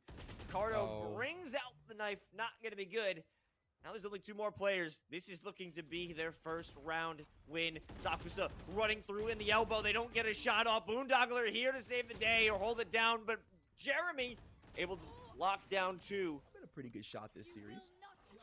Flash to come forward. His opportunity to take out bodies. He'll kill the res player. Oh my So God. Swerk's KD is absolutely getting griefed. It'll be just a little bit worse. Boondoggler does have the trade. Here it is. We Boondoggler might be able to pull off the way Boondoggle he's not of gonna the leave. century. Jeremy gets away. They escape from the flashes, but they won't be able to escape the wrath of Grand Valley. But no, they get a shot off before they're detained, and that have to check out all They've the seen angles both. because they don't want to fall to the They've same seen fate both. that led Grand Valley to lose to time a few rounds ago. The swing isn't good for Make it into the site. They've got some space to be gained, but look who's already through. He dodged all the utility. Sky to pick up 1, so Term gonna fall. There's a late trade to come through in the round. A 4-on-4. A Sky looking for more, but Polar shut it down from the top of Rafter. Jack will push through the Molly. He's picked up Swerk, but a trade to come back through utility-wise. He's just picked up another side of the barrel. Stuck with a flash in his hand, but sings out anyway. But Boondoggle will catch him. Off to the back of the site. He's got Rolling Thunder sends it forward. Good flash turn. No peek out just yet, though. Second flash turn, good. Doing a 360. Trying to join FaZe Clan. Is able to find 1, but Boondoggler has the trade. They'll have to come out with the ace. Maybe it will be at least a little doable. Unless Jeremy has something to say about it. Coming in with the right click, jumping onto the box for St. Peter's. Getting Icebox flashbacks lost. I mean, you see... Comes the stim beacon. They're jumping out. They're running through. They only suppress onto the Brimstone. But Prof in the back line call him to isn't able reload. to get a reloading Sakusa. They still get it done. Maybe reloading again. Bro, No, you Swerk just is saw here to play reloading. with the 3K. Play. Need a quick retake. They've to already got have everybody up to Boondoggle. Nailed them. Wait, what? Yeah, you know. Those players by BCT, and yeah, he's right. You'll find the first. He's seen the barrel of smirk as well. A 3K so far for so looking for a 4th, and yeah, KO's got it. 12-4 match point. It's weather advisory. He's good to find his second frag. Zakusa will pick up 1 as well, and Swerk, you looking nervous. Oh my goodness, he choked him. Oh, he's looking for the knife, but it's not quite. Swerk, can you find another? Oh, we can. Picked up the chamber and a 3K, and suddenly throwing the round. The orbital strike being picked up by Swerk, but he's got to move quickly. Orbital strike will go out towards CT, will force the KO into his grasp. He's found the frag, has to get the ace, but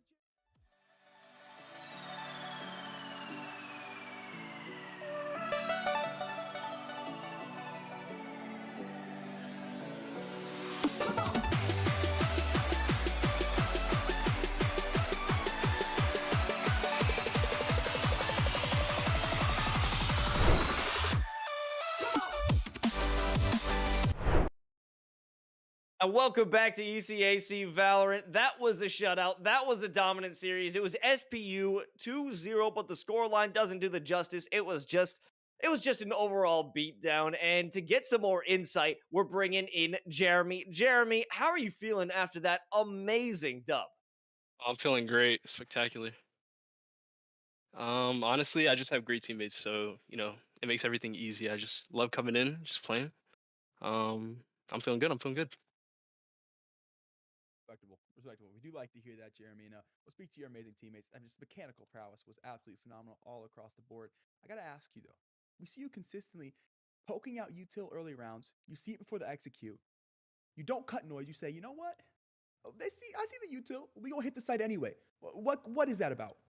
We play a lot for info, and we kind of like to spread out the map and get a sense of what's going on. But I'm gonna be honest with you, like once we see what's going on, we're just too confident. Like we just run in there. I'm not gonna lie. Like our teammates are just better.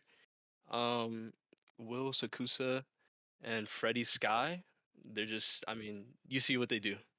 It doesn't matter what you guys set up. They're going in regardless, and we just have full trust in them. So that's how it works. No, that's fair. I most definitely saw. And I also saw a unique take to Icebox B side. I mean, I think teams have been struggling lately to hold B side defensively. Just the fact that controller metas looked a lot different. 4.04 has been hard for everybody. But we see an answer for you guys. We see you guys play the Cypher for Vision and Isle instead with those cages. Walk me through that. What has the process been like for you guys trying to learn Icebox? So I feel like ever since we started the team last year, Icebox has probably been one of our strongest maps. I usually play the Cypher on there. That's just a lock. I think I played like KO one time, but I usually play Cypher on there, and honestly, it just gives you such an advantage in terms of like eyesight. I think you saw like I was using my cam to watch flank the entire time, so I mean like it's basically wraps for them if they try to flank us. Um, Other than that, it's basically just preference picks, like who our team likes to go. Will likes the Viper, so we let him rock it, and like I said, you see what they do. So at the end of the day, it's just what we practice outside of the game, what we practice around each other. That's what we bring to the match day. Okay. And yeah, you guys brought a lot to the match. So much so that you're 5-2 now in Indeed. ECAC, which should mean you guys are pretty safely in the playoffs. How does that feel?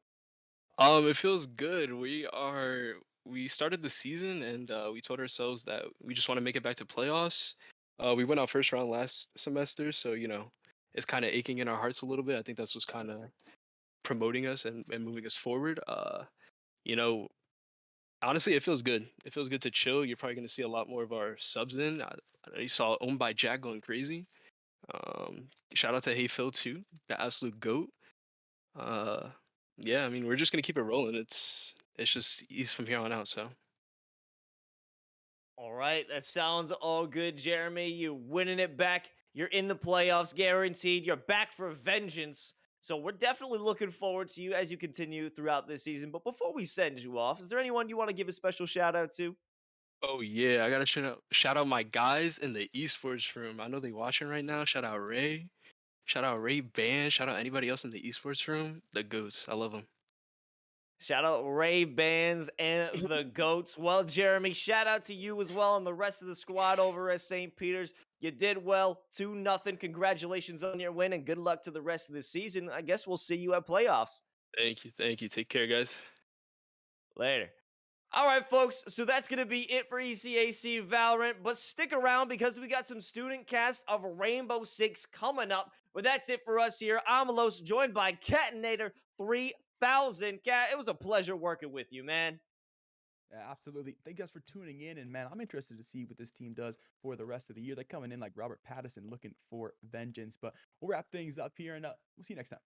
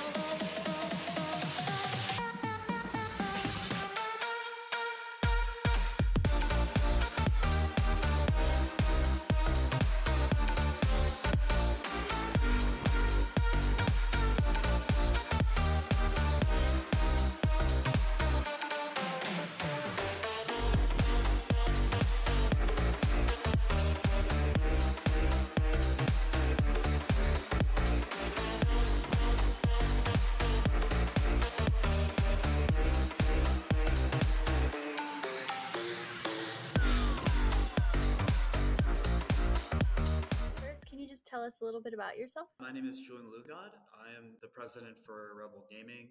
I'm age 25, and this is obviously my 5th year in college. Also, lived here in Vegas for about 8 years now, and then I used to be from Chicago.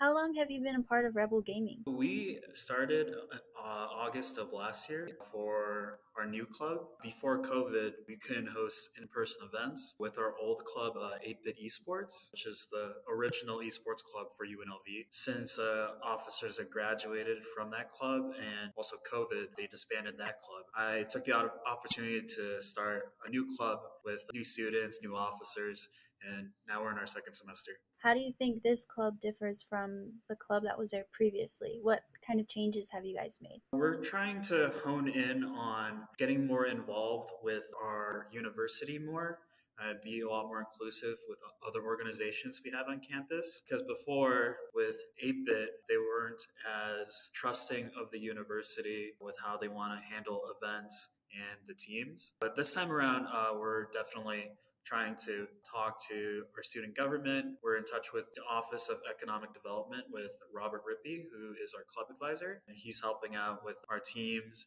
and making sure everything is done correctly and also supervising the club as well. That's awesome. It sounds like you guys have a pretty good foundation set for your club. How many people would you say are on your team? For the Overwatch team in particular, we have 8 players, I believe, including me. Might have to double check.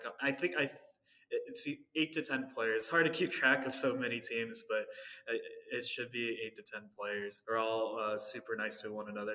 It was definitely a fresh breath of air compared to our last teams. We won a lot of competitions, but you need to have the right mentality set in place for these players because some of them didn't want to practice, especially for Overwatch. Overwatch is it's heavy on the mentality for sure.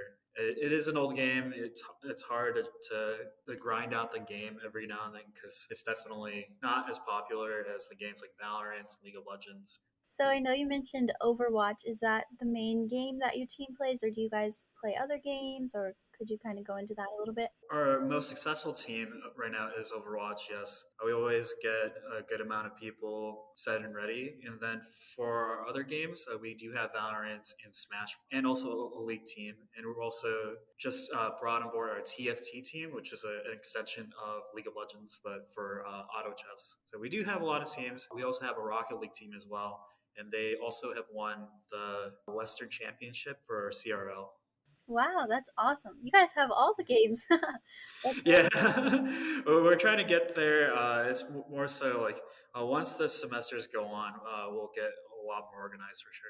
So, do any of your players on your team stick out to you, or any success stories from any of the players stick out to you? Definitely the Rocket League team within the tenure of our club for this year because they won the fall championship, and I'm super proud of them because as of right now, they're way more deserving of an actual legitimate esports program at UNLV. Since UNLV is more leaning towards student life, they're trying to get on board with varsity full ride scholarships, an esports training facility. But at the end of the day, that takes time, and we're incredibly patient as of right now. Even though the players would always message me "Oh, when are we getting this, this, and this?" But at the end of the day, it does take time and a lot of understanding for the university, and we're definitely getting there. We're just waiting on a couple more emails, a couple more introductions with people higher up for sure.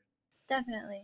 Well, good luck with that. That's awesome. Would you say that the steps you take to improve yourself in game, do you carry that into your everyday life as well? And if you do, how do you do it? So I'm a very operational person. I'm not much of a spokesperson. That's why I always ask my players first to do the interviews.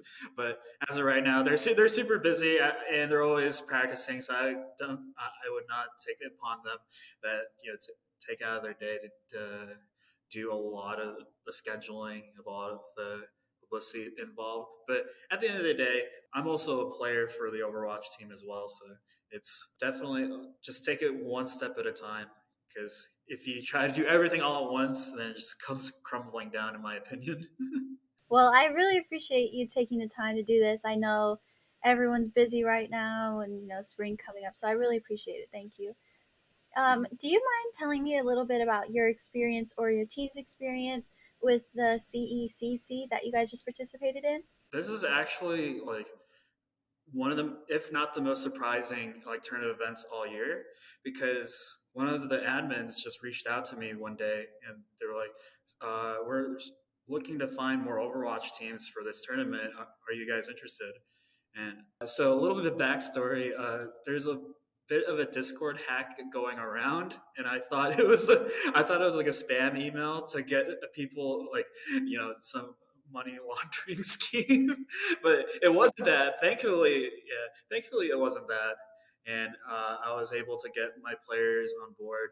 And honestly, it was just a stroke of luck, to be quite honest, because with our players, they're just looking for what's the next big event for us, what's the next big improvement to our club. And with the CECC, we were just like, dang, we're so blown away with how successful this tournament has been for us, and we're just really happy. Even if the results might be dire in Atlanta, we don't know yet. We're just really happy we're able to travel out too. Oh, definitely. And congratulations again to your team for winning. That's awesome.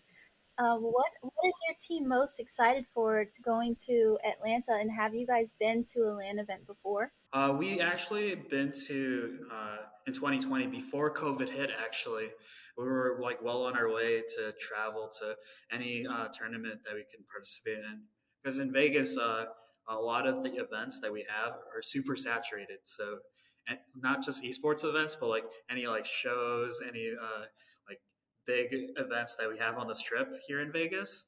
It's like there's so much to do, especially with esports events as well, because we also have the HyperX Arena. But back to the question, we traveled out to Chicago for their battle for the Midwest for Overwatch, and then we beat the entire region. We were like expecting to maybe go top three, top two, because there's always that one team that just beats everyone out. But we were really happy that we were the team that beat everyone there, even though it was pretty much fun for everyone because it was their first LAN. And like I was nervous because I was like, hopefully we win out, because that means we will get a net positive for the teams representing us. And also, it's like, oh, this is my hometown. This is Chicago. So I wanted to show that we also have talent here in Vegas as well. Yeah, definitely. Would you say that there's any schools that you're excited or scared about competing against when you're in Atlanta? Towards the coast, west and eastern regions that we're concerned about, because they definitely have a lot of the support with Activision Blizzard being near Irvine, UC Irvine, Cal Berkeley, any of the California schools that we need to watch out for, because that's like the home for esports is LA, Los Angeles. But there's also other technical universities out there like Maryville and Harrisburg University. If they do travel out to this tournament in particular for in a different region, we definitely have to look out for them as well. Okay, I see. So would you say your team is feeling pretty confident or a little bit on the edge? Being the underdog, you would always have to be on the edge. We're a relatively new team. There are some players that we brought up from our sister teams that we brought up, and hopefully they can prove themselves on the LAN stage.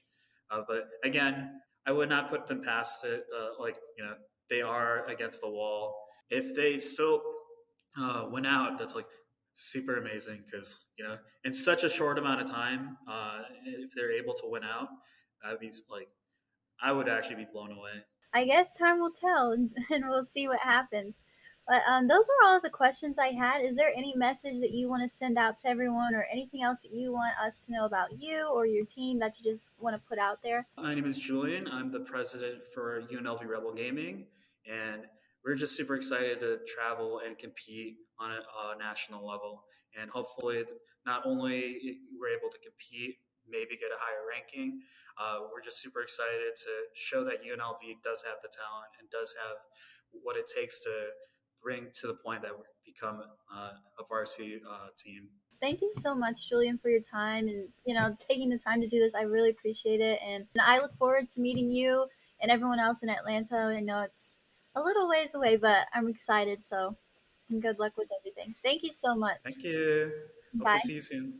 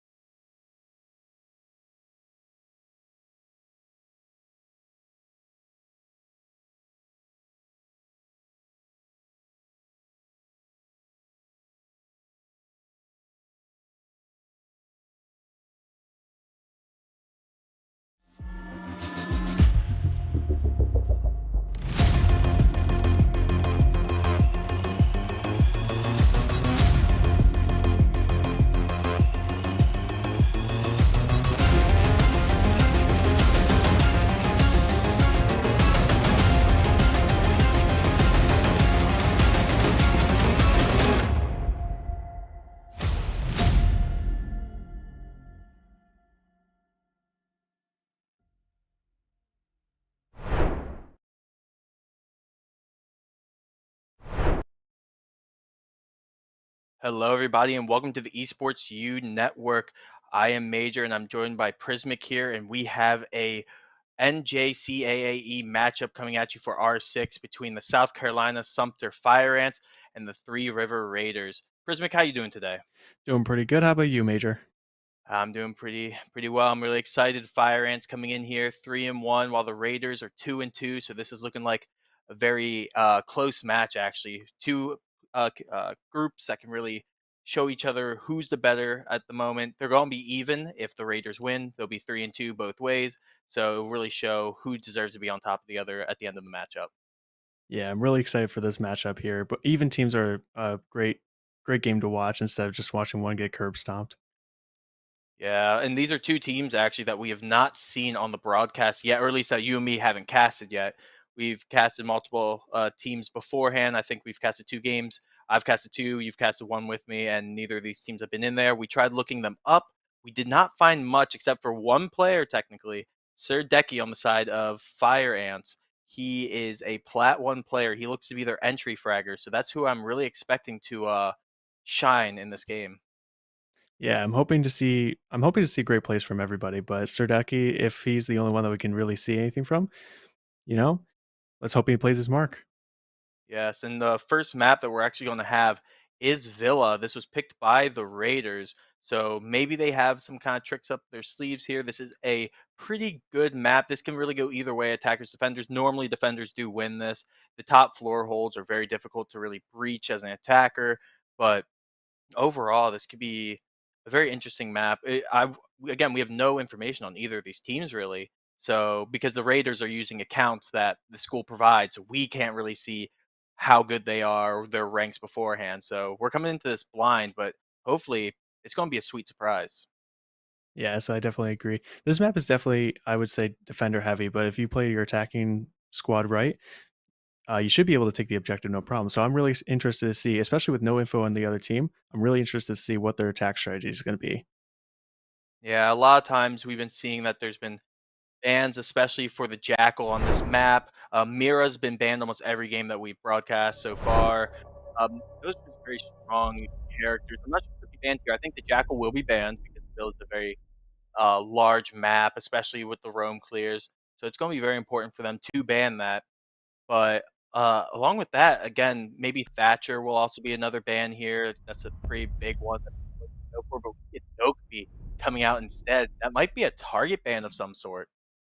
Yeah, I'm pretty sure that's going to be a target ban because Dokkaebi on this map, while effective, the map is just too large for her to be effective in most areas. And Fuse, that's an interesting pick. Oh, we saw him all last week, so I guess we're not going to see him today at least. But interesting 2 bans, kind of a little bit troll, unless they are being targeted, of course. But Fuse at the moment, he's not the best character out there. He's good because he can get through those hard breach now, unlike before. But the Dokkaebi is more just you're annoyed by them and you don't want to bring them. And then a Pulse as well. This is more viable because there is more verticality that can be played here.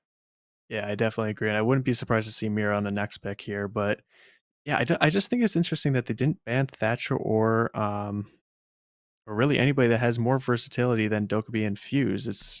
I'm pretty sure that might have been a target. Yeah, and the last ban that's coming in is the Mira, just like you said. Good call on there. Mira has been banned also multiple times this week, as we said even before. It makes sense. She's very annoying, especially if you don't have a way to really get her out from any of those spots. Then you're pretty much stuck at that moment. Grenades, if you bring grenades, they're gonna have ADSs behind it, so it doesn't really matter. But on the pick here, we do see a flash of a Montaigne coming here. Don't know if that's gonna be 6 picked off, but Monty, I don't think we've actually seen him in the past couple of weeks, or at least last week when we broadcasted. We did not see a Monty once. Yeah, we never saw Monty at all, but they're also not able to 6-pick this game. Isn't that correct? Yeah, well, it looks like someone actually crashed. It looks like it was Hellbeetle who left, so we are going to have to pause real quick and go back, I'm pretty sure. But still going off on that, if they do keep the same lineup as before, it's going to be a bit interesting because a Monty is just a walking drone, in my opinion. He is just a walking drone that can just clear up so much area, but you have to have so much confidence in your teammates. And here we are. Welcome back. Welcome back. You have to have so much confidence in your teammates, especially to communicate that, hey, I'm about to move out of the way. You take the shot whenever, or like where he is exactly too. Is he crouching? Is he standing? If he's prone or anything, it's so much communication. It's a lot of trust as well. Yeah, Monty's a very communication heavy operator, and usually if you can play the attacking sequence right, you have one person behind you either able to fire back or just to either relay information. But Monty's like a weird version of Iana, in my opinion. Like you said, he's just a walking drone, but he can't just run into an objective. He has to stand there basically. But he's very good for blocking off entrances, blocking off the diffuser. So if they keep the same lineup, I'm interested to see what they're going to do. Either they're going to try and troll the other team, or they're going to try to use them as a surveillance operator. Yeah, sadly, we did get booted right back out, but hopefully we're going to get everything resolved. The player will be able to reconnect, and we're going to be able to get back in. But again, I'm really excited for this first map. We didn't get to see anything yet, but again, the picks coming through, we did see a Malusi. Malusi has been picked frequently, but not as constant as last week. Again, seeing the Fuse getting banned, I wasn't expecting that. That was weird. And neither was the Dokkaebi, which were both characters actually used last week. So it felt like we were seeing the target bans for the wrong team here. But again, something very interesting. And then the Pulse as well. And then who was the last one? Mira. So it was one meta pick and then 3 just weird offset picks. So just weird little nitpicks, it seemed like. yeah, so I don't know when we do. I'm going to guess into the future here. When we do go to the second map, no matter who wins the first map, if they're going to keep those same bans or if it's just map specific, or even if they'll change it after they see, whoa, look at this guy. He's playing Malusi really well. Let's ban it so we don't have to deal with it. You know what I mean? Yeah, I definitely agree with that one. It'll be interesting to see what they pick because with those picks, I really think it's going to be map based, especially with Fuse. I just think that they're trying to get rid of his upper floor advantage because there's a lot of floors that he could get up to. So that's my guess as to why he did it. But yeah, it's gonna be interesting to see if they keep the picks or they're gonna change them. Yeah.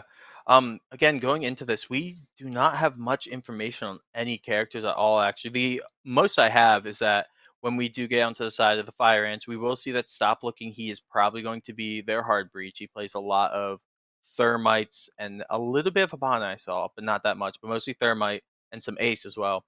While also, again, going back to Surdeki, Surdeki is their main guy. That's their Plat 1. The only person in the lobby, I'm pretty sure, maybe except for Communist Echo. Did not look him up actually because we got that last minute. But Surdeki is the only person who's ranked. He's Plat 1, very strong player, and entry frag as well. So again, we said it earlier, but we're gonna have to watch him. He's gonna have to be the one that opens up these rounds that makes sure that they get these first frags that can really alleviate pressure for them and let them set up what they need to set up for him. Mm-hmm. I did actually look up Communist Echo before the game started, and he's not ranked, but he's definitely experienced. His account does have some levels to it, but yeah, the only person ranked in this session is the Plat 1. So it'll be interesting to see if anybody else can match up to the skill, or if maybe they're bottom silver. Who knows? Exactly. When we don't have the information, all we can do is speculate. But here we go. We're getting right back into it. We have the Fire Ants versus the Raiders, and it looks like Raiders are going to be on the defense first, if I am correct. Let's double check here. Taking a little bit here, but I think so, yeah. And there's another disconnect. And it's the same person again. Hell Beetle is just disconnecting every time. It seems that there's a problem at this point with their PC, maybe. Even Surdeki is saying help. They're confused. They're not deploying anything. So it looks like this is just turning into a little bit of a cluster at the moment. They are still setting up, actually, so they might continue to play this round, I guess. Yeah, it's definitely going to be a disadvantage for USC with the 4-man instead of 5. But yeah, it looks like we're going to keep going unless we are going to pause it. Oh. 5 seconds left. Well, yeah, it looks like we're probably going to be ending this again. They are looking for him. They're going to go chase him down to make sure that they do find him. But again, we're back here. You get to see us again. Wow, this is the 3rd time in like 5 minutes. Look at our beautiful faces.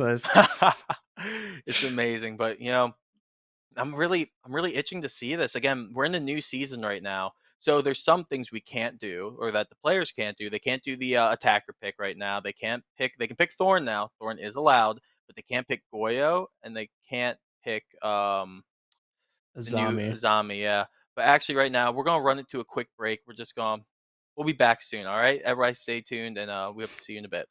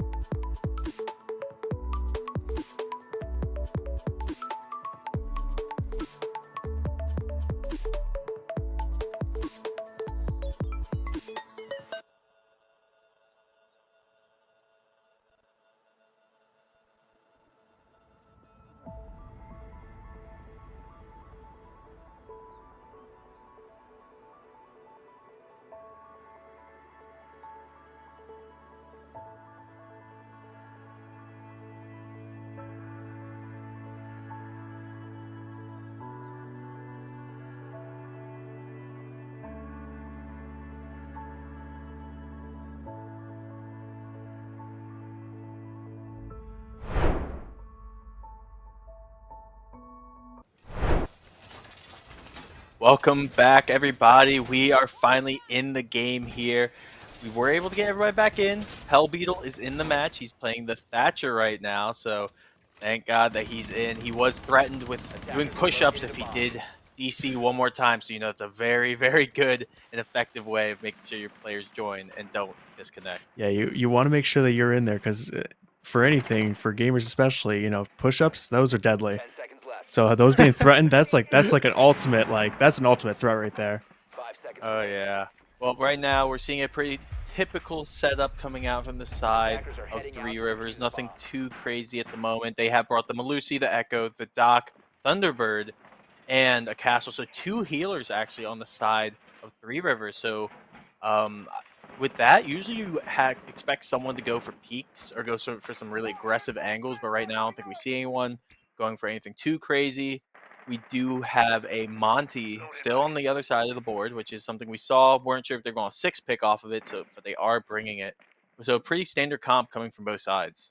Definitely, especially on the attacking side. The defense is going to be a bit hard to take down, especially if they're going to do quick peeks and duck back in, because with Thunderbird's 3 stations and Doc roaming around, it's going to be really hard to prevent any heals on the defense. So I'm interested to see how the attacking squad is going to try and counteract this, and if they can. Yeah, a couple of the walls are actually soft in office over there, so it's going to be interesting that they could just walk through. There also is an opening into Armory, so this is going to be very difficult for them to really push in. They could get shot from so many different angles.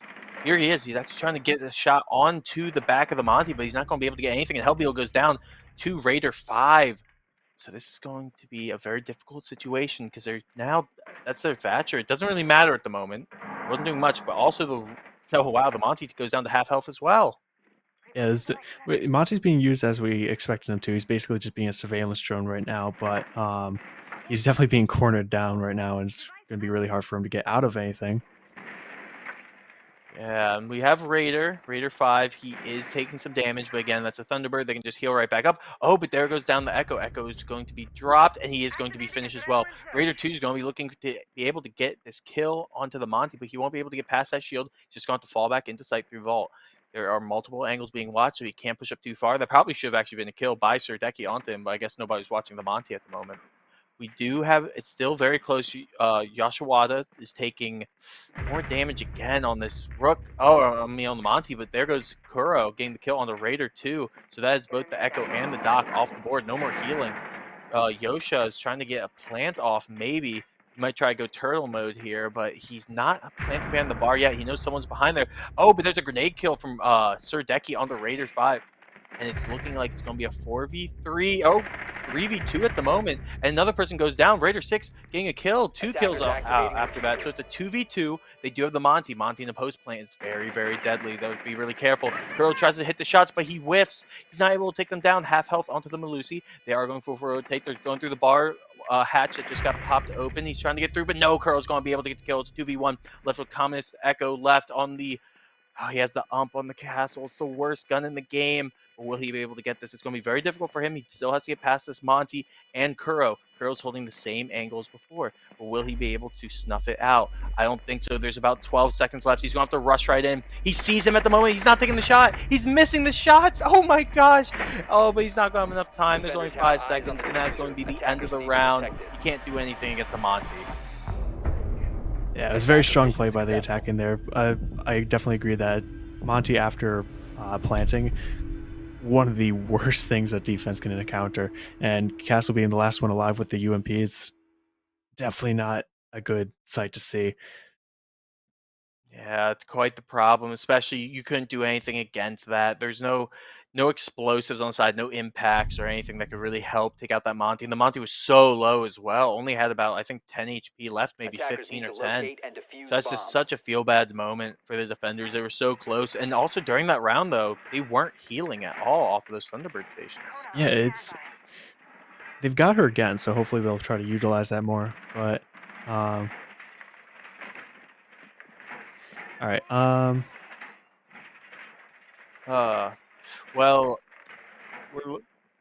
we're looking at the defending side right here, And they're bringing, yeah, exactly as you said. They're bringing a similar comp. Actually, no, just two the same. It's going to be the Thunderbird and the Doc 10 again. seconds to go. While we have a Capcan, they're actually going to bring some Denial with the 5 seconds to go. Kaid, and then also with the Aruni. So a little bit more of a defensive, Attackers' turtle objective is to setup. locate a Better bomb turtle and in my defuse it. opinion, except for they bring Castle. And on the other side of the attackers, same exact comp. We do see that one wall the Monty was at before. That's now reinforced. So probably good play on the defense right there. Yeah, did not like that. That just opens way too many angles, especially if they bring a Monty. You knew too that they were bringing a Monty, and you didn't reinforce that. It's hard to kill him, so just keep him locked out of the site. Make him go through doorways. Don't give him another entry into site, or at least another way that they can spot you out. Yeah, and they did bring Monty again, so I think they were fully preparing for him this time, especially with the end of the last round where he was the only one left. But it'll be interesting to see how they can counteract their last attack, because it looks like the same comp from last time with just a few small changes. Like, we don't have a Castle on the defending team anymore. That was replaced with a Aruni. Bomb has been located. So really trying to lock out Monty right now. Yeah, exactly right. They are trying to lock him out, keep him out of there. The thing is, they do have a lot of throwables to get past these Aruni shields, especially, they have 3 stun grenades or flash bangs on Kuro right now. That's actually all they really have. They do have 2 smokes as well, but if they really get desperate, they can throw some smokes here. Kuro's going to take some nice damage right there. They will be able to get back up a little bit by the Finka, but Raider 04 is going to take another shot. The Capcan's going to get a little injured, nothing too much. Again, they have so much healing at this point where if they're not at full health this entire time. And a buff flank comes in by Raider 006. Oh my gosh. A lot of actions happening already. So right now, Surdeki, the one who we're telling to look out for, goes down early. So it's a 4v5. Yeah, it's definitely a good roam by Raider on that one. Monty's taking a good bit of fire right here. Didn't take too much damage though, so that's good for the attacking team. Yeah, Hellbeetle and Stop Looking At Me are also going to get killed there. I think it was those two. So there's very strong response by both of them. It is now actually swinging in their favor of Sumter for 4v3 at the moment. No, but it comes right back. Raider 4 gets another kill, so it's going to be a 3v3 turned into a 3v2. Kuro getting a kill into Communist Echo. So all that's left is the Capcan and the Kaid. They have their utility down. It's hard to get through without getting electrocuted, but it's not going to be that bad. But Kuro's going to get another kill onto Raider 004. And this is looking like a wrap around. Maybe he's not even on site. He's holding this long angle, making sure nobody runs through. But here comes the diffuser. It's going to be put down by the Montaigne. So this is a very, very critical moment. He's alive again, so that means you can just lock him outside if he really feels like it. Raider's slow reaction time right there. Tries to get shots off. That was Kuro, I'm pretty sure, who got some good damage off. And now Hellbeel's looking for the kill, and he's going to get it as well. He falls to the Thatcher, and that is another round for the side of the Fire Ants. Yeah, Kay was caught in a very tough pickle there. It probably would have been next to impossible for him to recover from that one. Each angle is being covered heavily by the attacking team, and especially with Kay's slow reaction there, took off a big chunk of health for him. So it was not looking favorable towards Cade in that last few moments there. Oh, no, not at all. Again, being off-site as well as being a 3 armor, it's a bit difficult. You can't rotate as fast. You can't get those quick peaks. People tend to time how fast someone can rotate. So if you are a 3 armor and you're running all the way across, they know how fast you're going to take to get there. So it's a lot of a mind game and a mental game at the same time of knowing the exact almost calculations of how long something's going to be able to happen. They're going to the same spot again for the 3rd round in a row. How do you feel about this? I honestly feel like this is going to be another USC win. I'm pretty sure they brought the identical setup they had the last round, and same with the attacking force. The attacking USC knows that this is working. So unless 3 Rivers can come up with something new, I think it's going to end up the same way. What do you think? Yeah, I think so as well. The only difference here is that Surdeki, instead of bringing the Finka, is bringing the Sledge this time around. So, slight difference. This time you're more going for some soft breach instead of the, healing, which is kind of important. They've been getting really low all these rounds.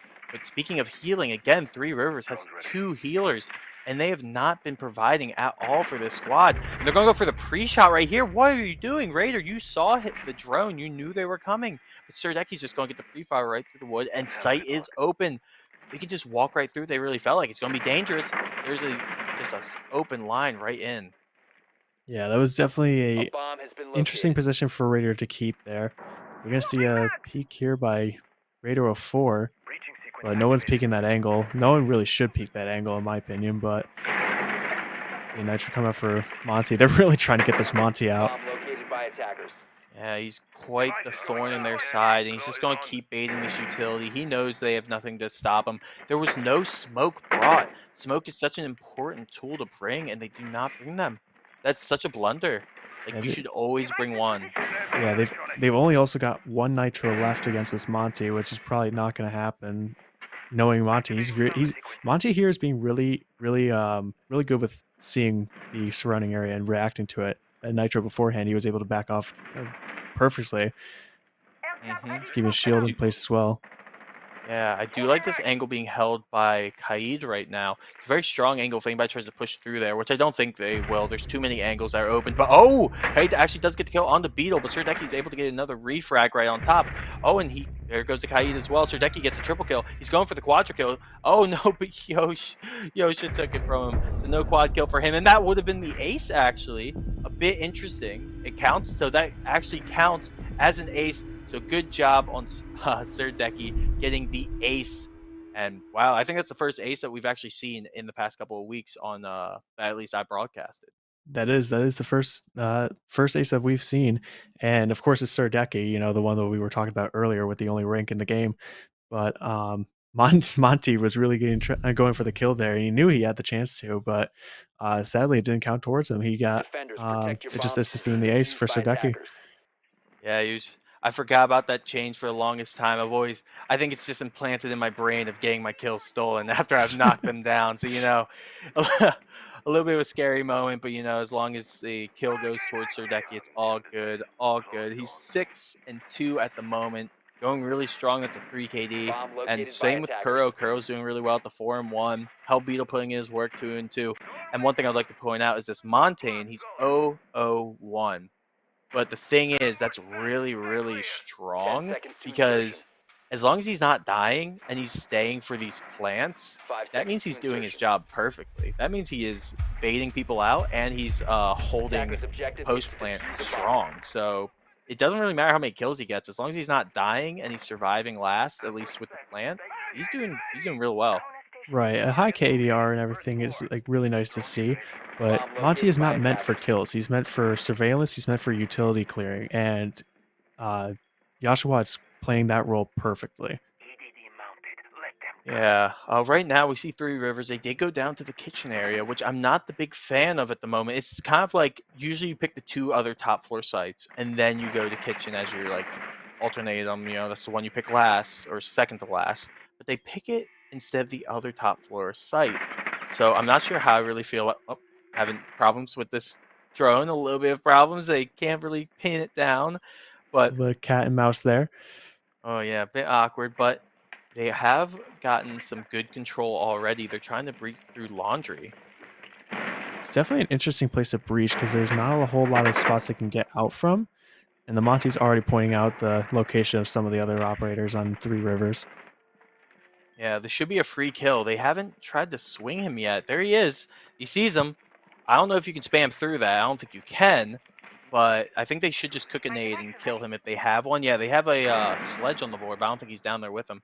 There's the Doc. He peeks up. Oh, but they're just going to be able to get the kill right there with the ace as well. So good kill. Good job moving into the site. They should be able to actually plant really easily if he just turtles up here and his team watches. I think he's going to be able to get the plant. Yeah, Three Rivers. Oh, Three Rivers only had one operator watching, and he's gone down almost instantly. Yeah, someone's playing this close angle as well. They gotta be careful. There's someone watching for this plant. Oh, he's gonna go down as well. Stop looking goes down. Raider 4 gets the kill, but the bomb is going to go down. Monty's able to get it, and again, Monty is the one who's alive.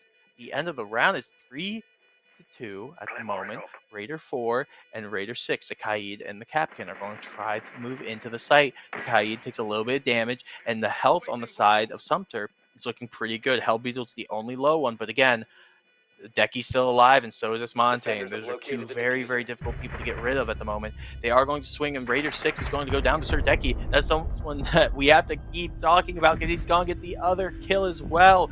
He is playing like a mad lad right now, and he's not letting anybody get the retake here. Yeah, Sir Decky's playing the cleanup crew in this game right here, and Monty's just pointing out where where his prey is. Monty, if you had to ask the Siege community what a cursed image would look like for their game, it would be Monty standing right next to the bomb. Exactly. No, 100%. So scary.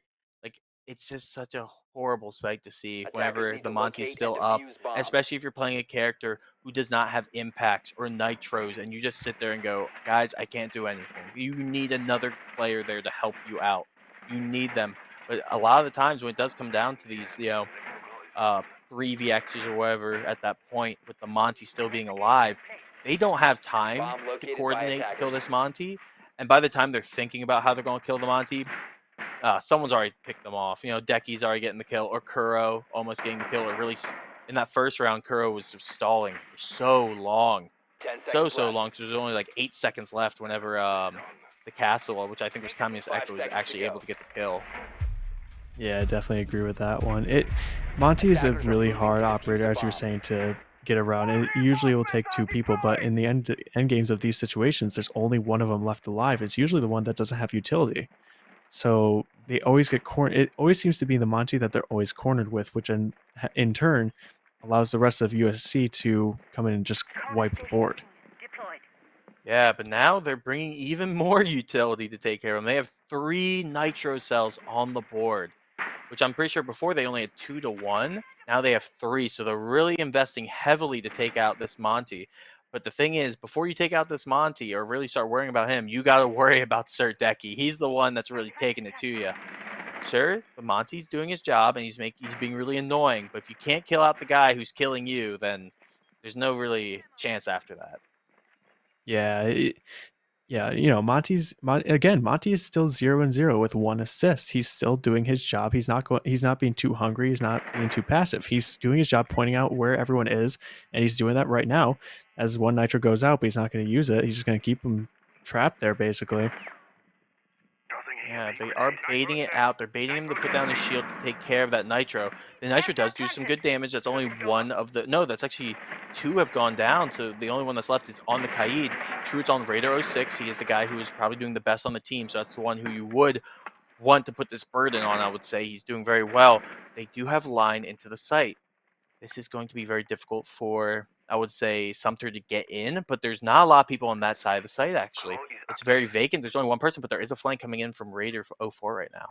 Yeah, Radio 4 seems to have the right idea, but it's interesting seeing 3 Rivers covering the other objective rather than trying to at least get a line of sight on the one objective. Oh, and Radio 4 is going down almost instantly. Yeah, and there's Decky showing that 4 brain right there. He's playing 4-dimensional chess while everyone's just playing 2-dimensional at the moment. He knew that the flank was coming. He held the angle. He was very patient. And look again, it's 5v3. They have the Monty on the bomb again. Ooh, but this time Hellbeal goes down, and but Sir Decky's able to get the kill on the Raider as well. So another kill going for him, holding the same exact angle. I guess the call wasn't made that he's been sitting there. But here comes the Doc.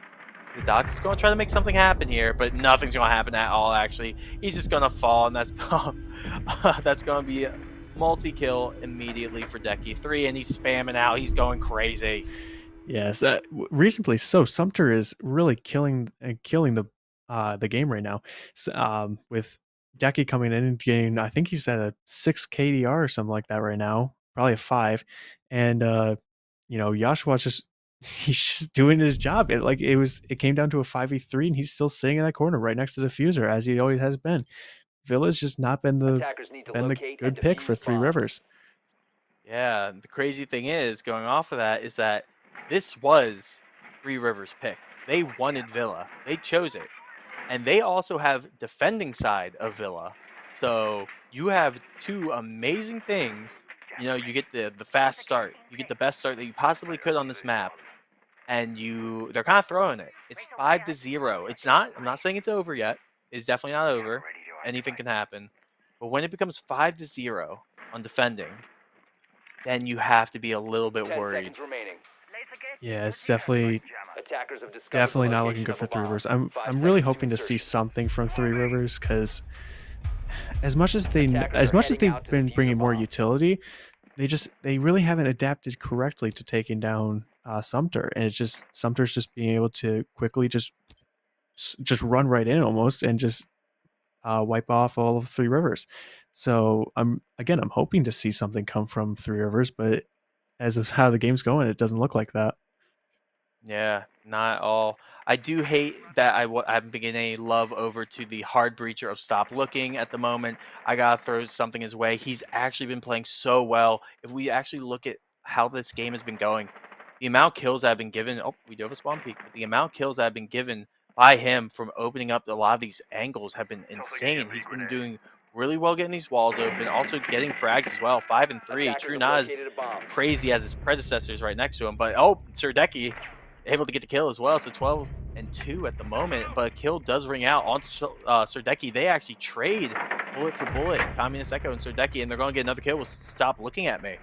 Yeah, Surdeki told them that he's not going down without a fight, as he's already been fighting so long now, and almost instantly Kuro's going to get a really good peek on that one.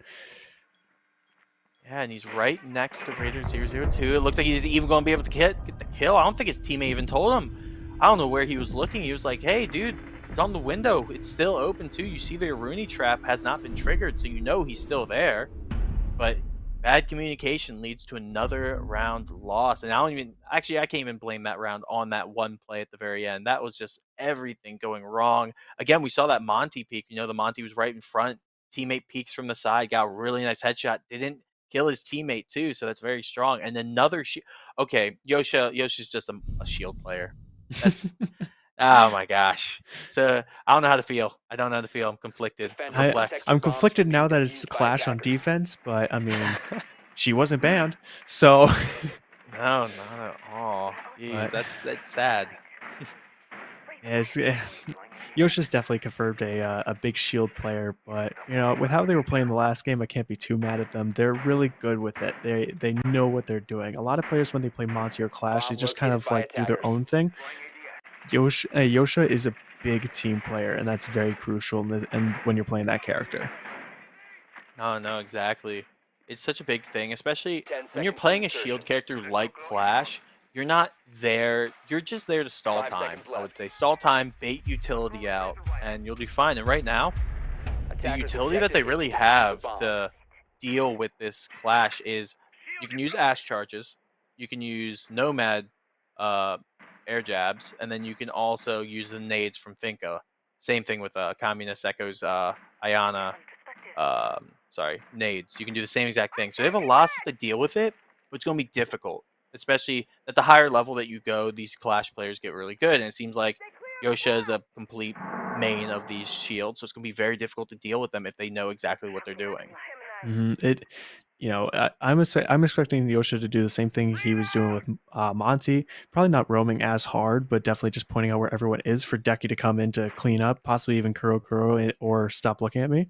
Because both those characters are just, place a gadget and be done with it. So they'll be able to sweep right into wherever Yosha's pointing and just take a free kill. So Three Rivers has to once again adapt, but who knows if they can. Yeah, it's a bit interesting. They are actually going for a basement take at the moment. I think they had 3 people go through basement, 1 through the kitchen, and then they have Raider 006 going from the complete opposite side near Astronomy. So it's going to be a bit difficult to see how they're going to take this, because they're going to be using so much time going through the basement, and no one ever goes through the basement. So they're not going to have to worry about anybody down there. It's free. But again, they're going to have to deal with this annoying Clash on red stairs. It's going to be someone who's really difficult. Look, he's already ticking them down. So much damage is actually done. That's about, I think they're at 80 health about now. Probably, he's going to keep pushing up as well. It's just going to be so much damage thrown out. It's very difficult to deal with, and they haven't been able to crack it at the moment. I understand going into basement is a very safe route to go into to enter Villa. However, with Clash of Red Stairs, you're almost guaranteed to lose at least 10 health. Ooh, We have people coming up these stairs by Astronomy, and Serdecki's right there. He's looking to get these extra kills. They're right next to him. He might be able to get this kill if they don't clear the corner. I think they know he's there. He's going to be able to get 1 kill. They're reloading as well. He gets 2, 3 kills. Triple kill coming out for Serdecki, and that is a great swing. That was so tragic for Raider 06. Reloading the gun. Oh, there's one more. Raider 04 wants to get the kill as well. He wants to contest this. Will he give Serdecki the 17-3 scoreline? He's going to go pick up the bomb. He's just going to run right back to the bathroom. So he's not going to fight, and Serdecki can hear this. He knows he's rotating around, so he's going to move and watch the doorway now. He's going to be able to get another free kill. That's a quad kill. He's going for a second ace of the game. He doesn't know where he's at. Oh, wait, he does know. They have pings. They have marks on them. He's going to be trying to go get this free kill, maybe get the ace. But I don't even know if Communist Echo is going to be able to get the kill here. Communist Echo, he's going to try to run right back into library, maybe up the stairs. No, he's going right up the stairs, and it looks like it's going to be a kill for Serdecki. No! Come on, give him the ace one more time. No! He gets shut down by Communist Echo.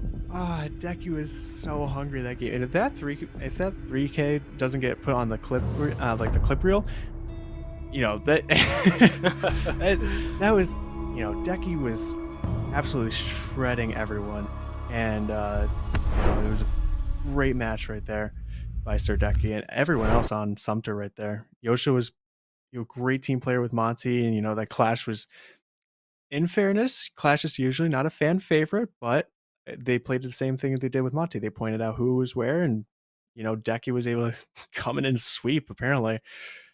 Yeah, Yosha, I'm pretty sure did not die that entire game. 7 rounds. That was a 7-0, and he didn't die once. So amazing play coming out from everyone on the side of the Fire Ants. I'm truly impressed. Raiders next game, let's hope that they can step it up, you know, do a little better.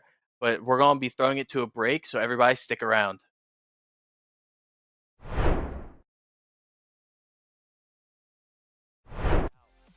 There's about 12 seconds left. He's going to have to rush right in. He sees him at the moment. He's not taking the shot. He's missing the shot. Oh my gosh. Oh, but he's not going to have enough time. There's only 5 seconds. And that's going to be the end of the round. He can't do anything against the monster.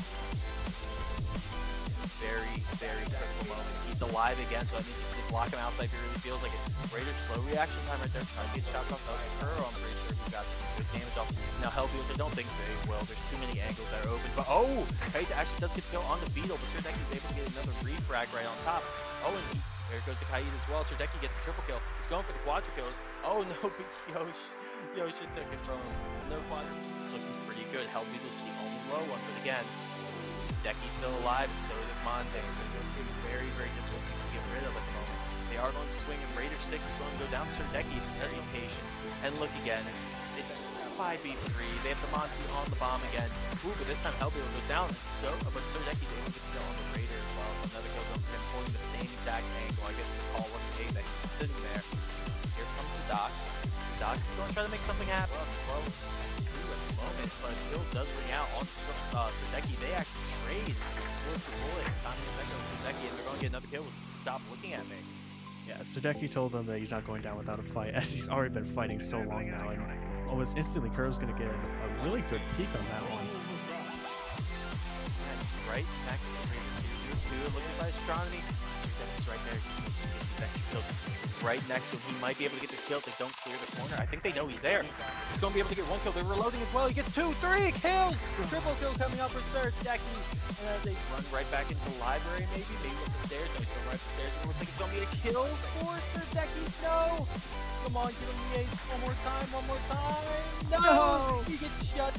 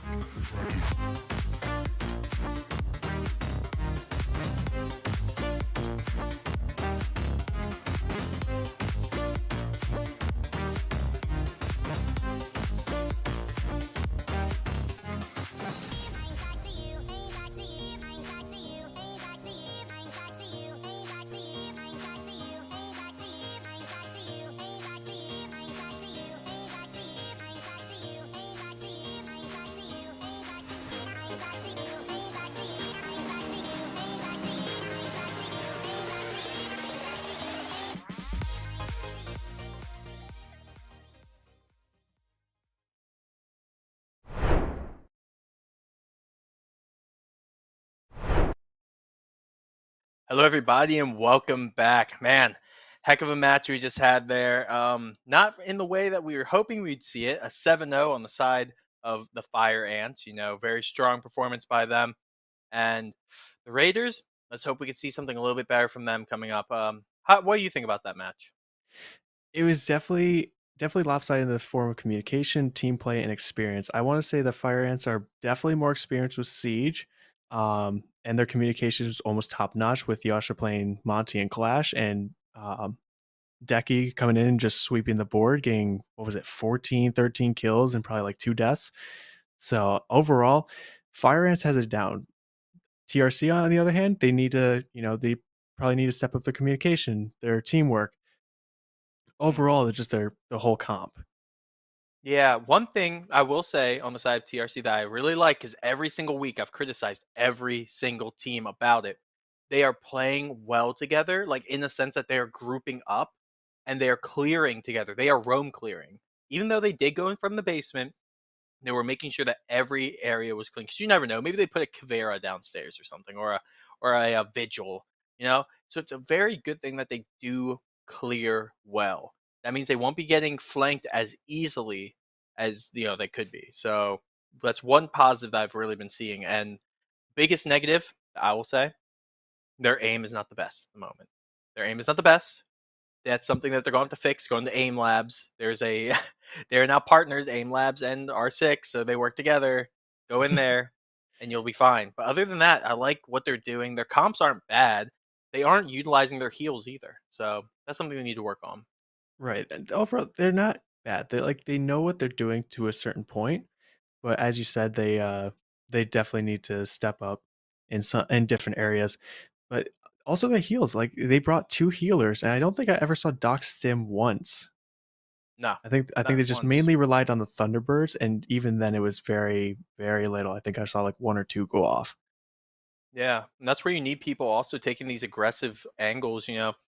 You take this aggressive angle, you get the kill, and then you go and you hop back out and you go and get the heal again, and then you can go and fight again. It's a cycle. You go get the kill, you hop back out. You go do this, you go back. You should keep doing that, but it felt very stagnant. So we're gonna see the Monty. Almost instantly. And you can only imagine what the defense pick's going to be. Exactly. Yosha puts good luck, have fun right before that pick came in. So I don't think he's going to be having as much fun as he usually does. But then same pick as last time, Fuse is going out. Yeah, Yosha's probably, in tears right now. His main just ripped away from him, and he just probably doesn't know who to play. Honestly, I wouldn't be surprised if he plays Blitz, but coming out with Fuse Ban again, which on Clubhouse, okay, and Pulse. So they're doing the same picks as they did the last round. So that's an interesting set. Yeah, I definitely want to say it's definitely a nitpick. It has to be. Yeah, I think it's definitely someone on the other side, I think, is picking it. On Clubhouse, Pulse is important because when you're in CCTV room, he's very good. He can pulse from below, and then of course, what we said, the Clash is going to be gone. So 2 shields coming out. This looks like more of a ranked ban than anything else. You always see the shields getting banned in ranked because nobody likes it. Hell Beetle giving a little smile to everyone, making sure everyone's going to have a good time. Yeah. Yasha's coming out with the sad frowny face. He is not having a good time anymore. I wonder what he's going to pick. He's going with the Zofia. He's going for an entry fragger. This is going to be very interesting. Oh, Raiders asking why he's sad. We all know. We Don't act like we you all don't know. know. Why. Come on, man. Yeah, But GG. Yasha Can't take it. Picking Sophia, he definitely seems to like the front line a lot more than anything else. Yeah. Nice little thing that our observationist told us is he's the only player, and this is a good joke, only player to ever get 0 kills an entire game and to get target banned the next game after. So, you know what? If that doesn't show that you are a interesting player, I don't know what does. So If that doesn't show that you know what you're doing and play your roles correctly and right, like we've been saying this entire time, that Yasha knows what he's doing and playing his role to the T, like that's a prime example. Just being banned, just targeted straight after. Yeah, I want to see him get like 50 kills now. Yeah, yeah. He loses a shield, he gets 50 kills. Like that's just how it works. He gets an ace every single game. Yeah, look how fast they're going here, though. They're going right onto the wall of CCTV. They want to get in here fast, and they're going to be able to, because no one banned a Thatcher, actually, so they're going to be able to get this wall open really fast. Oh, but for some reason the Thatcher does not deploy correctly. And now it does. They're going to be opening that wall very quickly, and Thunderbird's not even looking. It's still not looking. Thunderbird, turn around, Thunderbird. please. Oh, okay. That is no headsets were on right there, so Hellbeat was able to get the kill for free without any problems. They do have a look in the rafters of the garage right now. 2 people in money room, cash room. So they're just going to hop right in. Joshua's going right in. He's trying to get the kills. He wants to start us off early here. He's going to be able to get some shots off onto the Kaid. Nothing much. Oh, but Hellbeat is going to get a second kill of the round. And here comes the bomb plan as well. Oh, but Raider 6, like last game, he's going to be the one who's going to be getting the kills for his team. And he's going to be able to get it. Nope, Sir Decky is going to be able to get the refrag onto him. Yeah, it was definitely a good push. They almost are like just trying to rush the objective. They're just like, hey, watch how fast we can do this, get this next win. And unfortunately for them, you know, Yasha went down. Yasha not having a shield to protect him anymore. But they're now 4-2, and the diffuser's currently down with 20 seconds left. It's not looking good. And Thermite's holding that aggressive angle. There's really no way for Three Rivers to really get him.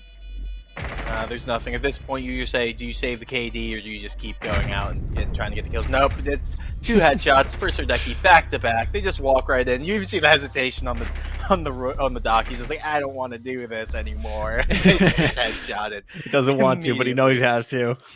Yeah, but you know, it's the same as kind of last game. What we just saw, very clean take. The attacking side of Sumter is actually insane. They're so fast, so strong, Yeah, and like usually, they're completely getting the blind side of Three Rivers right here. Like in the beginning, I don't know what Thunderbird was doing, but the thermite charge just went off right behind her, and nobody. I don't think anybody called it out because Thunderbird was just staring at the window the entire time, and and Sumter just comes running right in. Like, I think it was the first 30, maybe 40 seconds of the round, and they are already in objective.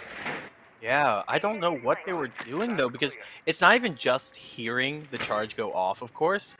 It's more, you hear the EMP go off, and your first thought as a player is, they're getting the wall open, I need to run. But no, he was dead set on defending that window, watching the window to make sure no one was hopping through it, and then he died. But you know, love the dedication to the very end. You know, at least he turned around when it exploded. At least he saw that it got open.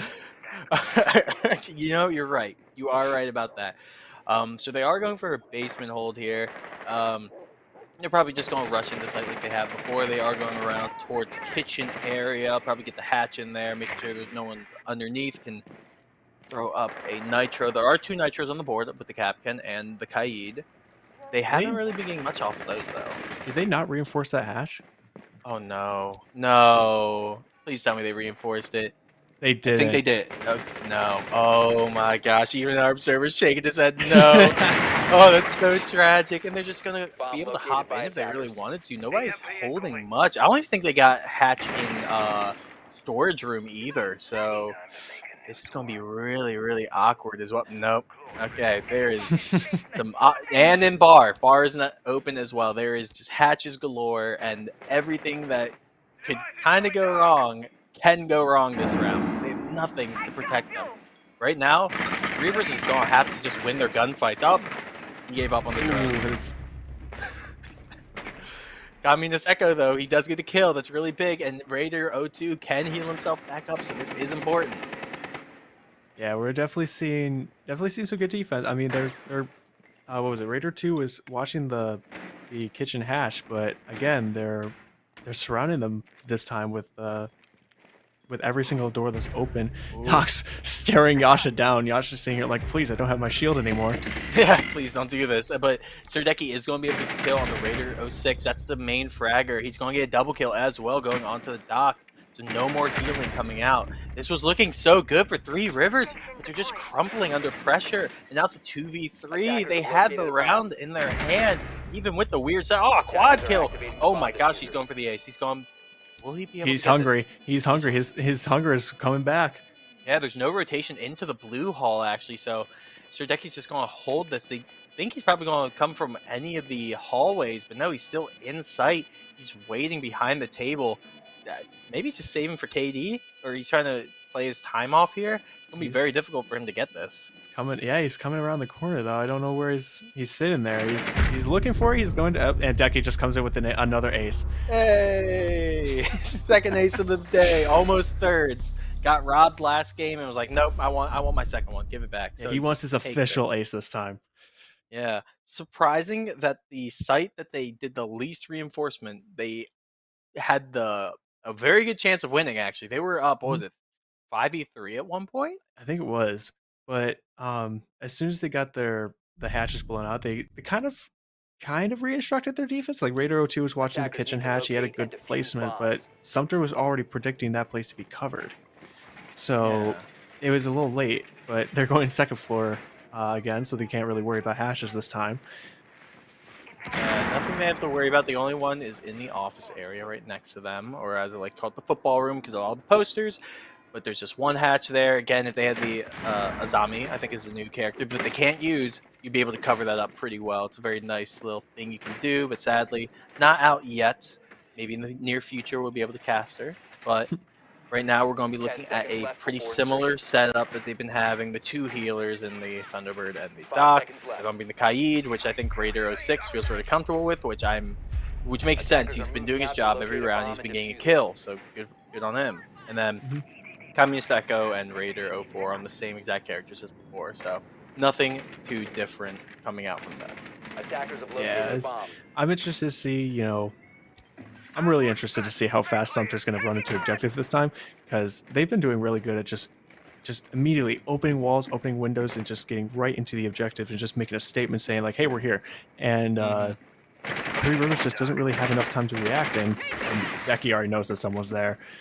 You want to play some bets? You want to see how many kills Decky gets? You want to play some bets? You know what? I'm down for it. I'm 500 credits on 3 kills this round on Decky. I'm gonna say 4. I'm gonna say 4 kills. All right, maybe he's going to subvert both of our expectations and die between them. So, I highly doubt it's gonna happen. He's 8-0. There's a chance he might get too cocky and confident. So this could really be detrimental. That's all of Sumter though. I mean, I don't want to say that they got this, but a few of them seem like they feel like they're going to get this, but Raider 04 going to get an immediate kill on Kuro. Yeah, Kuro's going to go down. The Communist goes down right now. He's not dead, but he is in a knock state. Raider 06 also is hurt. He needs to get to a station or the dock to heal him. He should be fine at the moment. Yes, he gets shot right back up. They will be safe, but the bomb is already going down. What is happening in gym? Oh my gosh, No everyone's in construction, and they're not even paying attention. There's no reinforcements or anything there. Decky's got his kill hole, though. Oh, he's waiting for it. He's like, oh, someone spam the wall. Someone's got to spam the wall, right? No. Please. Okay, well, that's his first one on the round that we said. Oh, Yoshua's going to be able to get another kill. Raider's going to be able to get a kill as well. Oh, Yoshua coming with the flank. He's trying to get the kills, but he's not going to be able to. It's a 2v2 at the moment. He's lying down. He's getting the double kill. Come on, get the third kill! Oh, there it is! Let's go! Oh my gosh. That was a good bet. There you go. Yes, I won the bet. What a good time. But also, that was actually a good round coming out from Three Rivers, all jokes aside. Again, 2 people coming down. It was a 2v2 at one point. Again, this is a cluster. There was 4 of them. 4 in construction. Yeah, That is very weird. if any of them were watching that open wall that Sumter was able to open earlier, they could have gotten so many kills. There was two of them Defenders, standing in the protect your doorway when bombs from the being Aruni defused was by trying to crawl attackers. through that hole. So, they got lucky that no one was still watching there. But they're going back into the same objective, probably being like, oh, we can't cluster this time. But yeah, who No. knows? I mean, but yeah, you're right. Decky made a good play. All jokes aside, they saw that the rotation hole was open. There probably was nobody going to go through the hallway, so you knew, people are going to go through there. And Kuro looks like he crashed again, or no, it wasn't not again, but Hell Beetle looks was like the he first crewed. one. Yeah, Hell Beetle was the first one. But 10 seconds Real left question before is, do they keep going? Do they have the confidence? Because they've been surviving every round with more than 2 people, and Decky has 11 kills. 11. attackers are moving out to It's a locate very bomb strong diffuser. number in And 3 rounds. Thunderbird already taken damage. I mean, can go back to a station, but again, it's like A bomb has been located. we're watching the team kind of fall apart right now on Three Rivers side. Attackers They're have just located a bomb. they're just kind of playing the game at this point. Yeah, they're Oh, trying to have fun. s- Oh, the wall's going up, but he doesn't realize it. Yoshi's taking his time. Yoshi's just making sure he's Yoshi having a wants good them to time. not know he's there. Yeah, could just spam through, maybe got the headshot, but nobody knows each other were there at the moment. So that's all fine. They are going to go for the hatch as well. It looks like they are going to completely play the round. A lot of their team is actually still in spawn. So Yoshi's like, come on guys, let's keep playing, let's have a good time. And everyone else is like, I don't want to do this. So it looks like we will be playing out the round 4v5. Everyone's on site pretty much. So one person on stairs. It's Raider 4 on the Echo. He will be playing downstairs at the moment. But I am interested to see if they actually win this. This will be a huge, even big, like a larger mood if they do lose this Three Rivers. They should, in theory, win this. Right. It is a 45, but again, like you said, they should theoretically win this. I mean, Raider 02 is currently hiding in a bathroom right now. And Raider 02 almost getting down almost pretty much instantly. There goes one of their healers. They still got the Thunderbird, but Kami's not just going to get the stop looking at me kill. Oh my gosh, yeah, this is looking a bit rough for them. They're already inside. Decky drops it and then picks it right back up one more time. They do have to be careful. There might be some Echo drones in there. Raider's also able to get the kill. Right now it's a 2v4. It's a 2v4. They have the advantage here. Oh, but, she's in Yasha's sight already. Yeah, Yasha's going to get the kill. Oh, he might be able to get a second one here, but no, he turns his back and he's going to go down. Bomb is getting planted. There's about 4 more seconds left on it until it's fully through. One person in the bathroom. It's the Thunderbird and the Thorn. Yeah. What are they? Interesting. They're just going to push him from one side. Up. He's stuck on the door. It doesn't matter. Door's stuck. Door's stuck. He is going to try to push through the window as well. They're probably going to push at the same time so they can get a good flank off here. One from behind, one from the window. So he's but going they to push. shoot the door. Oh, he gets him. He's going to get both. Oh, no! he didn't get it! Raider 04! You absolute mad lad with the Raider coming in kill! with the first win for Three Rivers that we've seen this entire game. Bomb diffuser. Oh my gosh. Almost what a didn't shot. have it. Oh my gosh, that was actually so close. That was a really good shot too. That was a head glitch actually. He had almost no shot of hitting it unless he was hitting the headshot. And he hit it and it worked out well for him. Again, they won the 4v5. That's big. If they lost the 4v5, that would have been super rough. And it was also great communication that they both pinched at the same time. Yeah, we're starting to see a bit more communication. That was a good play. But we're going to be going to a quick pause right now. Yeah, but Decky was making a good final stand. If Yasha probably didn't turn his back at that last bit there, he probably could have gotten one more kill, which could have severely helped out Decky there. But again, I mean that's one that's one win for Three Rivers, which to them that's a big deal. So, and we did see in that last bit there, Decky's asking if we could pause for her Kira to come back, and Raider 02 immediately says no. So no, it's fair. It's fair right now. It's fair not now. Let anything happen. So they gotta let it happen. But we are at the pause. They're trying to get him back into the match, which is going to again make it a 5v5.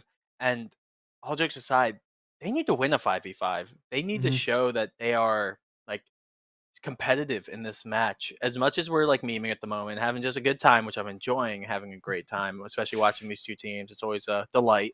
But it's just it shows like they're not showing us anything at the moment. They're not showing us anything crazy. The map, they haven't been reinforcing. They didn't reinforce hatches on that first or the second round. Right. Yeah. So I don't know if they're trolling a bit, if they just have given up, which you should never do in a match. You never show the enemy team that you've given up. Yeah. That's the first sign of defeat right there, is showing that you give up. Besides just giving up. But Yeah. and but that last play there, that was something. That was something good from Three Rivers. Trying to pinch Decky.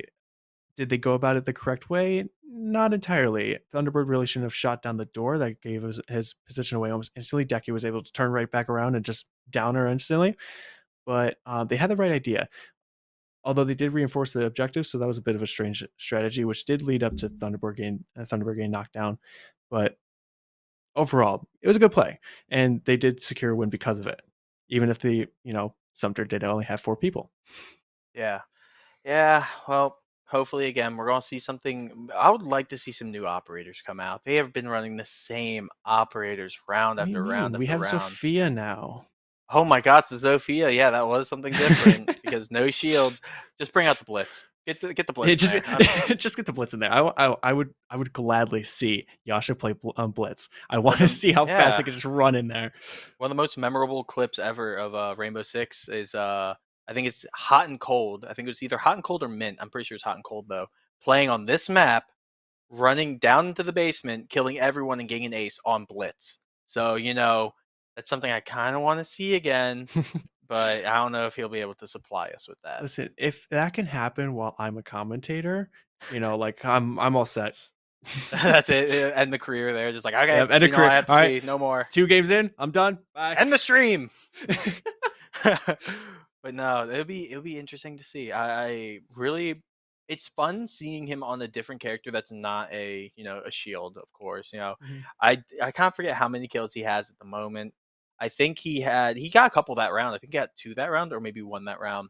Yeah, he did get a couple because he was in a good position. He was like one of the last 2 left. But you did see his playstyle kind of change. He's playing a frontline character, but he's not playing frontline, especially when they were in the basements area. He was down the hall. He wasn't like, he wasn't in tunnel. He wasn't in blue hallway. He was down near the stairs. So he's definitely played a different style, which is always good to have. If you always want at least 2 different styles so that you can't be predicted or anything. So it was good on Yasha. Yeah, but it's 2 completely different things, which I love. It's the shield, and then you go to an entry fragger, and it's just like, wow, that's something else. That really is something. I mean, there is a similarity. Both of them are frontline because you got the entry fragger and you got the shield, which are always going to be the first ones going in. But again, Zofia doesn't have a shield, so you have to play it a little bit differently, which that's what I like seeing about with Yasha on this one. It's like like you said, it's something different. So yeah, okay, let's compromise. He's gonna pick Blackbeard next, or Osa. Blackbeard, one of the 2. Has to. I'm going to say Osa because I know the game's not similar to last week, but we did see a lot of Osa plays last week, and Osa was a very strong character. Blackbeard, I don't know. I've never seen him be picked and ranked unless they're Get picked like last trolling. week once, if I was correct. He did get picked last week once. I think for 1 round though. 1 round. He just didn't work. It didn't work. It was a special round, a great round even. But other than that, it's a faint memory. I just remember being picked once. Yeah, it's as much as I'd like to see Blackbeard get played. Personally, in my opinion, he's not what he's meant to be. Sure, he's not like when he first released, when 600 HP to face shield. So, but the shields feel like they shatter instantly. So I feel like Osa would be the better pick for that one. Oh yeah, of course. At this point, I'm just seeing what he could pull out that's similar to a shield, to be honest, and that would be true. Those 2. There's nothing else that really compares. I wouldn't be too surprised if Fuse was played, if he would just pick Fuse with a shield. Fuse with a shield. Oh my gosh, what a blast! What a blast from the past. I haven't seen that in a while, but hopefully we get to see something interesting because again, we've seen the same things over and over again. It'll be nice to see some flavor, some mix up, because teams need a lot of diversity. They need to be able to play a lot of different stuff and be able to handle different situations. And right now, if I am the actually for both teams, because this game at the moment isn't the closest. So this is a moment where you can experiment. You can try some different things if you really felt like it. So this is a good moment for them. Yeah, it's definitely a very good moment for them. Is the issue with seeing something different is that Sumter knows what they're doing will work. And so it's either they choose between, oh, are we gonna experiment a little bit and like probably win? Or are we just gonna go with the same loadout and just absolutely rush into objective and wipe them almost instantly? Defenders, protect your Yep. bombs from Well, being we defused by do see attackers. one different character right now, and it is the Mira. Oh my, and their bar. Oh my gosh. Well, what a time. This, okay, let's make some light of this, okay? In the Invitational, a lot of LATAM teams picked this site. True, LATAM lost this year. Don't want to bring that up. But this is a site that is viable in some situations, especially with the Mira. That is a very strong pick, unless you lose front door control. You lose main door control, you will get shot and killed pretty quickly. So, 10 seconds to go. other than that, everything else is standard. Yeah, it's the mirror pick was definitely strong. I mean, they didn't have that option last game because Three Rivers actually banned them. So it's interesting to see them actually pick Mira now. So hoping, again, I'm hoping that Three Rivers can do something.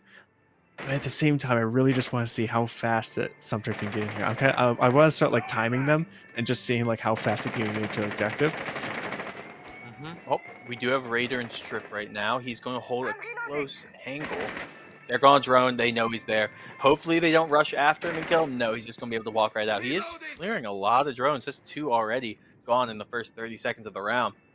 But they are going to have strip control. There's 3 of them walking through, actually. Yeah, Kuro's watching the main window. If they lose that, that's going to be almost devastating. Oh, Free cap cans on one door. Oh my. They're trying to get a kill in early. Yeah, this wall's soft, actually. They didn't reinforce it. They can just get right into sight. There's people playing all over the place. Yoshua Watt's going to be able to get a kill as well. 3-3-3 on the shield main. So he's going to get some concussions in there. They're still playing this very methodical. They're not trying to run in fully. Oh, he's fully blind, though. It doesn't really matter. He is going to push into the table. And he's going to get hit by a cap can. So first cap can to land. Right. Was that 1 or 2? I think that might have been just 1, but that was a lot of damage for 1. Yeah, but he does get healed up from one of the Thunderbird stations, so it doesn't really matter.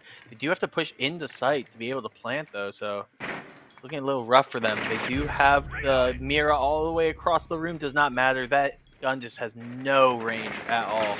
Yeah, at least if you're not pro. We'll bring back a topic from last week. What do we call it? Trigger control. He shot 1 bullet, missed, it hit the back wall, and Hellbeetle instantly knew it was right there. Yep, and look at the spam right there coming through. Hellbeetle getting another kill onto the round, and same with Stop looking at me. He's able to get kill as well. We're watching. We're watching you, buddy. We're gonna make sure that you get this final kill. Hopefully, he gets this final kill. They are gonna be able to get the bomb down. They're actually gonna use the mirror window to their advantage as well. They know where he is. Yeah, they know where he is. It's so awkward. They're gonna peek through bathroom. It looks like he might be able to get taken out by Kuro right here. If Kuro's able to get the drop on him, yes, it looks like he will. Headshot straight to him. Gonna be able to take him down. That's 4-1 on the side. The Fire Ants. Yeah, it was definitely. For some reason, Sumter, like you said, they came in slow and methodical. I think the loss from last round, they're like, okay, watch it a little bit, but since they got Kuro back, they're able to just come right back in. Once they got the first 2 kills, that's when it started to fall apart again. Well, look who it is. Well, maybe. We do have a pause coming back again, but we did see a flash, and that was our boy of Blitz. That was interesting. I'm happy. True, it wasn't on. We saw it. We saw it, but it wasn't on Joshua like we usually thought it would be. It was actually on Serdeki. So he's trying to pull something interesting here. Something crazy is supposed to happen. It was Serdeki. I'm honestly more scared than if it would be Yasha. That is a bit true. Sometimes if you're just able, there is a glitch, or actually where you drop shot with a pistol and a shield and you just have instant perfect aim every single time. I'm not sure if they patched that. Hopefully they did, because that was broken. I think that was a couple seasons ago, so maybe, but I'm not sure. Yeah, but That's going to be an interesting pick. We haven't seen anything like it yet, so it shows they're actually trying to branch out and have a little bit of fun, which is always a good thing to see in these matches. I think it's more just having fun at this point. I think it's just a lot of just Decky's just like, I've got like 20 kills this game. Yeah, why not rush it? Why waste time? Let's have a good time. He's gone. Dude, he's just playing like an absolute monster. Both maps too. It's not just a one and done. Like last week, I think we had a player who he played well, but like he had a one and done map, and then another player went and did his thing, and then another player did his thing. That type of thing. But there, right now, Serdecki's kind of being like that hard carry. That's like, okay, guys, everybody hop in the backpack. Here we go. We're going off school trip, and we're gonna have a great time.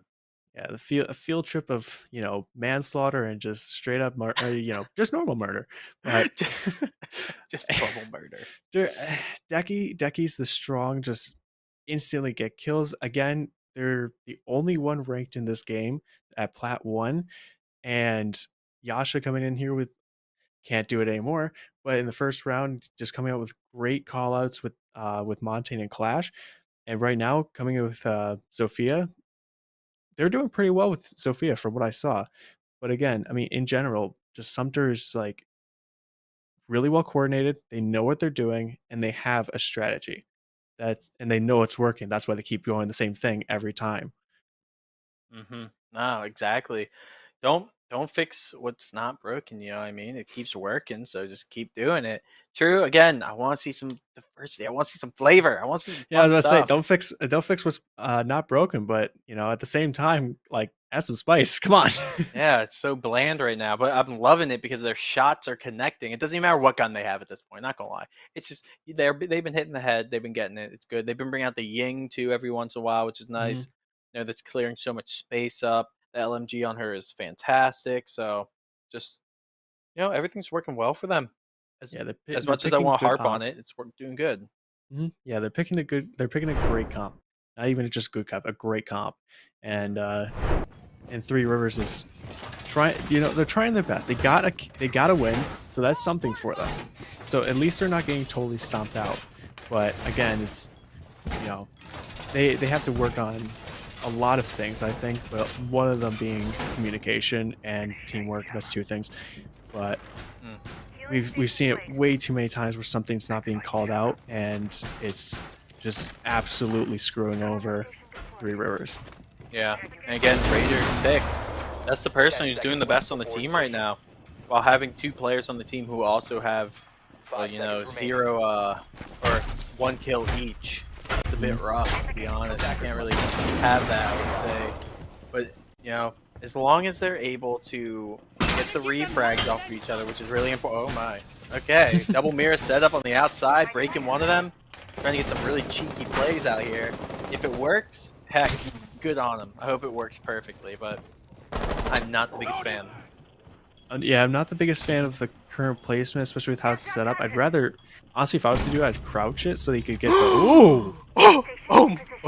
Yasha's down almost instantly as Raider 6 gets the flip on her. We do see Blitz from Decky coming in, going for the dock. And once again, going on a murder spree. Mira instantly reacts and gets thrown away, trying to get the nitro on him, but nowhere near him. Yeah, that was a interesting play, to be honest. I am confused. That shot was actually insane. Like, even a lot of pros would miss that shot, so good on ya. Raider 006 hitting that one. Really nice. That's the guy we always talk about, too, so his aim is proved true there. They're going to try to get the wall open as well. Hell Beetle is going to be able to get the kill as well. Here comes the opening. Do they have any more nitros? No nitros on the board. Oh, no, he goes down, but Hell Beetle with a quick headshot. They will be able to pick up Sir Deadly, maybe, unless anybody swings. No, nobody's going to swing at the moment. There's going to be a free pickup. It's a 4v2 at the moment, and they will be getting free plant as well. Decky's enraged. He's going straight for him. Oh, but Decky gets knocked down by Hell Beetle. Hell Beetle said, no, get back here. You're not doing anymore. This is my round to shine. Beetle's keeping him on a leash. He doesn't want to get too crazy. Yeah, but look at Raider right now, Raider 6. He actually is positive at the moment. First time we've seen one of their players go positive this game. I mean, if you want someone in this clutch, it is him, and he's been doing really well, but Beetle is hot this round. He's feeling it. He's ready to get some kills, but nobody's peeking him. He has 20 seconds left to get into the site. Helpio's holding this tight angle. He's going up and down, making sure that nobody can pinpoint his head. And there's only 14 seconds left. This is so rough. He's going to go through the wall. Wow, what a shot. That was a Free-fire. nice. That was a great prediction by Held right there. Yeah, such a good pre-fire actually. I wasn't expecting him to actually pre-fire that. Most players would just hold their shot, wait till he like passes the hole and then shoot, but no, he just kept going for it. And that leads to a 5-1 lead for Sumter. So this is going to be, again, very difficult. It is a defender-sided map again. So We've seen Decky pick the Ella, so Attackers need that's to locate and defuse interesting. bombs. Does she have the shotgun? Does she has the Scorpion? Okay, Scorpion. well, not the best rifle in my opinion. I like the Scorpion. It's just the horizontal recoil is just a bit too much. But you know, knowing Decky, they probably just have something on their mouse to just invert the recoil or something. But, yeah. But it was cool to see Decky play Blitz last round. They were able to get that dot kill, which is really really neat to see. Yeah, took control of rafters all by themselves. That's such a hard area to take care of too. Is garage. You always need like 3 people with you to take care of it. No, he just did it all by himself. Especially his Blitz, because you can't really like angle the shield correctly, especially going up the stairs. Yeah, you lose the verticality area, so you either get shot in the feet or you get shot in the head, either or. So a bit difficult, but we do have a spawn peek here from Serdeki. He's going to try to get he's not going to be able to get the shot off quick enough. The reaction time is so difficult for that peek. You have to either have them stop right in front of it, or you just predict it, like have a timer on perfectly. So not going to be able to get it, but it looks like they're going to be holding CCTV and cash room. Nothing too crazy at the moment. Yeah, nothing too crazy, but I thought we were gonna have a window fight here, but it looks like is that reinforced? Oh nope, not anymore. Doesn't matter. Zash goes to blow it open, but yeah, there is still one castle barricade though up on Fukuro that they can put down anywhere that they really desire if they feel so. Right. I think there is the Wamai. He is playing in garage rafters. He's gonna be able to take out the Twitch drone. A bit annoying. A little annoying pest out, but stop looking at me. He's going to be able to get killed as well. Hellbeel's going for another fight. He's going to try to get one more. There's 2 out there actually. He did pepper a little bit, but no damage actually came out. So it's still a 5v4. yeah. I'm really interested to see what 3 versus is going to do to try and like actually enter the building, because I think all of them are still outside except for maybe Radar 2. Oh, not anymore. Radar 2 is a cold corpse in the basement now. Yeah, right down to Serdeki getting another kill. 14 and 3 at the moment. Having a heck of a day. Hellbeetle does not want to be forgot about. They have really been turning it up the past few rounds compared to the first match. Yeah, Beetle's up 10-3. Woo! Deki gets another one as well. Rated 006. He's like, I want to get one more kill. Trust me. Just keep peeking me on this window. It looks like someone's actually going to go and peek from bedroom window right now. It looks like, I think that's a Jaeger, but I don't think they're going to be able to get the range at the moment. Yeah, so they have the angle. Yeah, a bit difficult. They're just going to hold this for the next minute about, unless they feel like, just get it over with. It's a 5v1. Maybe he could pull this out. He could be the next Bolo or be the next Tengu. He's got 50 seconds though, and they're putting up the last castle barricade right now on the what was that, construction door, I think? Yeah, construction. So wasting time right now. There's no real point in watching that window. It's not like someone's gonna run up there and get it. But Decky's just watching the front door. And is anybody watching the window? Well, no, I don't think it matters because yep, doesn't matter. Yasha's gonna be able to get Yasha the kill. getting it back, and that leads to a flawless round at that. I think that's the first flawless that we've seen. I think the other ones were aces. Yeah. But yeah, one other flawless is according to Observer, and yeah, Yasha taking some damage from Radar 06 earlier, but immediately comes back saying, you took my health, I'm taking your life. So yeah, just immediately come right back with it. Looks like Decky didn't like the Scorpion recoil, so it's not going to go Vigil. Vigil. How do you say it? I say Vigil. Okay. Yeah, but either way, as long as it gets through, it doesn't really matter in my opinion. Yeah. Right. But we know it who doesn't we're really talking matter about. when you're 15 and 3. Yeah. At that point, you're just known as that guy. You just we say Decky, and it doesn't matter who they're playing. It's Decky. Yeah, it's Decky. They're Decky. They're a great player. Yeah, Right they know now, what they're doing. yeah, and right now it's like, sadly we don't get to see, Kuro's not having the best game as like last time, but it doesn't really matter at all. As long as he's 10 seconds left. helping before out, insertion. getting kills every once in a while, or at least getting some assists. 5 I think it's all seconds to good, insertion. nothing crazy. And then on the side of the attack, first time we've actually seen it, I Attackers must think, locate at least and first defuse time, the is a bomb. Maverick. Yeah, Maverick's the first here. Probably going to go for hatches, which is good because a lot of them are electrocuted right now. I saw the one in bar was electrocuted. But hey, at least those hatches are, reinforced as Raider 06 is going to knife a wall. Yeah, it's good that they actually reinforced it. Congrats, we got to see some reinforcements. Observer's happy. He's like, Yep, oh my Observer's gosh, happy look to at see it. this. But hopefully they're going to be able to get this. They did not bring any. Okay, they actually did bring some hard breach charges. So we do not want to see the Maverick waste his blowtorch on this. Wait, is he going to? Hopefully he doesn't, because that'd be such a waste. Yeah, they only have one other hard breacher from us. Yeah, they only have the Ying's hard breaches, so they could just do it on there.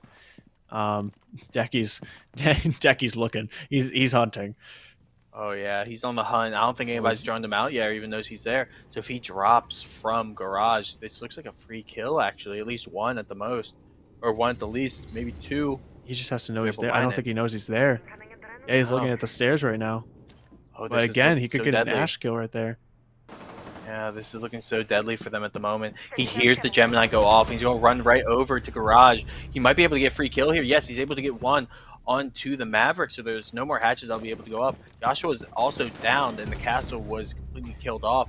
So right now, it's an effective 3v3. There it is, 3v3 completely.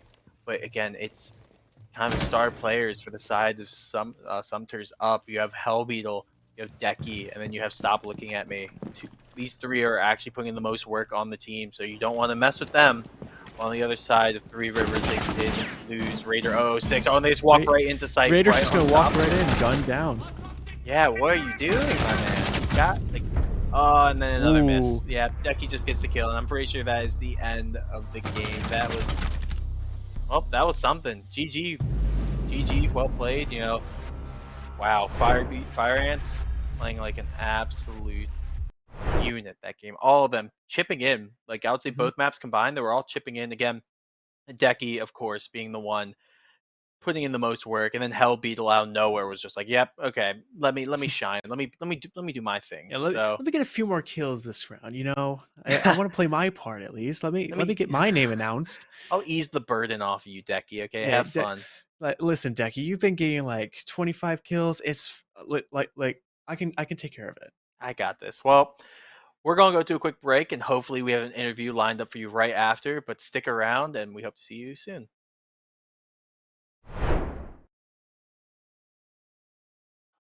20 seconds left. It's not looking good. And Thermite's holding that aggressive angle. There's really no way for Three Rivers to really get him. There's nothing at this point. You say, do you save the KD or do you just keep going out? Don't do this. But Serdeki is going to be able to kill on the Raider 06. That's the main fragger. He's going to get a double kill as well going onto the dock. So no more healing coming out. This was looking so good for Three Rivers, but they're just crumbling under pressure. Now it's a 2v3. They have the round in their hand, even with the weird side. Oh, a quad kill. Oh my gosh, he's going to be in sight, waiting behind the table. Maybe he's saving for KD, or he's trying to play his time off here. It's going to be very difficult for him to get this. He's coming around the corner though. I don't know where he's sitting there. He's looking for it. He's going to up and someone's spam the wall. Someone's got to spam the wall, right? No. Please. Okay, well that's the first one on the round that we said.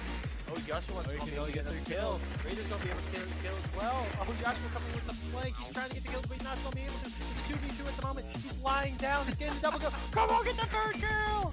On the window as well. They're probably going to push at the same time so they can get a good flank off here. One from behind, one from the window. So but they push. shoot the door. He gets him. He's going to get both. Oh, no! Raider 04! You absolute mad lad with the kill! They're going to be able to get the bomb down. They're actually going to use the mirror window to their advantage as well. They know where he is. Yeah, they know where he is. It's so awkward. They're going to go keep the bathroom, it looks like. He might be able to get taken out by Kuro right here. drop on him. Yeah. Current placement, especially with how it's set up. I'd rather, honestly, if I was to do, I'd crouch it so you could get. Ooh! He was hot this round. He's feeling it. He's ready to get some kills, but nobody's peeking him. He has 20 seconds left to get into the site. Sumter's holding this tight angle. He's going up and down, up and down. There's nobody can pinpoint his head. And there's only 14 seconds left. This is so rough. He's going to go. Wasting time right now. There's no real point in watching that window. It's not like someone's gonna run up there and get it. But Decky's just watching the front door. And is anybody watching the window? No, I don't think it matters because we are actually putting the most work on the team, so you don't want to mess with them. On the other side of Three Rivers, they did lose Raider 006. Oh, and they just walk right into sight. Raider's right just gonna walk right in, gun down. Yeah, what are you doing, my man? You got.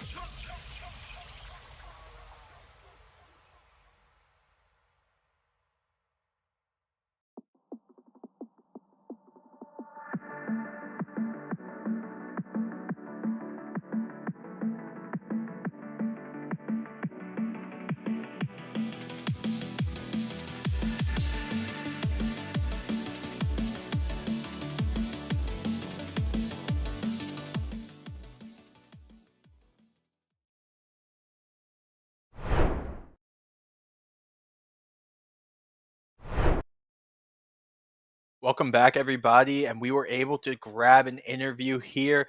We have Yasha from the Fire Ants. Hey, how you doing? There we go. I'm doing great. All right, I just wanted to first congratulate you on your victory, a very, very clean victory that you had there, only dropping one round. I want to congratulate you on also being the only person in Rainbow Six history, at least that we know, to get 0 kills in the first game and then get double target ban the very next game. Yeah, it was pretty insane. Love the stuff in the background. Love. Yeah, I was gonna say, someone get carried off? Did someone die? Yeah, they're wheelbarrowing. Sorry about that. Yeah. Question I want to ask real quick is, Right. what's with you using shields? Like, I know that's a very broad thing, but like, are you normally a shield guy, or is that something like the team's like, you're the shield guy now, play it, and we're gonna work with that? And why Clash? Why Clash? Okay. First one, why shields? So we usually start out round 1 sometimes with either me on Zoph or Monty. For Villa, we decided to do Montang. Just see how they played. It's a safe pick. Be a human drone. And they didn't counter it a single round. So I just kept walking at them, and it kept working. And they followed up behind me. I was giving callouts, pinging, doing everything I could. If they had better C4 placements, they would have smoked me because they were decent, but no cigar. And then the Clash, just not messing around, but we were up, what was it, 6-0 at that point? And I don't play Clash too much, but I figured I should just keep the shield, let them come up behind me, block doorways, be utility. Yeah, but it worked out perfectly for you, honestly. I think you did really well. You played very, very well. That was one thing we were saying, is that you were making some great call outs for your teammates, especially on Villa when you're attacking from laundry room. There's someone sitting behind the couch and you were pinging it like, hey, someone's here, someone's here. Someone get the kill, please. And then, you guys did right after. So it was very, very good to see that come out of y'all. Prismic, do you have anything else you want to ask? Yeah. Well, mentioning the whole communication thing, I don't think I ever saw like a ping not on the screen whenever we were watching you. Like there was always a ping out there. But I wanted to ask, like, so we looked at R6 tracker earlier, and Decky was the only one that was plat 1, and obviously, I mean, they were getting 15 kills a map. So is he like the designated like clear room person, or do you all kind of just like clear rooms together and he's just kind of like the cleanup crew? It kind of depends. Usually he'll pop off, like the assumption goes. But sometimes it'll be Kuro or me. It all depends on the game, the team, the map. Makes sense. Last, guy. Oh, not last week, but the one before. First map I popped off with, was it 14? First game? Probably. And it just goes game by game. Awesome. But usually, yeah. I have one last question that I want to ask. Coming into this week, did you have any preparations or anything special that you did? Because I saw you had the same bands every time you banned. Who was it? The Pulse and then the Dokkaebi, if I'm correct. It was Fuse. Fuse, sorry. Someone on the team said that they'd seen them play Fuse a lot. We just didn't want to play around it. We probably could have banned Jackal, but they didn't pull out the Jackal either. We didn't really roam too much, except for Decky, little nerd right there. But we just didn't want to play against the Pulse either. No specific targets besides the Fuse. I don't know if they played Pulse, but all right, interesting. Prismic, you got anything else you want to add? Yeah, I got the same question I asked last week. Obviously, your team is very well coordinated, has a lot of experience, and just knows what they're doing. But is there anything, even like the smallest little nitpick, that you think you could improve on? as a team. Yeah, sometimes we'll get a little bit distracted and comms will get all garbled up. But besides that, and we've gotten better with the droning actually, so we don't have to worry about that one. It's mostly communication. We'll go off on tangents a lot. But besides that, I can't really think of anything. Guys are doing great. Yeah, it makes sense. Your team is a very excellent team. So I have to commend you for that. That your team is one of the best I've seen.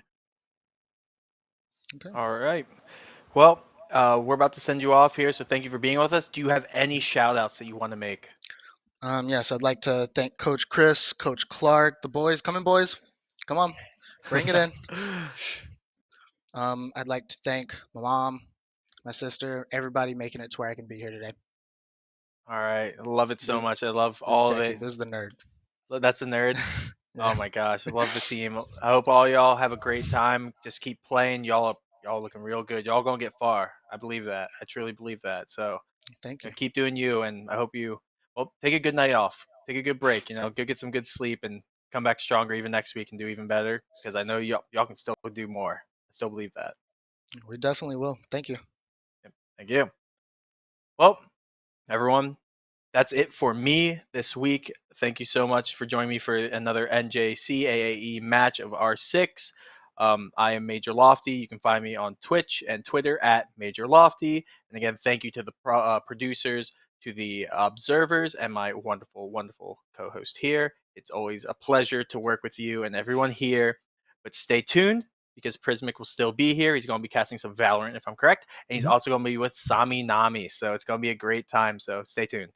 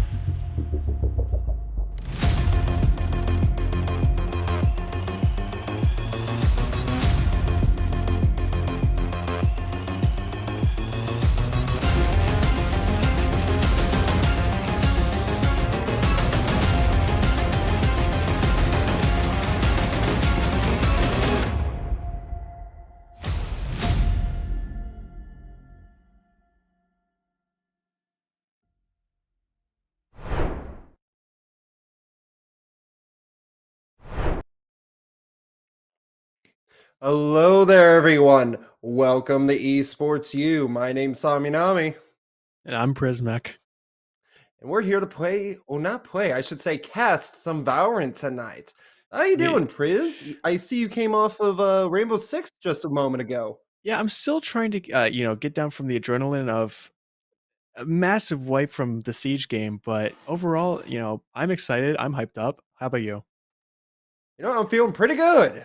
Pretty well rested, in fact. I'm ready for this game tonight. That's good to hear. All right, so what do we got for maps today?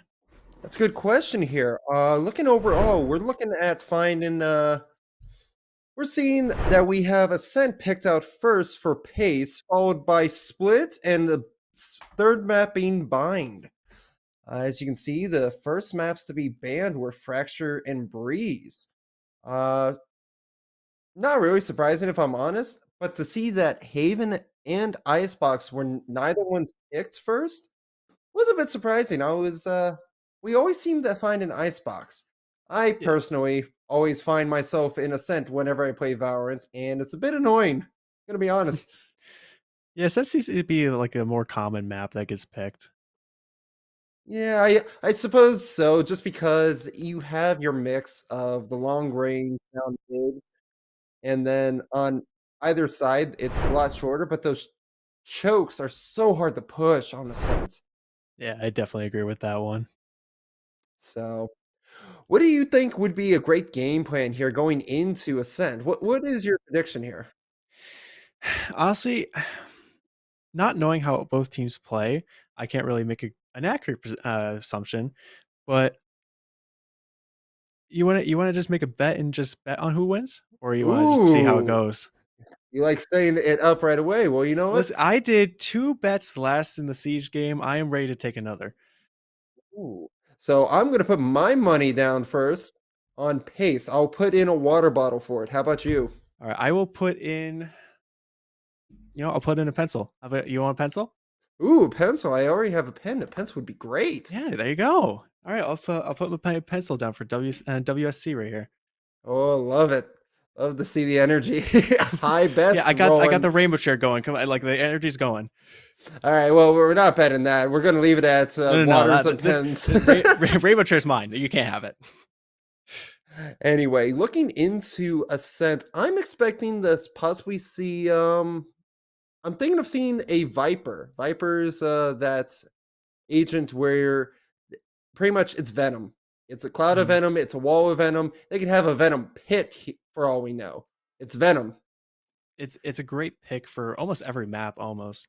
But she's great for covering angles, covering herself, and really just in turn just changing the terrain entirely. So it would be a good pick to see. However, it doesn't look like we are seeing it. Not yet. Instead, we're seeing a bit of Astra, even a KO. Nice for the intel, actually. Astra works similar to Viper, except I like to say that Astra has a mix of Omen and Killjoy because the way her aura works is that it could pull enemies into a spot while damaging them. Kind of like Killjoy is just basic grenades that do damage in a circle. Or she could set up spheres of cosmic energy that serve as the block sight. Yeah, so it seems that they're not going really for blocking angles and sight. They're going more for taking out cover with their picks. Yep, and that's honestly on Ascent. That's really what you do want to do because if you're going to have to be playing on a site, which has the heaven and hell to it, the tree, the garden door, you're going to have to clear those angles. You're going to have to clear out underneath because people like to hide there. Or they're going to hide in the long alleyway if you're coming from CT. As for the B site where there's the boat, you have the first chokehold going towards the fish merchandise and whatnot. You'll see them in the box. They're kind of overflowing a bit. You'll have people playing back sight after a spike is planted. If it's just one person or two, they typically like to hold sight down there because you can hold those angles real well, real tightly, and it's very secured. Mm-hmm.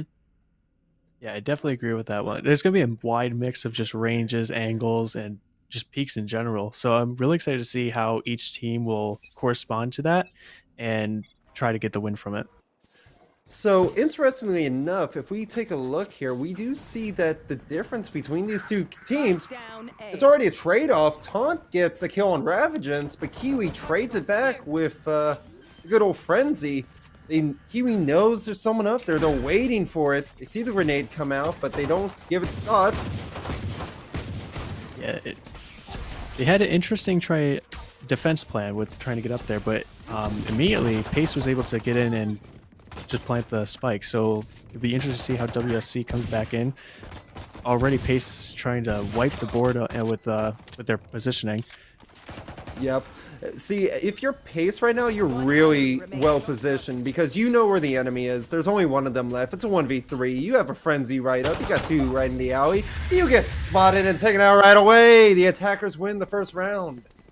Yeah, very clean and decisive win for Pace right there. They got one kill on their team, right? Or they took one death. I think one of them went down. It's about back and forth. Two went down on either side. Yep, because you see 2 kills thanks to Taunt and BB01. They were each able to get 1 pick, but wasn't enough. As we see Kiwi stacking the board with 4 kills. Quite impressive, I do have to admit. Very good start for Kiwi. I hopefully, coming out from a stop for the last game, I'm hoping that we don't see it again. But Kiwi coming out with 4 kills, hopefully they're going to start racking the board more and more. Oh, I don't think they see the Killjoy there. I think they're out of sight. Oh, they pick off BB01 right away. He was taking his sweet time. They didn't know he was there. They snuck out on him like a rat. Well, hopefully with proper communication, they will know that Killjoy's going to be there. They're so close. Oh, no. Taunt gets the pick. Oh, it's very hard to do with the shorty. It's great to do, but it's very difficult. We do see Zing take out Monzo round mid, in fact, towards the market. Zobi isn't quite lucky enough to land enough shots with the pistol. Gets taken out by the Spectre in A long. Yeah, basically creating an outline of Kiwi right there, which is a nice little art portrait, but unfortunately will end up in her death. That was in the door to objective. Interesting play. Oh, that's market. The door to market has been destroyed. And now you have Hindenburg with a nice 78 health and just the classic, and Taunt with, well, the shorty. Good luck, Taunt. Oh yeah, that was immediately blinded. He probably had no chance there. But Pace coming in with a second win before the spike even comes close to being detonated. Or planted, at that matter. Although Wayne State's not holding up too well initially, just because they've been forced to buy pistols every time, what they are doing is trading every single time. They're at least getting a kill for kill, or attempting to, which is the name of the game if you're going to be run down a bit by your opponents. You want to try to make sure you ruin their econ, so that way they're not all on the same page. Right. If you can at least get if you can at least refrag one of the enemy team after they kill your team, it still keeps it an even match, which is what you want it to be. So what we saw right there was a heavy machine gun. He's trying to find that spray there because that wall is bangable. That means you can shoot right through it. And he has a good idea. He just wasn't quite lining up the shots yet. Thankfully, Pace realizes that right away they have that gun and they're trying to hold the walls so that way they don't get picked off. It's always a dangerous area to go into when they have a heavy machine gun, but nobody was picked off in that one. So it was a good effort, but in turn it was not as effective as they hoped it to be.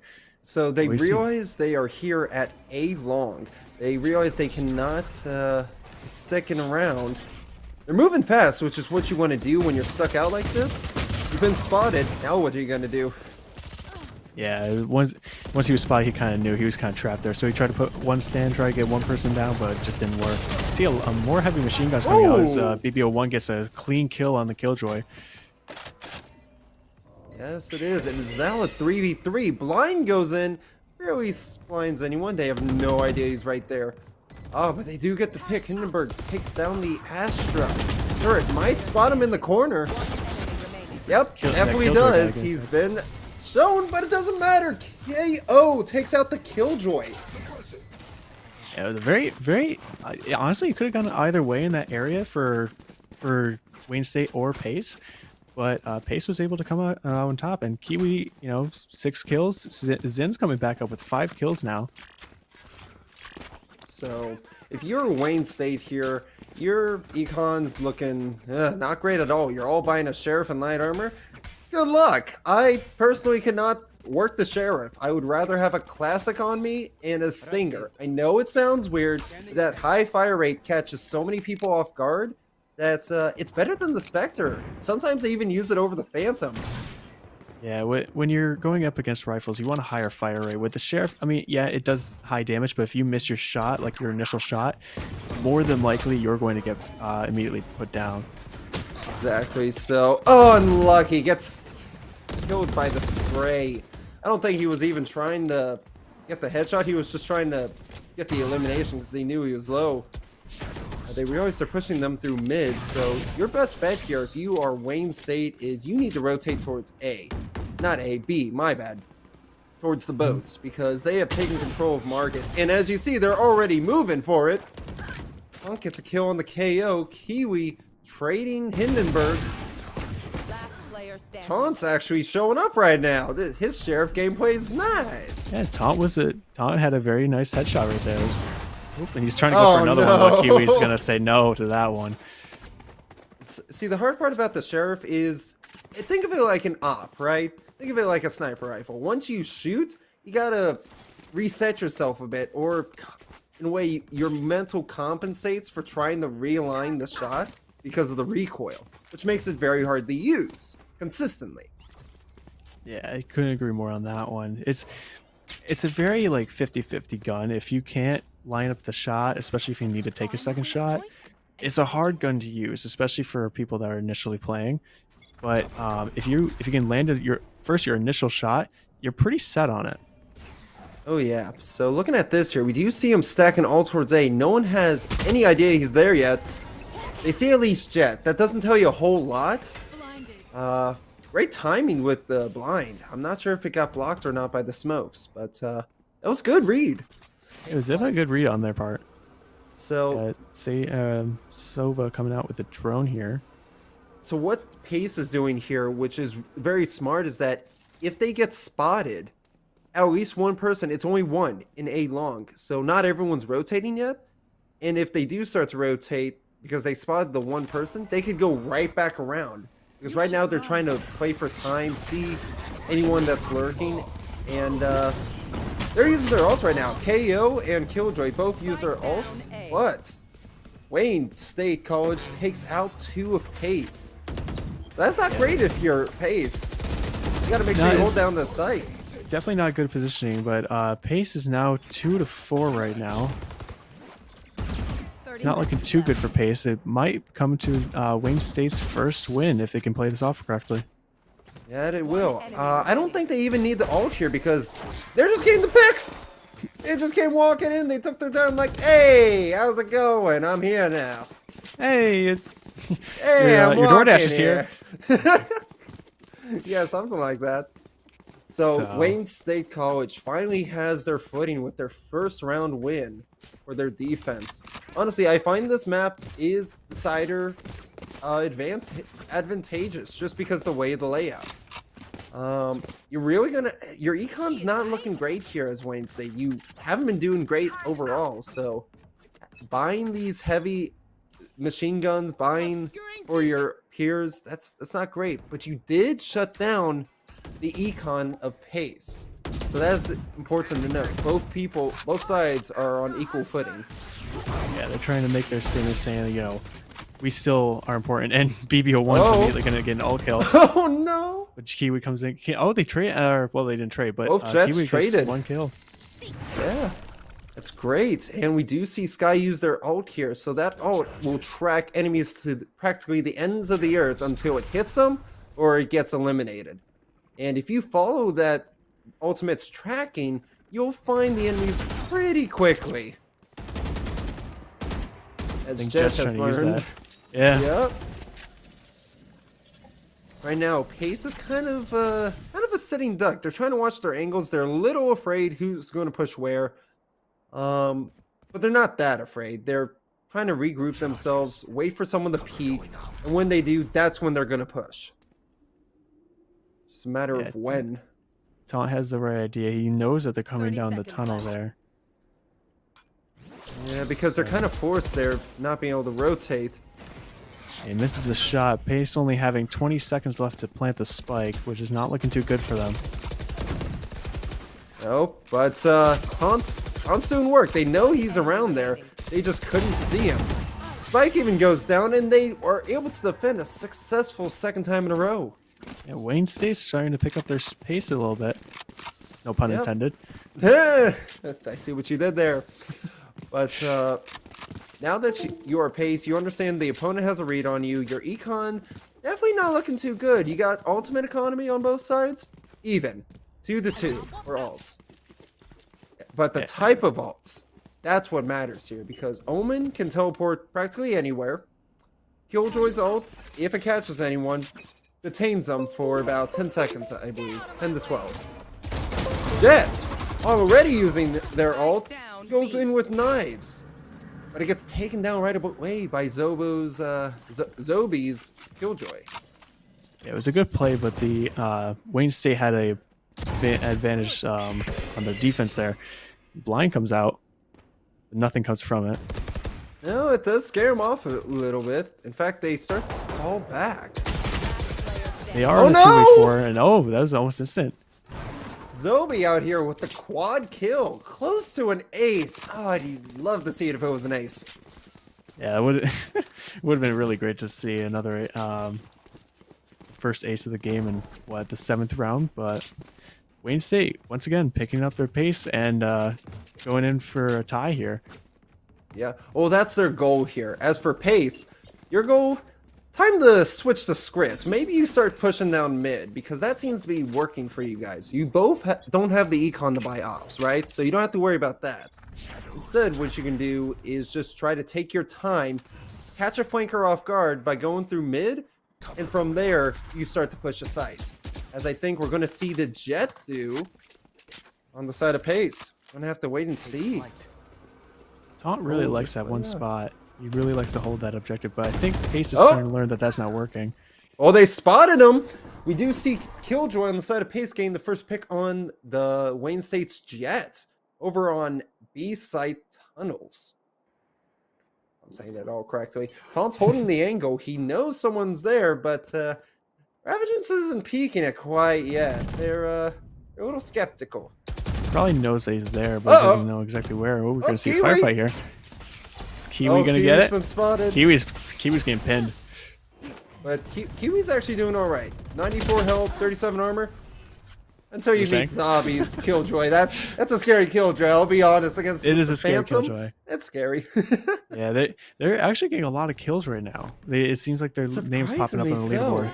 I'm trying to figure. It seems a lot of them got picked out in mid by flank angles. Unfortunately.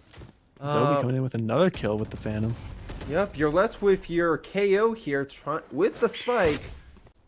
Oh, it's a tough one. It's a tough one. And you're dead. Oh, man. Wayne State coming out to tie the game. That they are. So, Wayne State's got their footing. All they really needed from the looks of it was to have econ. And now they have the op.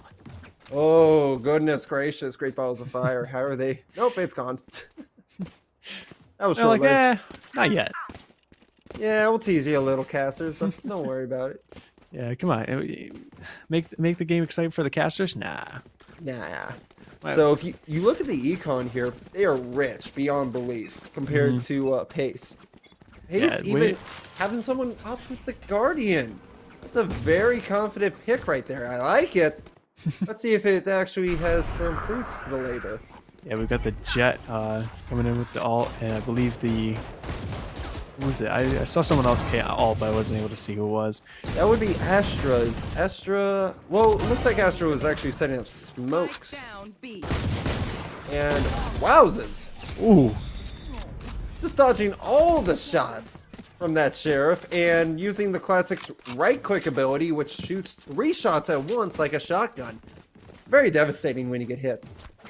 Yeah, especially up close. I mean, long range is really not that effective. You want to kind of stay with the primary, but that all fire, if you can get close enough, you are almost guaranteed a hit if you can play it off right. So I think their best bet here, if you are Pace University, the side I'm betting for, your option here is to try to take control of that mid or start rushing B side. A side's held down way too well by the KO. So you're trying to focus on having the control of center or A real quick. Get your scouting done. And from there, we might see a jet play.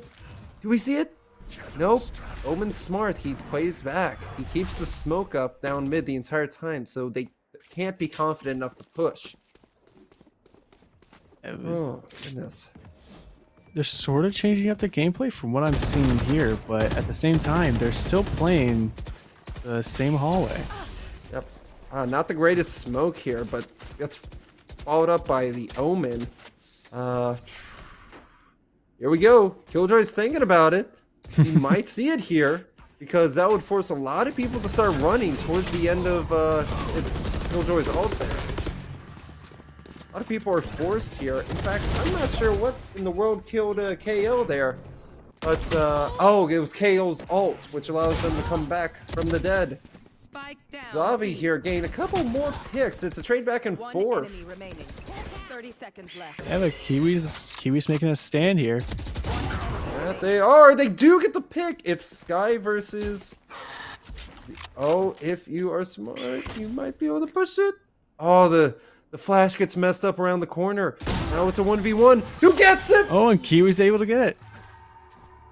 Good work, Kiwi. See, this is what I mean by pace. All right, a little caster bias. I'll start curving it here. Come on, man. My pencil's on the line here. Yeah, your pencil's on the line. I see it. We do see a timeout activated on the side of pace. It's an interesting spot to timeout. I would agree with that. It is 5-5. Both sides are even, so I can understand that you're trying to kill the momentum here with this timeout after you get the win. Get yourself a little extended breath of fresh air off of that clutch play by Kiwi. That's the thing about Valorant, is that you have timeouts every single half of a map on both sides. So being able to utilize those just to disrupt plays and momentum is perfect. And as mentioned, you get that breathing room. You get the time to take a step back and collect your thoughts before you go in and take a tactic going again. What do you think would be the game plan here for Pace to continue winning, or for Wayne State to continue defending successfully? It's very interesting seeing that they're both tied 5-5. You know, the B hallway it's constantly being played. We do see an op here from Wayne State's jet going down mid, so we will hopefully see something interesting come from there. But yeah, as I'm saying, B hallway is a constant, like we're constantly over there. We're constantly seeing activity there or someone getting killed. So either a new gameplay comes out or they try to focus more on that to secure, which it seems like they're doing right now. There's Pace seems to be coming into B hallway like full force. Yep, and someone has been spotted towards A. Oh no, they don't know he's there! Oh, the aggressive jet play with the op. They were not ready for it, as Sova on Pace sides gets picked off through mid. Yeah, unfortunate for the Sova, but you know, it was a great op play right there. You knew that they were there. He saw the quick dash from the Sova. And we're seeing some machine gun play. Yep, we do. So that is Astra's ult. Think of it like a sim ult where it's just a wall. Doesn't defend you, it's just a smoke wall. Oh. Had the right idea there, but got caught with his pants down. Yep. It is now a 2v3 situation. The Killjoy ult does go in. You're going to have to start to push this or hope that you survive and they don't push you in time. It's not looking too good for Pace here. Oh, gets picked off by the Hindenburg. So there's Electra. Alex Sarah? Is that how you pronounce it? Something like that. I'm not gonna try and botch it. So. I'll just continue calling them Astra. Excuse me. In any case, that round goes in the side of Wayne State. It is the last round before the swap, so anything you got, start buying. You're not gonna get these credits when you swap. Yeah, now we're going to see a full heavy machine guns, heavy rifles, and everything like that. We did see the first defuse for the game right there in the 11th round. So yeah, we did. you know, something new, something fresh, something wacky, a little bit quirky. So on the side of Pace, I think Pace actually is a lot better defender. So being able to attack like this first, even if they lose this round, it's not the end all be all. But oh my goodness, Jeez, it's and already over. Oh Wowzers! God. Switching sides. Definitely explosive end to that side there. You're like just immediately coming in and just getting wiped off the face of the earth. Yeah, so what I think we're going to see out of Wayne State here is that what they are going to do is that you may see a bit more aggressive play style. They were a bit more passive on the defense, but once they had to rotate, once they knew where the enemy was, they're very aggressive. Even their defense was what you would consider aggressive, with the Jet playing mid, the Omen playing mid, peeking, checking, trying to get all that intel in. It's aggressive. You got to be ready for it. Yeah, it's very aggressive. You know, and maybe they have a different attacking style. Maybe they're, you know, going to play it methodically, or maybe they're going to wait for it. But that Sova arrow is going to be instantly get taken out. So if you see here, everyone is stacking up towards B, but the Killjoy is hunking around A, including the Jet. The Jet on the side of Pace, or I should say Wayne State College. They're just sitting there. They're just waiting for someone to peek, least suspecting as they rotate. If you're not careful with these rotates, you will get killed. And I think we might see that here against Ravagents. Oh, they were spotted. Nothing happens. I know they're there, but we have activity on A over here. Oh, great first pick. We see KO's in a little bit of trouble. Goes down to Taunt with the headshot. Kiwi trades the Wayne State Jet with the headshot to the Classic. Quite fast gameplay here. It is a 3v4. Definitely a wasted game. You know, quick access to the objective and playing the spike. It seemed to just swarm Pace right there. Yep. It's trades back and forth. Both Sovas have now gone down. Or I should say, only the side of Pace's Sova is still alive. Yeah, Zobi Sova got takes out Sova. Ravagents. Oh, he knows he's there. He's Looking not for able wall to line bangs. the shots. Got one off, but that's going to be a Pace victory for Jet, who's barely alive right now. Yeah, well, good 45. They could take another bullet. They could take another one to the shin. Don't worry about it. Yeah, but they wouldn't like to, I don't think. Nah, they'll be fine. Don't worry about it. Just walk it off. Take your first base. Yeah, just go to the hospital, man. I don't go to the hospital. Just put it back on ice on it. You'll be fine. Yeah, there you go. Just find Sage. Yeah, just ice for bullet wounds. Yes. Don't take our advice. We're not doctors. Yeah. Come on, we're just, the best we are is like elementary school nurses. We'll give you a bag of ice if you're bleeding out and have a temperature above 10,000, but you know. All right, speak for yourself, all right? Looking here, we're going to see a stacked push towards A. They're very slow with the push. They're very cautious as well. All utility from the Killjoy has been used on site B. That's not great on the side of Pace here, because now you don't have that towards A if they push it. And they are pushing! Yeah, they are pushing hard. They were slow first, but they're going straight forward right now. Yeah, did you see heavy Hindenburg switch coming out? In those picks. Oh, Kiwi has no idea. Kiwi! Kiwi! Oh, Sylvan knows at least one of their positions, but he's getting wall banged like crazy right now. Yep, He and has, there like, goes no the plays. smoke again. This is the issue that Pace is facing. It's aggressiveness. They are not ready for. Todd just sitting there like, oh. Wonder where he is. I wonder. Standing right next to each other, but Tom was able to get the quick kill on that one as he walked around. Silva had a good plan. He was kind of waiting for people to come up there. Like he knew one was going to, like the like Paces, or not Paces, Wayne State Silva. But at the same time, it's like, what are you supposed to do in that situation? Because you can't run out there. You'll get instantly killed. You can't flank because that'll take too much time. No, so the best thing you could do there is if you're in an outnumbered situation against an aggressive team, very aggressive, is you wait. You don't need to push. You take your time all the time. And you just hold corners. You play like it's Rainbow Six Siege, quite literally. You just wait for them as defenders. And if you play your cards right, you can get the picks here as you're trading off. You're at a 3v4 right now, Pace. What you gotta do here is take your time. They'll push you, even through the smoke. Kiwi, not quite getting the message, sadly. We do see the Marshall plays. Taunt gets another pick here, but you're left with Astra and a Marshall. That's, yeah, you're not gonna live long. Yeah. Just gonna get absolutely bulldozed at that last moment. Wayne State seems to be, they found their footing. It's 9-6 currently, but they seem to know what they're going up against now. They're able to go around it. Yeah. A lot of pace still stuck with the classic. No, a lot of them bought rifles now. Well, we do see yep. Sometimes you just take your time. Interesting to see the op pick on the side of Pace. We know they're aggressive. I'm not sure the op is the way to go. It's very threatening when you have to play against it. Uh-oh! Hello! You shouldn't push that! Unlucky. It gets picked off there, but Taunt gained a headshot on the Sova on the side of Pace and is able to plant it right away onto B site. Killjoy goes off with the ult, finds no one.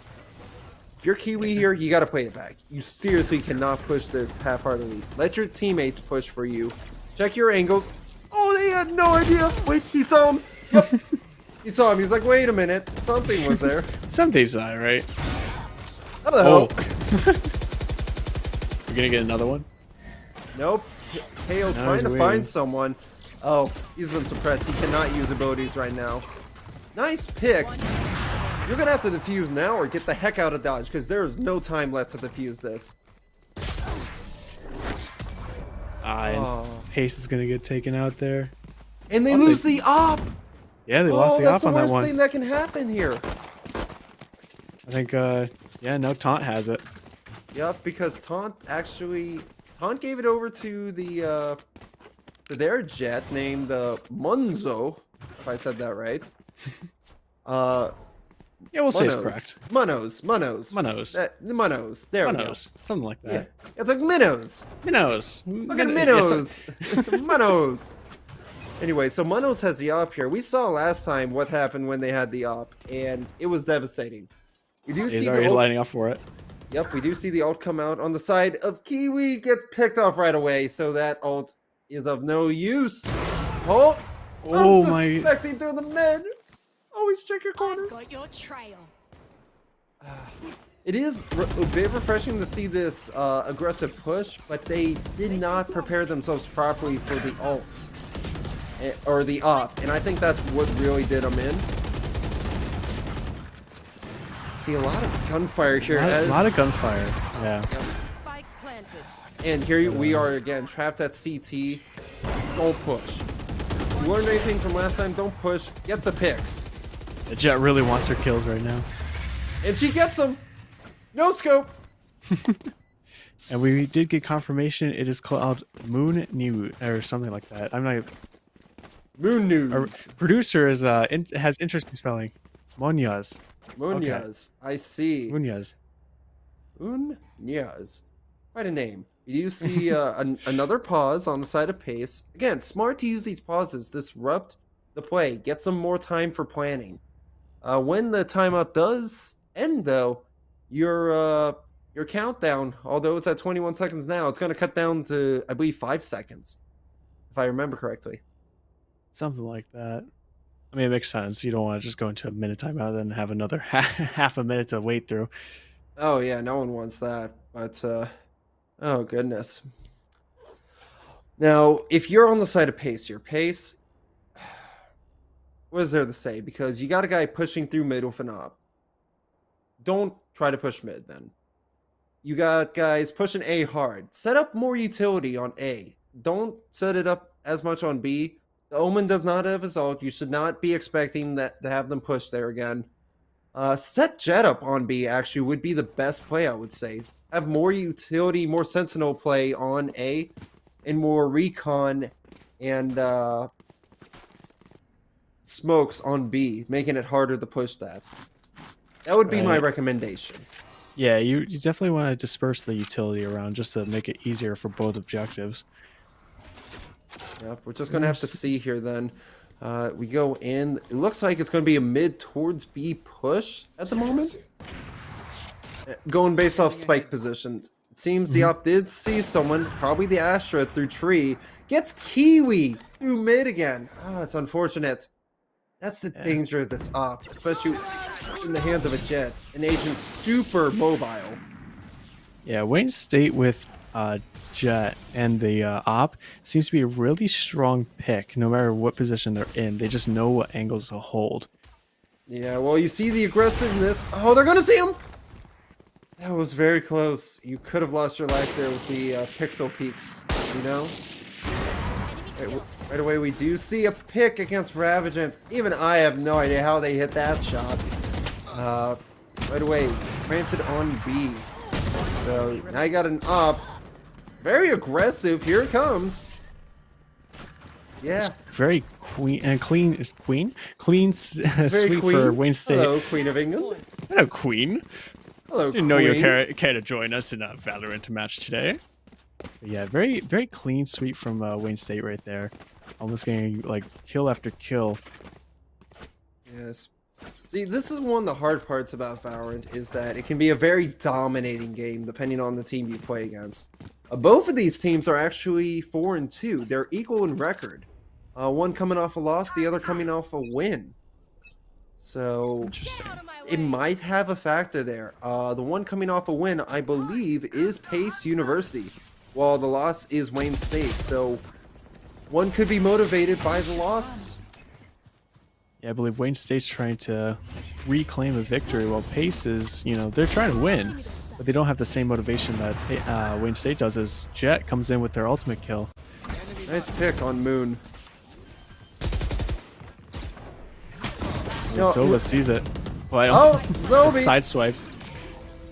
I do want to make mention here, as we do see the closing of the first round on the side of Wayne State. Munoz is actually a Spanish name, I come to realize. But I think I'm going to call him Moon, just to keep things nice. Just to keep things simple. Yes, because I think we're going to see a lot more Moons. I think we're going to see a lot more of Zabi in the kill feed. Yeah, they came up quite a bit in the kill feed, and they were racking up kills very rapidly, especially in the beginning. Zobi came a little bit after, but Moon was racking up kills like from the start, immediately starting with a 4K and just racking up kills from there. So they appear to be the team's strongest players. With the other ones are doing their jobs. They have their utility, but they aren't producing as many kills as those two players. And honestly, in this game, it's not really about the kills. It's about how you use your abilities. For now, we will go to a break. We'll come back looking towards Split and giving you guys some ideas on strategy there.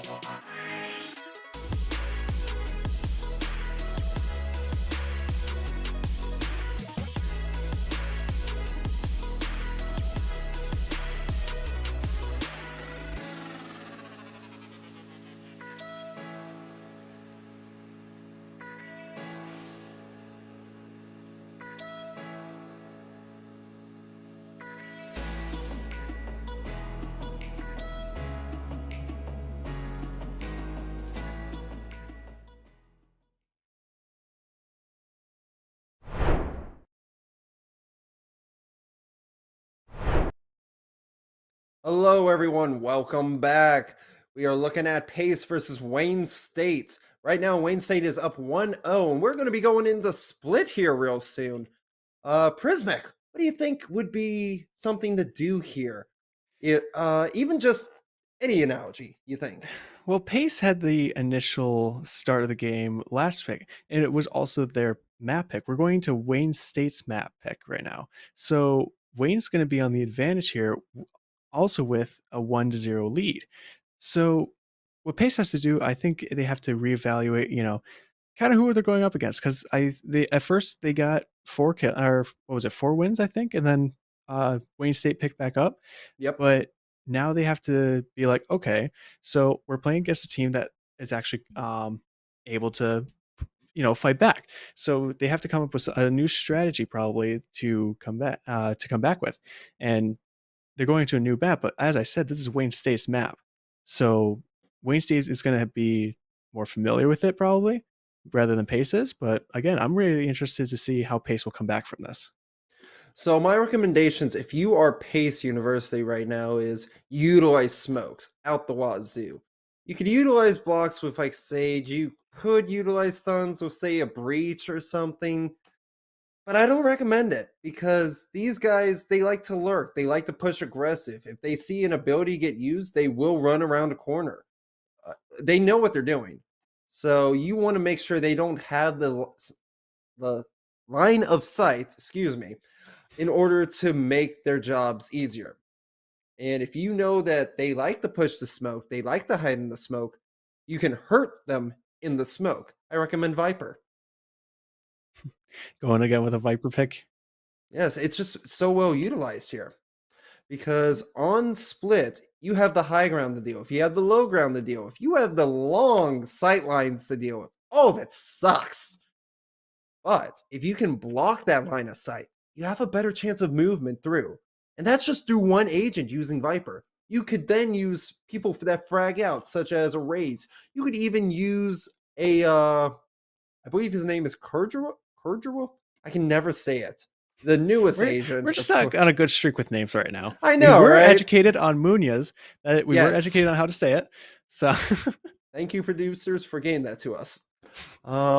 We do hopefully he doesn't come back to kill us, but Hey, it happens. It happens. This is Valorant. You're going to get hurt. That's true. So we do see a KO and a Omen on the side of Pace already. We also see a I'm starting to lose his name. Cypher. Yeah, Cypher. The spec op kind of, the black market kind of robotic. I don't know how else to call him. Secretive guy that gains intel. On the side of Wayne State, we do see the Chamber, the Raze, the Omen. We actually see Sage and Jet get picked on the side of Pace. Sage is actually pretty good here with the walls. Just walls are annoying. But walls are annoying, and they give your position away if you try to shoot them down. But we're going to see Sage on both teams, interestingly enough. Yeah. And the final pick being Sky.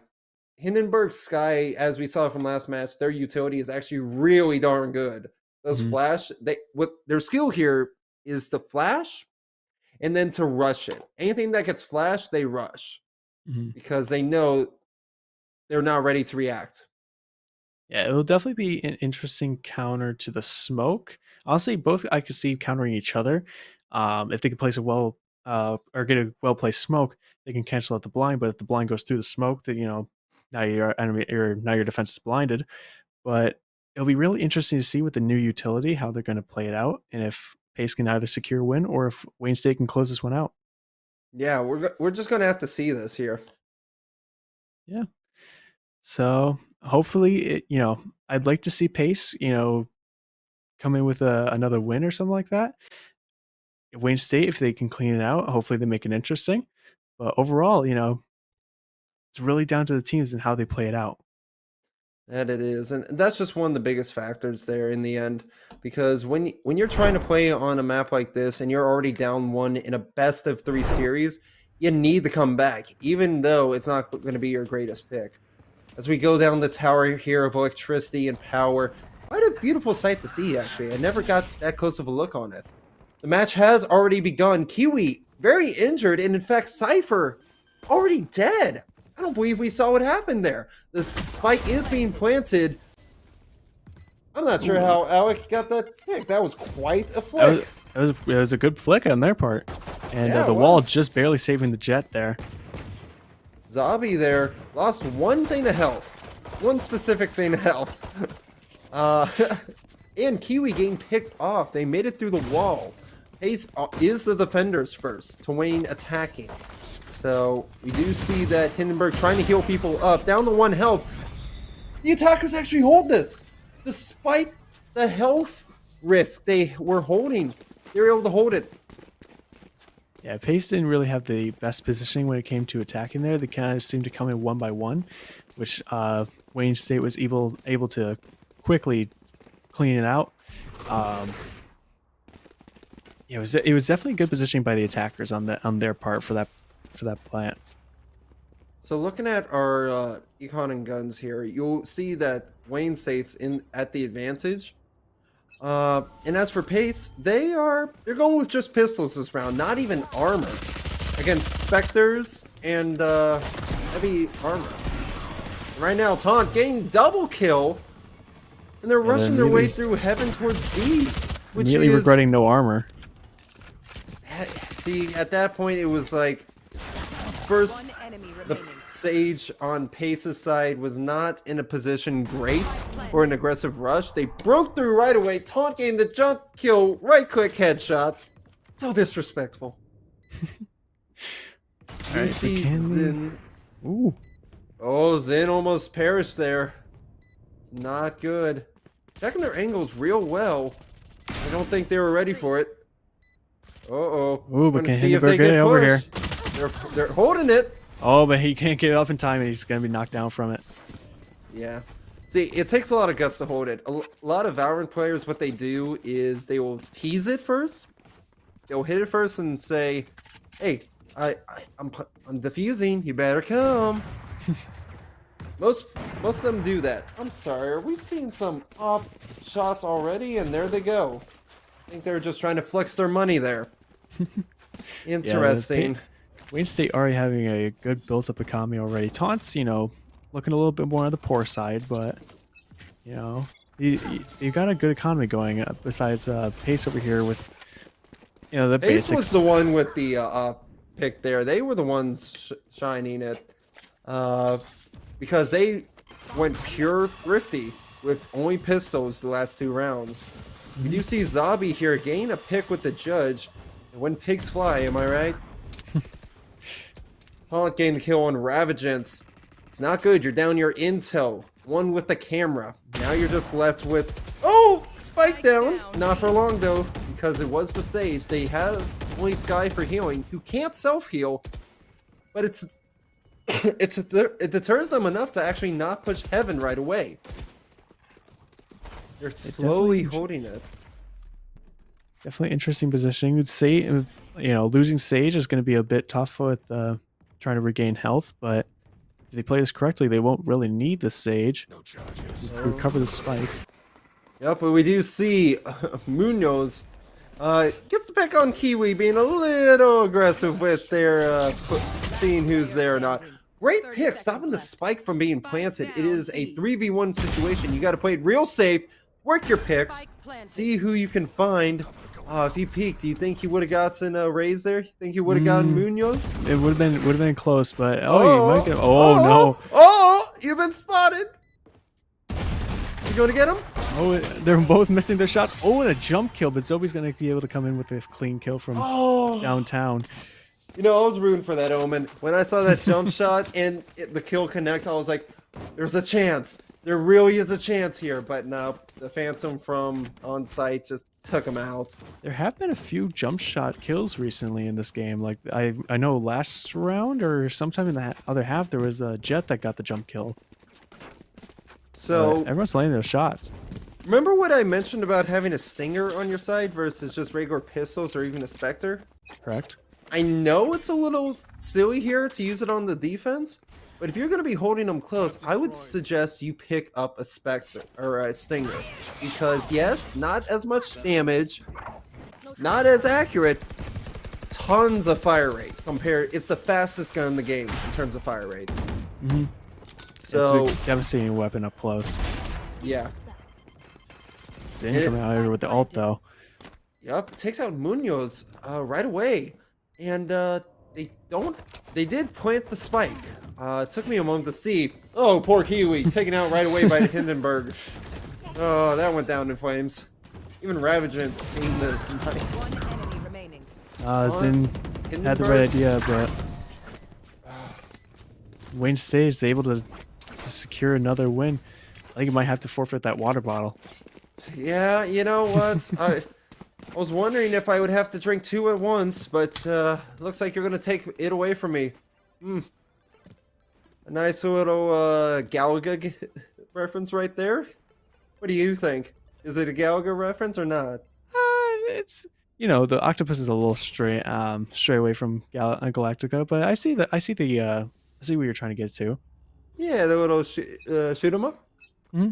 A good old shoot 'em. You want to play? Let's play. Do you see an op here from Zin? Remember Zin last time had the op. Munoz taking out their op because it's Chamber's ability, in fact. You get 5 shots with it, so practically you have 3 guns to work with right here. Yeah, it's a very strong operator pick when you get his ult, because it's a one-shot, isn't it? Imagine it being the op, so if you... It actually is pretty much a one-shot. If they were to get hit in the legs, they might survive, but even then, they don't usually survive. Yeah, that's kind of like taking a BMG round to the kneecap. You're not really going to feel that good afterwards. Oh, no, they're you going aren't. to get concussed, but Right. yeah, Sick was able to get the kill on that one. Kiwi's coming in with another kill. Oh, So the we'll be looking for prediction another shots are so good here. Don't look away! What are you doing? Chamber coming in with another kill. Yeah, if And Sick's just going to run. Yeah, you gotta live here. You might get chased though, so oh no. But he doesn't get away with the op. That is the biggest thing, is that Munoz did not get away with that op that was dropped by the jet. Yeah, we did get confirmation Chamber is a one-shot no matter where it hits. So his ult is very powerful in that sense. If you can land your shot, if you're good with an op, you're very good with Cypher. Yes, indeed. Man, right now you're looking at a 5-0 on defense. That is not... That's very hard. That's very hard to deal with. Yeah, it'll be very hard to come back from that one for pace. Yeah, because the best you can do here is go even 6-6. So, like, you're gunning to have everything line up even. They have no idea Alec is right there. But I don't think Alec realizes that the Omen TP'd right into the vent. Oh, Among Us is very that's sus. super shoddy. Oh. Yes, I did do That that. was it was a good kill, but with the lineup there, I mean, he was going to get 1 kill and probably not going to get away with it. Fancy little sheriff right there. Yeah, it's a very fancy sheriff. Now, right I now, like it this is a 4v3. The advantage is on the side of Wayne for the first time in a while. I think it'd be pace. Yes, it is pace. I'm so sorry. Excuse me. It's okay. It's late. Yeah, it is. Yeah, I mean, Wayne is taking their time. Zin's kind of chilling out his spawn, waiting for Taunt to come out, but Taunt's gonna get the kill with the rifle there. But they are coming back. Munoz gets is shut getting down. killed. Munoz. I'm sorry, I keep calling Munoz. Munoz. We'll perfect it eventually. I know we were taught how to do it, but we'll perfect it. I'm bad at other language classes. Ravagents gain the kill on Taunt. It leaves just BB01. Oh, they're actually playing it real well. If you are BB01 here, you got to go for a plant. If you are Pace here, you just got to live. Yeah, but Pace is too far away. Is he gonna get the plant down? very He's gonna get the plant close. down. Now Just it's all just a depends on matter if of, Sage knows where he's coming from, yep, reading your opponent's spot. which they don't know. You could try to do a bait with the... Oh, no. Oh, no. Don't do this to them. No, no, no. Oh, He doesn't man. know. He doesn't no, he know. doesn't. If he actually turned the corner there, he would have gotten the Sage. He has no idea. Sage Neither of doesn't them even do. know. Oh, they heard the defuse. Oh, but yeah, Sage now knows. Oh, but he got it The halfway. gun. That's Ah. what's important.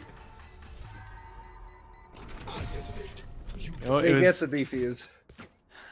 Sage could have possibly had it if they pull out the gun just a little bit sooner. Nah, I think it was the angle, honestly. The KO had the angle on the Sage, and they pretty much saw the gun before the Sage saw the KO. True, they did have a good angle on it. We're going to be going into a timeout here on Pace's side. Hey, just a quick little thing. This is just me. That Chamber looked like he was holding out his trap card, ready to throw it down. He's getting ready for it. He's ready to duel. Anyway, we do see a pause come in on the side of Pace. It is probably good. You finally have a win. You get to talk a little strat and disrupt the momentum more. However, I think this is actually playing into Wayne State with these pauses here. I think. It's hard to say for certain. In any case, definitely hard to say. Yeah, your plan here, if you are Pace, is B-side, mid, not your strongest. You held it once you realized people are there and they got deterred by the smokes. But if you got surrounded on any other side through A or B fast pushes, you haven't been looking too hot. So you got to start stacking up your abilities there, trying to deter them as best you can. You have 15 seconds less on this buy phase. A nice little Killjoy background there as we go shopping through. I swear, every time I look in here, it's like I'm in an Apple store. It definitely feels like an Apple store if they added just Doesn't a it? little bit more color. Yeah, it's like a GameStop mixed with Apple Store. It's strange. All economy-wise, you do see Pace with 3, Sage on the side of Wayne State being the only one with an ult. They're probably going to look to see if someone's on top of that wall. But the wall's already down, so probably not. Interesting gunfight here. Kiwi one gained Kiwi it coming out double. kills. That's actually really great to see. You definitely want that as you're doing it. See, here we go. Johnson for a bad surprise. Oh, Oh. Taunt! He didn't even get the. Oh, he did get the kill. I thought it was from someone else. He did, but I'm thinking to myself, Cypher, you got to check your corners. Yeah, you gotta check the corners. You know, especially because he hit him. He literally like walked into him. He didn't check the area. Yeah, Must I have think he thought was. hit the wall. I think he was looking to check the smoke because if you remember, this team loves to push into their own smokes or anyone's smokes. Yeah, they really like smoke. Yeah, its first one to secure the smoke is usually the one that pretty much has a hold. Now we do see that everyone's being suppressed that's in the side of garage thanks to KO's ultimate. And because they're suppressed, they cannot use any of their abilities. So it's only run and gun time. But that only lasts for so long. Sig doesn't even know they're there. He now knows. I think he knows. It's just that he's trying to see who he can catch off guard. Yeah, he was looking at the opposite angle, but we're now going to be going into a firefight. Sage is sitting on top of the spike. Oh my god, Sin Great coming in with optic. the operator. Another one. That's all of them. See, this is how an op is just so dominating. As long as the op is alive and it has the line of sight and you know where the enemy is, you can take your time taking the shots. Let other people distract, and then you go little on the flank. You just kind of sit up there, sit back, and catch anyone who's not checking properly. Yeah, the operator is definitely a very strong weapon when used correctly. Now here we do see Kiwi still has their ult. BB I thought had their ult prior, but not anymore. It seems they've already used it. And we do see Kiwi and Alec both have their ults. I think I already mentioned that. For an early pick, gets it, finds it real nicely. Gonna get on Zobi, which is I believe their main carrier right now, unless I'm mistaken. Nope, Zobi was one of those frag players, but you gotta watch out for the Hinden and Chamber. Those two are the ones to look out for. Taunt also is sneaking in their own right because Taunt likes to hide in places. He's a rat. It's the best way to describe him. Yeah, he likes to hide. He's a rat that likes to travel. He will go into every little nook and cranny that he can find, and he'll try to flank everybody that is near him. Exactly. And we're calling him a rat as a compliment, not as So let's make that clear. Yeah, it is a compliment. We're not trying to insult him. Yes. Now we But, do see no one's really pushing this. Everyone's holding their corners, which is good. You don't need to push this. You just got to play it safe. You also have Cypher, who uses their utilities in order to slow people down, trip them up, stun them, take out line of sight. It's great to play Cypher on this map. Now, if you can get the kill on him, Taunt getting a 1-on-1 there. Yep, and I'm not sure. Did we? I feel like it was a 4v3. There was a trade. There was a trade. Now they're trying to push through mid. There's only 10 seconds left. Oh, he did not have his gun out. Munoz taking the pick. 5 seconds left. They need the plant now. It's going to be a last millisecond there. Defenders win. It was down to the milliseconds. They just did not have the time. That is frustrating as attackers because it was milliseconds. You just missed it by. I think it might have been just like one. I think it was very close. I would give it about 0.10. 0.10, yeah. I'll meet you on that one. We'll say 0.10. Just because the 0.1, the closest I've ever seen was 0.02 on a defuse. That was scary. So, yeah, I'll be interested to see what the play is because Wayne State's starting to lose their momentum. It's going to be like last map, except, flipped around. Pace is starting to come back with 3 wins. Now, what you can do here as defenders, if you are still on a roll, it can't just be 5-5. It's got to be a 6. So you could take it to 7-5. The more you can get as defenders, the better. It seems we do have the line going in just to the distract, and he's already on site. People do not know it. Taunt gained the pick on KO, but Ravagence trading Toby out. Both are headshots either side. Zen gained the pick, trading Taunt killing Ravagence. Yeah, we're seeing a lot of firefights now. It seems like it's calmed down now with the spike being planted, but Kiwi's coming in for a quick kill. I'm gonna be honest. I see Kiwi as the underdog here. Really? Hello. Hello. Oh, Taunt's taking no deaths here. He's gonna make a statement. He's getting ready for that shot once the smoke clears. Yeah, but it's great that he actually covered here. Kiwi actually brings someone back to life. That's great. Now you have more bodies. Now you know where people are. Checking your angles properly. And that Omen's hurt. Yeah, he had to get those shots. Otherwise, it was no use. He was already in the defuse. I think what they would have stuck it, even if the Sage had died there. It would have been close, but he almost had it. He almost had the Sage there. It was just a unfortunate situation. He had the right idea with the corner wallbang, but as soon as Sage backed off and jumped in, he was already walking forward, so it was too late for him. Yeah, if you take a look at the kill feed here, actually, you see what I mean? How everyone's playing evenly versus a lot of just a fragger. And that's what I'm seeing here is that people are starting to wake up. People are starting to get picks that we were not seeing in the prior match. Things are starting to even out a lot more. Yeah, pace is a lot more balanced. I mean, Wayne State, Taunt is definitely, top of the leaderboard there. If we get Zin showing off her fancy melee weapon.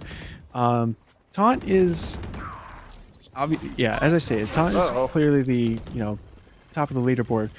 But everyone else, they're kind of spread out. There is, 8 kills, 4 kills. They're a little more spread out than they are with Pace. Pace is starting to kind of realize, what the teamwork should be and how to counteract Wayne State's plays. Wayne State's going to get the plant. We do see the Cypher all go out. They've all been marked. Everyone knows where everyone is, but they forgot to check the smoke. They forgot the Taunt's there. Taunt is always in the smoke. That's what you got to learn. They are checking their corners. They're doing that a lot more, which is very smart to do. They realize the TP, but get picked off by Long.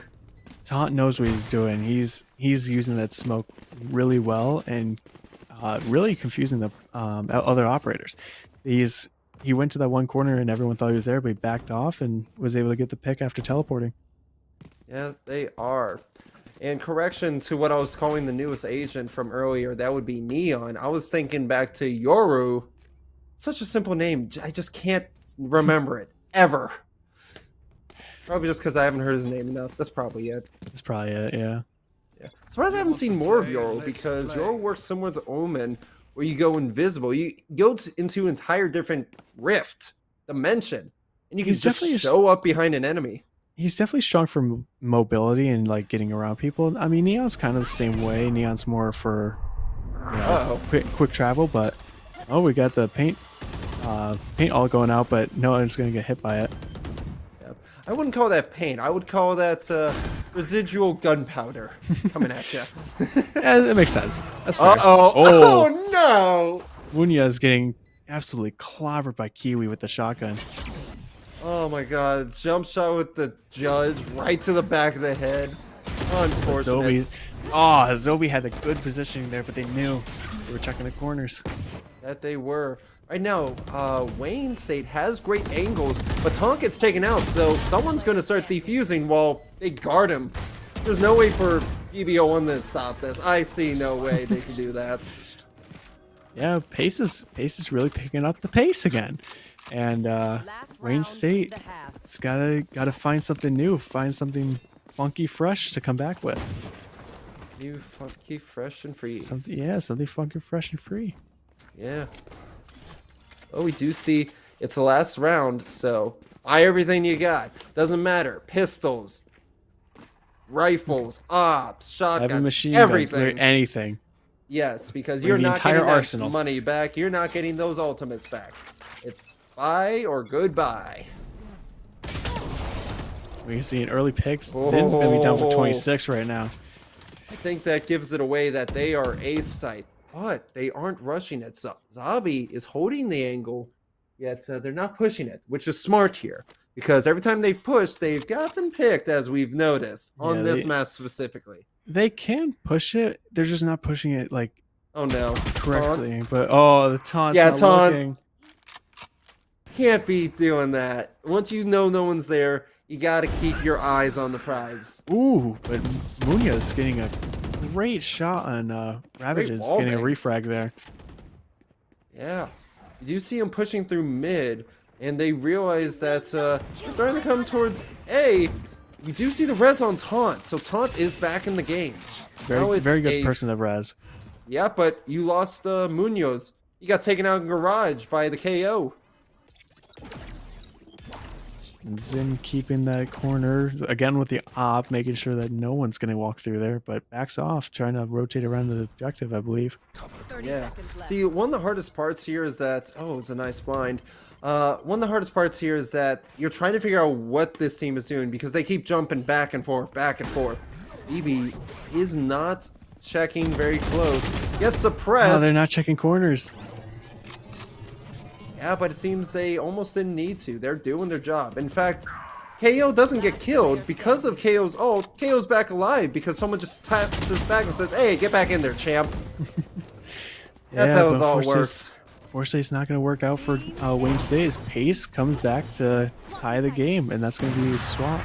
With the team ace, no less. In fact, the first team ace of this series. The first ace we are seeing of the series.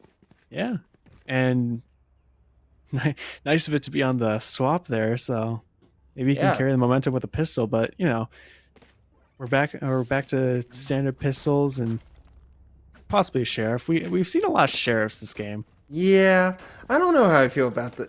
Well, you've heard how I felt about the sheriff. Yeah, we know your opinion on the sheriff. Yeah, it is funny to see Taunt with the shorty, as I don't. Now I think about it, I don't believe it's called the shorty, but I think it's called the Ghost or something like that. No, the Ghost is the pistol that's silent. But is that what it has? Is that who I'm looking at or no? Yeah, that's the long 007 pistol looking gun. We do see. Oh, they better check that smoke. They should know by now. There you go. Yeah, Tom had the right idea, but he didn't get the right angle on it. Yeah, he didn't get the kills. He got a lot of damage in. He did get a lot of damage in, yeah. That was a good nade, in fact. Dealing a little bit of damage, or psychological damage at that. The scare that it brings. Oh, they know they're right there. Right now. They're getting a lot of trade-offs, a lot of firefights. Zoe's trying to hold her ground right now. If this trading continues, it's in favor of Pace.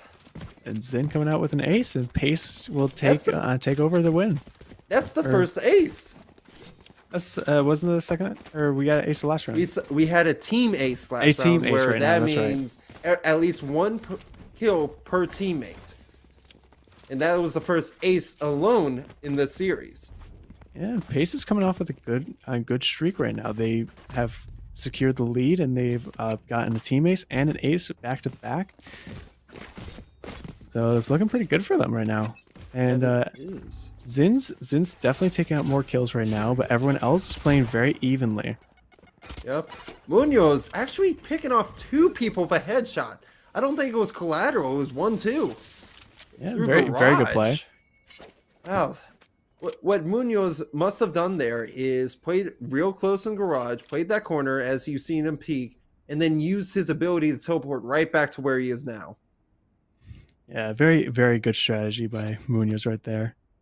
That's what's scary about Chambers, is that they're able to move quickly because of their abilities. Mm-hmm. Now, kind of like the agent implies, this agent takes money to use his other ability, which is that handheld sheriff of a gun. Right. Spike go down onto B's site. Gets picked up right back up again by the KO, who is rotating through garage. This Jet, on the other hand, very aggressive, gets the pick on BBO. If that was a Phantom or a Vandal, Zin would be dead, hands down. Yeah, if it was any other gun, Zin would have been knocked on the floor, but unfortunately, even though he got the headshot, you know, Zin still came out on top. Shot. Oh, we do see the shorty. Ooh. The tactic was there. The tactic was there, but he couldn't line it up. Nope. It is a 2v1 situation. Now, if he just doesn't know, he gets the first pick. He got the blind, though. Oh, but doesn't check his corner. Honestly, I don't blame Zen for that one. I honestly don't, because having an Omen rotate through garage there is very odd. It's not something you would expect. You would expect most to come through CT spawn, defender spawn, or from heaven there. Not through garage. That's one of the last places you would be looking if you get someone from heaven first. Yeah, my guess is they're trying to switch it up, but yeah, as you said, it wasn't the best play they could have made, and Wayne State is going to come back to tie it up. They might be back on their lead, but that won't be able to be determined until after this round at least. What a cute little bot right there. Love that Roomba's face. Just so adorable.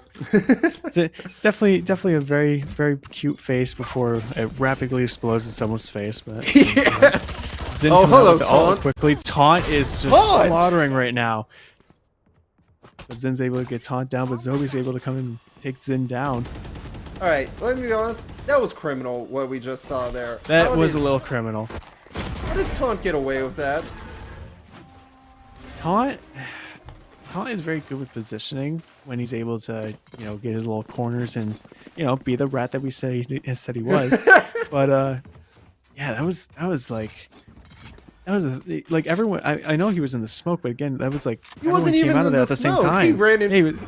Yeah, he ran in front of it, and everyone was coming out. I don't know if they came out one by one or if it was like all three at once. He just somehow lined up the shots, but it was a very quick one at a time. As soon as one body was down, another one came out in quick succession. So yeah, he wasn't able to. He was able to get all the shots off without having to reload, which really helped him in that favor. It was really quick 4K. And Zin's gonna be knocked off. Yep, there goes Zin. It's like I said, once you get killed once you get shot in the head once, you're done. You're done, son. Yeah, nice little trade there with Hindenburg right there. You see the op on Chamber, which is quite a buy to see, but knowing this Chamber, they're doing well. Yeah, they can afford to buy an op, especially given that they're so close to another op as their ultimate. The spike does get planted in a 2v3 situation. Taunt and Chamber, either side of the point here, gets the pick on Kiwi. Yeah, we're down to 2v2, but Munoz is hurt bad. One enemy remaining. All right, they got. Oh no! Oh, he's able to get it. Can he get the defuse? Yes. Yeah, that's gonna be it. Takes the op right back. You know, Munoz almost died there. I'm gonna be honest. I don't think Munoz should have lived that.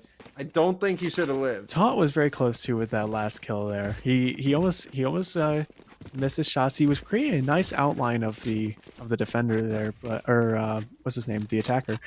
But yeah, overall it was a very good play by Munoz and Tot. They had both sides secured and they were able to take on their own enemies. So what Taunt does well here is, like you mentioned before, the confusion. We saw that initial push on A gain almost a quad kill. But now he's been playing B as of the last 2 rounds, and the attackers don't know that. They're slow. They're reacting like, hey, we don't want to push this quite yet because every time there's a smoke, Taunt's nearby. Yeah, Taunt's either in it or nearby. Yeah, you always got to watch out. It seems Taunt actually was... They must have got rid of the knife because he is not suppressed by the knife intel. Yeah, I think they pulled back on it. Yeah, we're seeing them push through mid here. Into heaven. Tries to get a pick, but gets picked instead. Zabi with a headshot through the wallbang. Oh no. Oh, Zabi. Just too late on that ult. Yeah, and you know what? If you're using the Sheriff to get the pick there, you picked up the Phantom from them. Perfect. Now you have a gun. That's what you want. Wait, you're just not going to classify the Sheriff as a gun now? I mean, I'll just call it a Sheriff. You go along, little dog. I'll meet you at high noon. Munoz teleporting out there. Yep, with the pick on Alec. Oh, they're being real sneaky, Taunt is. Gain the trade. Now we're down with Sage. Sage is in Defender's spawn. It's a 3v1. Oh, you're in trouble. Oh, no. Yeah, as soon as I saw the crosshairs, it was at this moment. Yeah, he knew. But yes, that was a very good angle being held right there, and with the op especially being able to just one shot from the waist up. But We're seeing double op. You might see a triple op if Chamber wants to whip it out. That'd be something interesting. But yeah, as stated before, Wayne State, I mean, you got two people with 12 kills both on each side, but they're still a little scattered out. Taunt, you know, he's doing his job well. He's got 21 kills right now. And Kiwi coming in with an instant headshot. See, that's the one thing about Kiwi. I think once Kiwi gets their line of sight set up, don't peek Kiwi. Yeah, don't peek it. Even if you have an op, Kiwi has that down on lock. I have not seen Kiwi miss a shot that they're lined up on this map yet. Yeah, but that's Cypher down. That's going to be a little bit crucial for them, especially in the late part of the round. The chamber. Yeah, that's right. Sorry. And but if Cypher were to go down, that would not be great because that would be a lack of intel. So you do want to try to keep Cypher alive where possible. Mm-hmm. They have no idea that Alec is there. Probably heard it though. They probably heard the TP. Now they see the body. There goes Alec. Yes, definitely. They're playing the slow game. They know he's there. Taunt having good trigger discipline. Oh man! It was worth it. Oh, Taunt. Taunt did his job. He had trigger discipline. Took down the guy with the spike. Took down the guy in the garage. Did go down, but took Jet down to be so hurt. Yeah, but it's going to come out really crucial for Wayne State. Yeah, Taunt played a significant role in that. He's always been playing a significant role, but in that case, Jet, he was able to just... Wayne State, the rest of them were able to just take him down quickly. And because of Taunt, they were able to secure that win right there. And Wayne State is now up 11-7. So one thing about this game of Valorant in general is that the operators they have people that can move fast to different places, right? Omen is one of very few that can teleport the places. Mm-hmm. And that's what makes them so unique. People aren't used to teleporting. They're used to CSGO style where people move fast. They're on the ground or they'll do a linear jump or something. Not teleport. Teleporting catches so many people off guard that they forget to check the angles. Mm-hmm. So if you have an Omen on the enemy team, be sure to check those high angles. Be sure to check those around the corners. Something that seems weird or like, nah, there's not someone there. He's probably there lurking in the shadows. You gotta watch out for it. Yeah, both teams have been able to kind of like recognize a teleport, but there have been those instances on both sides where they just miss like a teleport and they just don't know that he's there, especially with what's his name? I just forgot it. Chamber, Chaos, Cypher. No, he's on. You said his. He's, so he's I'm on Wayne checking- State. He's on Wayne State. He's got 21 something kills right now. How did I just forget this? Taunt. Yeah, that's the one. There you go. I'm thinking. It took me a who second. else but the Omens. It took me a second, but yeah, Taunt has been really good at teleporting around and kind of getting the blind side of Pace right now, which has led him to get so many kills. Oh boy, Hindenburg already taking out Zin, the one of the oppers, if they were to have one. You do see double ops here, triple ops actually, because both the Sky, the Sage, and the Chamber has one in effect right now. Spike does go down mid. They have no idea he's right there. He can't use his abilities. They've been spotted in the vents. Things are looking pretty sus. I can't help it. Ooh. I gotta keep doing it. Such EB close one coming one, shot. almost got a one shot right there. But Yeah, if you're a guy here, you don't push that. You don't push that when you're attacking on the vents, since the vendor fell back. You're playing this real well as Pace. In fact, you're scaring off a guy with an op. Now you just gotta plant it. You gotta force him to you, play your corners, and ops are pretty useless here at close quarters because it's a one shot to kill. But if you cannot get close to kill him, he knows. Oh, he missed the That- shot there. There you go. There's your example. yeah, that's just it. Because if you cannot get the pick on the op, it's not good to engage in close quarters combat. In fact, you gave up an op dying there like that. Now, sure, there was more than one op, but now there's an op in the hands of Zin, the known opper for Pace, as we've seen time and time again. Yeah, he's So things definitely might- very strong with it. He's also got heavy armor, so he's able to tank a couple shots while able to return, a devastating blow. I think that was actually a choice there. If you saw, everyone has light armor on the attacking side except for Zin with the op. So because he gets to save like that, he just takes out Taunt right away. Taunt, don't peek him. Oh, your aggressive style is to note, but it is not worth dying for there. Yeah, gonna be it's going to be the carry slow. too. Yep, they're going to be slow here because of their picks. They're trying to get picks here. They're not trying to push things quite yet. Yeah. They're trying to be sneaky. They're pulling out the taunt strats. Uh-oh, someone might have been noticed mid, and they are. Munoz gets the pick towards heaven. And I'm not sure who was sitting around in the vents there, but they lost their op. That's not something they're going to have anymore. Yeah, it's very And- unfortunate. Yep, Omen's already planting on A side with the ultimate. Double headshot on the side of Hindenburg's Sky. Taking them out, using their ult, trying to find out where people are in this 3v3 situation.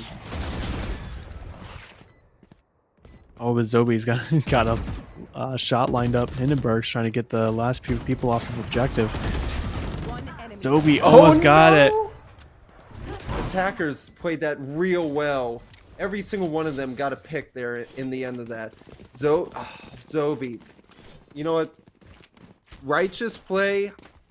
Phenomenal effort. Got him down to 13 health. But it wasn't enough. Yeah. Zin coming back with, he's still got the op, and he's coming back with heavy armor. Almost everyone on Pace side has heavy armor now. I think it might have just been like an economy thing last round where they just didn't have enough for the light armor, or for the heavy armor. Yeah, it really was. They focused on having the guns there to try to win out the gunfight because they feel the skill here. They know they're skilled enough to outplay these guys on this map, despite it being the Wayne State pick. So, looking at this, again, you're playing it slow, you're playing it smart. You're not making noise. You're taking your time. And just like that, first pick, Alec, taking down the Hindenburg.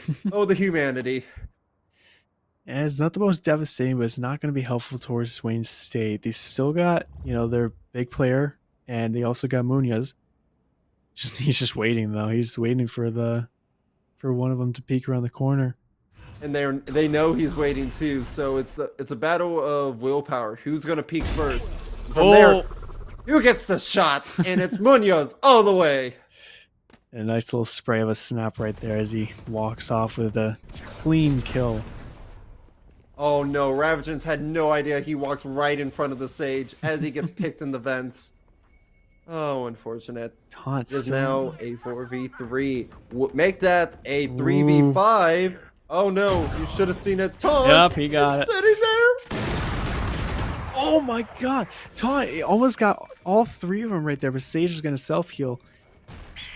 The rest of the team knows where she is. Oh, Kiwi's going hello. to stand her ground, getting 2 headshots right in a row. Oh, Kiwi's in trouble right now because they are slowed. They have to plant. They are forced to get into a situation to plant. So if they cannot plant, they lose this. Good luck, Kiwi. Ooh. Looks like Kiwi. Oh, Oh my no, God. they still get picked. Oh no. He knew. Cypher was like, oh, no, you don't. Or, Oh, gee, I what? keep switching the names. But Munoz, he was dead set on getting Chamber. that. Yeah, Chamber. Dead set on getting that kill. And he was able to pull it off right in the last bits of that round. Yeah, he is. I mean, oh my goodness, that was painful because it looked like Kiwi knew they had the save, and that's what they were really trying to go for, were picks and saves here, because they just were situationally in trouble, and then they still got taken out. Agreed. The op, It's gonna be. they still wanted to have ops on their defense. Yeah, it's gonna They- be. oh, It's gonna be match oh, point they for have Wayne a State line of though. sight? What do you think? We're gonna see a pick here? I think we're gonna see a We're pick gonna here. see it? Oh, not from there, but you're Oh. probably gonna see it soon when that wall comes down. Yeah, remember they're hiding in the smoke. He did a jump just to see if anyone peeked it over it. Oh, Oh. hello. Hindenburg Been sees it. spotted. Yeah, enemy spotted. Look out. Ooh, almost. Cypher, you gotta watch yourself. Yeah, Cypher's looking to get his head taken off. Yeah. But looks like they're gonna be backing off of the wall, knowing that's heavily guarded. Minute left. 30 seconds had already passed by. The Chamber not holding as aggressive, but they're trying to hold the angle. They just keep checking every time, and I think that's that might cost Ooh. them. Munoz goodness. looking to reclaim a title here, but teleports That he away is. instead. He repositions himself, not knowing the jet is right next to him. No, in fact, he gets taken out by Alec, and Kiwi gets Hindenburg. It's now 3v4. We see Taunt just teleporting in just to scout it out, just to take a look at where they are, give intel to the team. And now everyone's taking angles, lining it up so that way they can get anyone from defenders or from Evan. You see Zombie Ooh. trying to be aggressive, taken out right away by Phantoms. Oh, that's nasty. Yeah.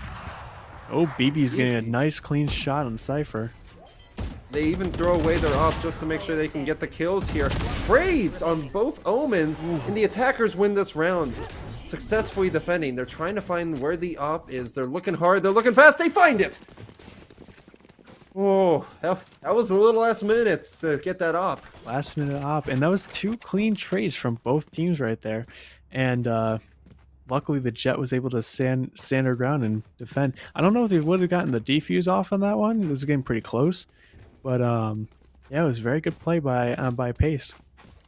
Yeah, if you look here on the scoreboard here, as it shows on the tabular, in order for Pace to win this, they have to go into the overtime rounds. Mm-hmm.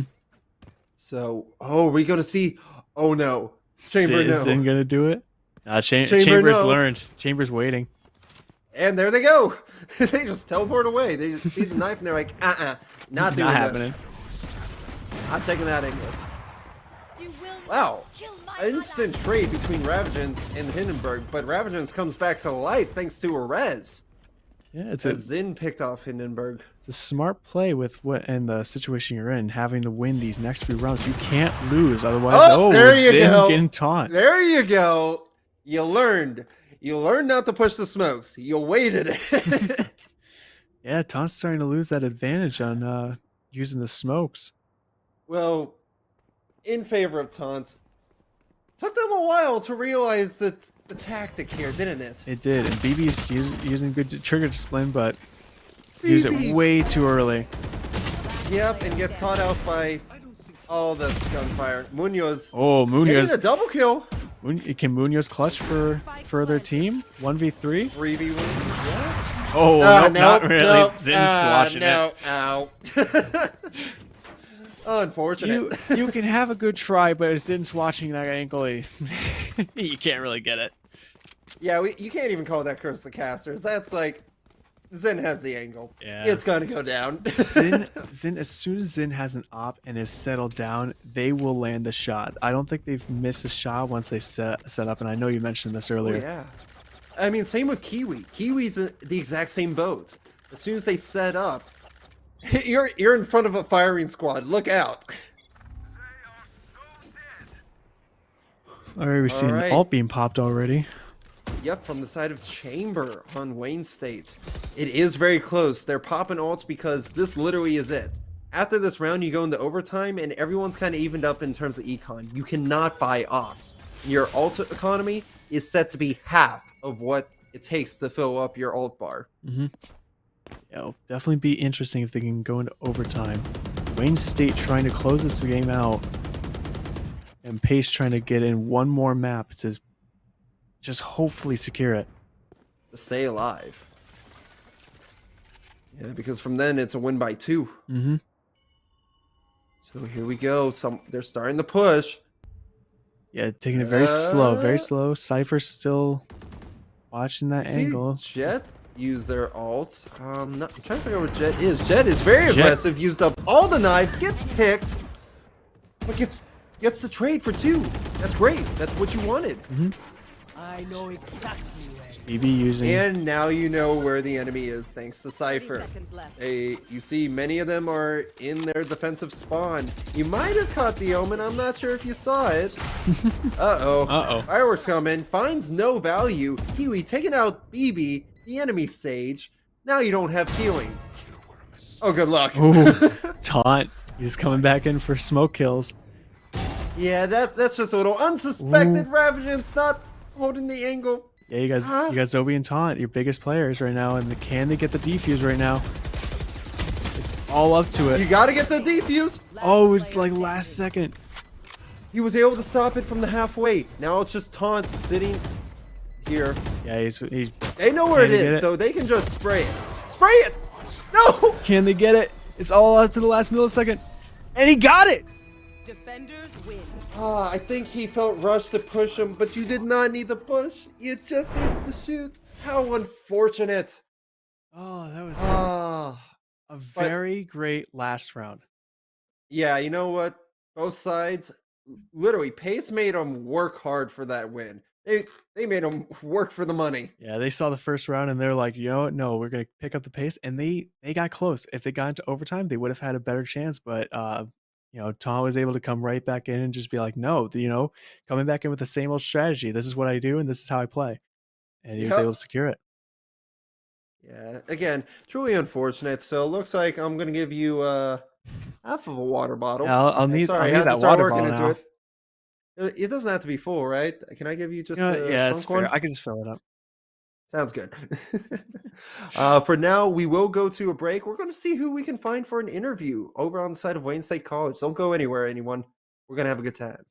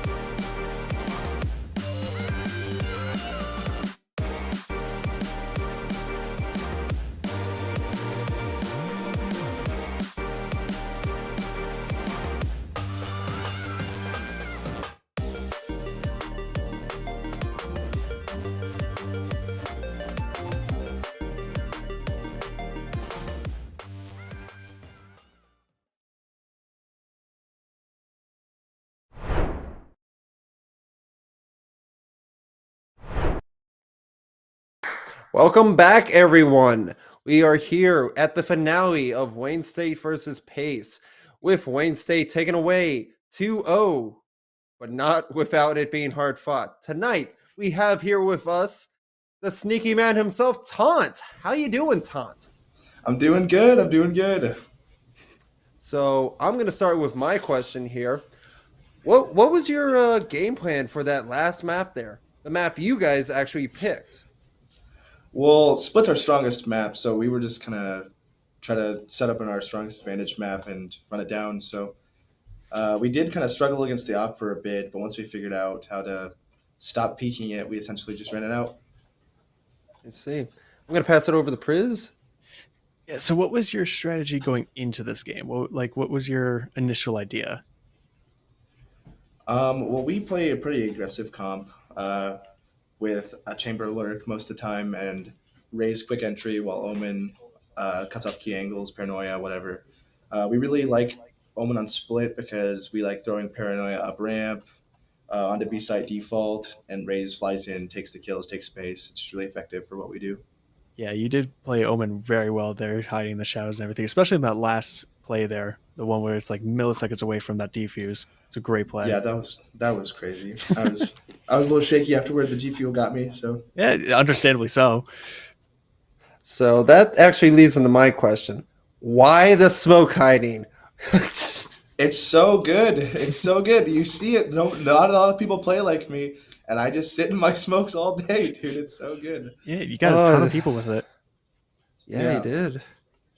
And then I'll leave with the last question here. I asked this to every single team that I broadcast for.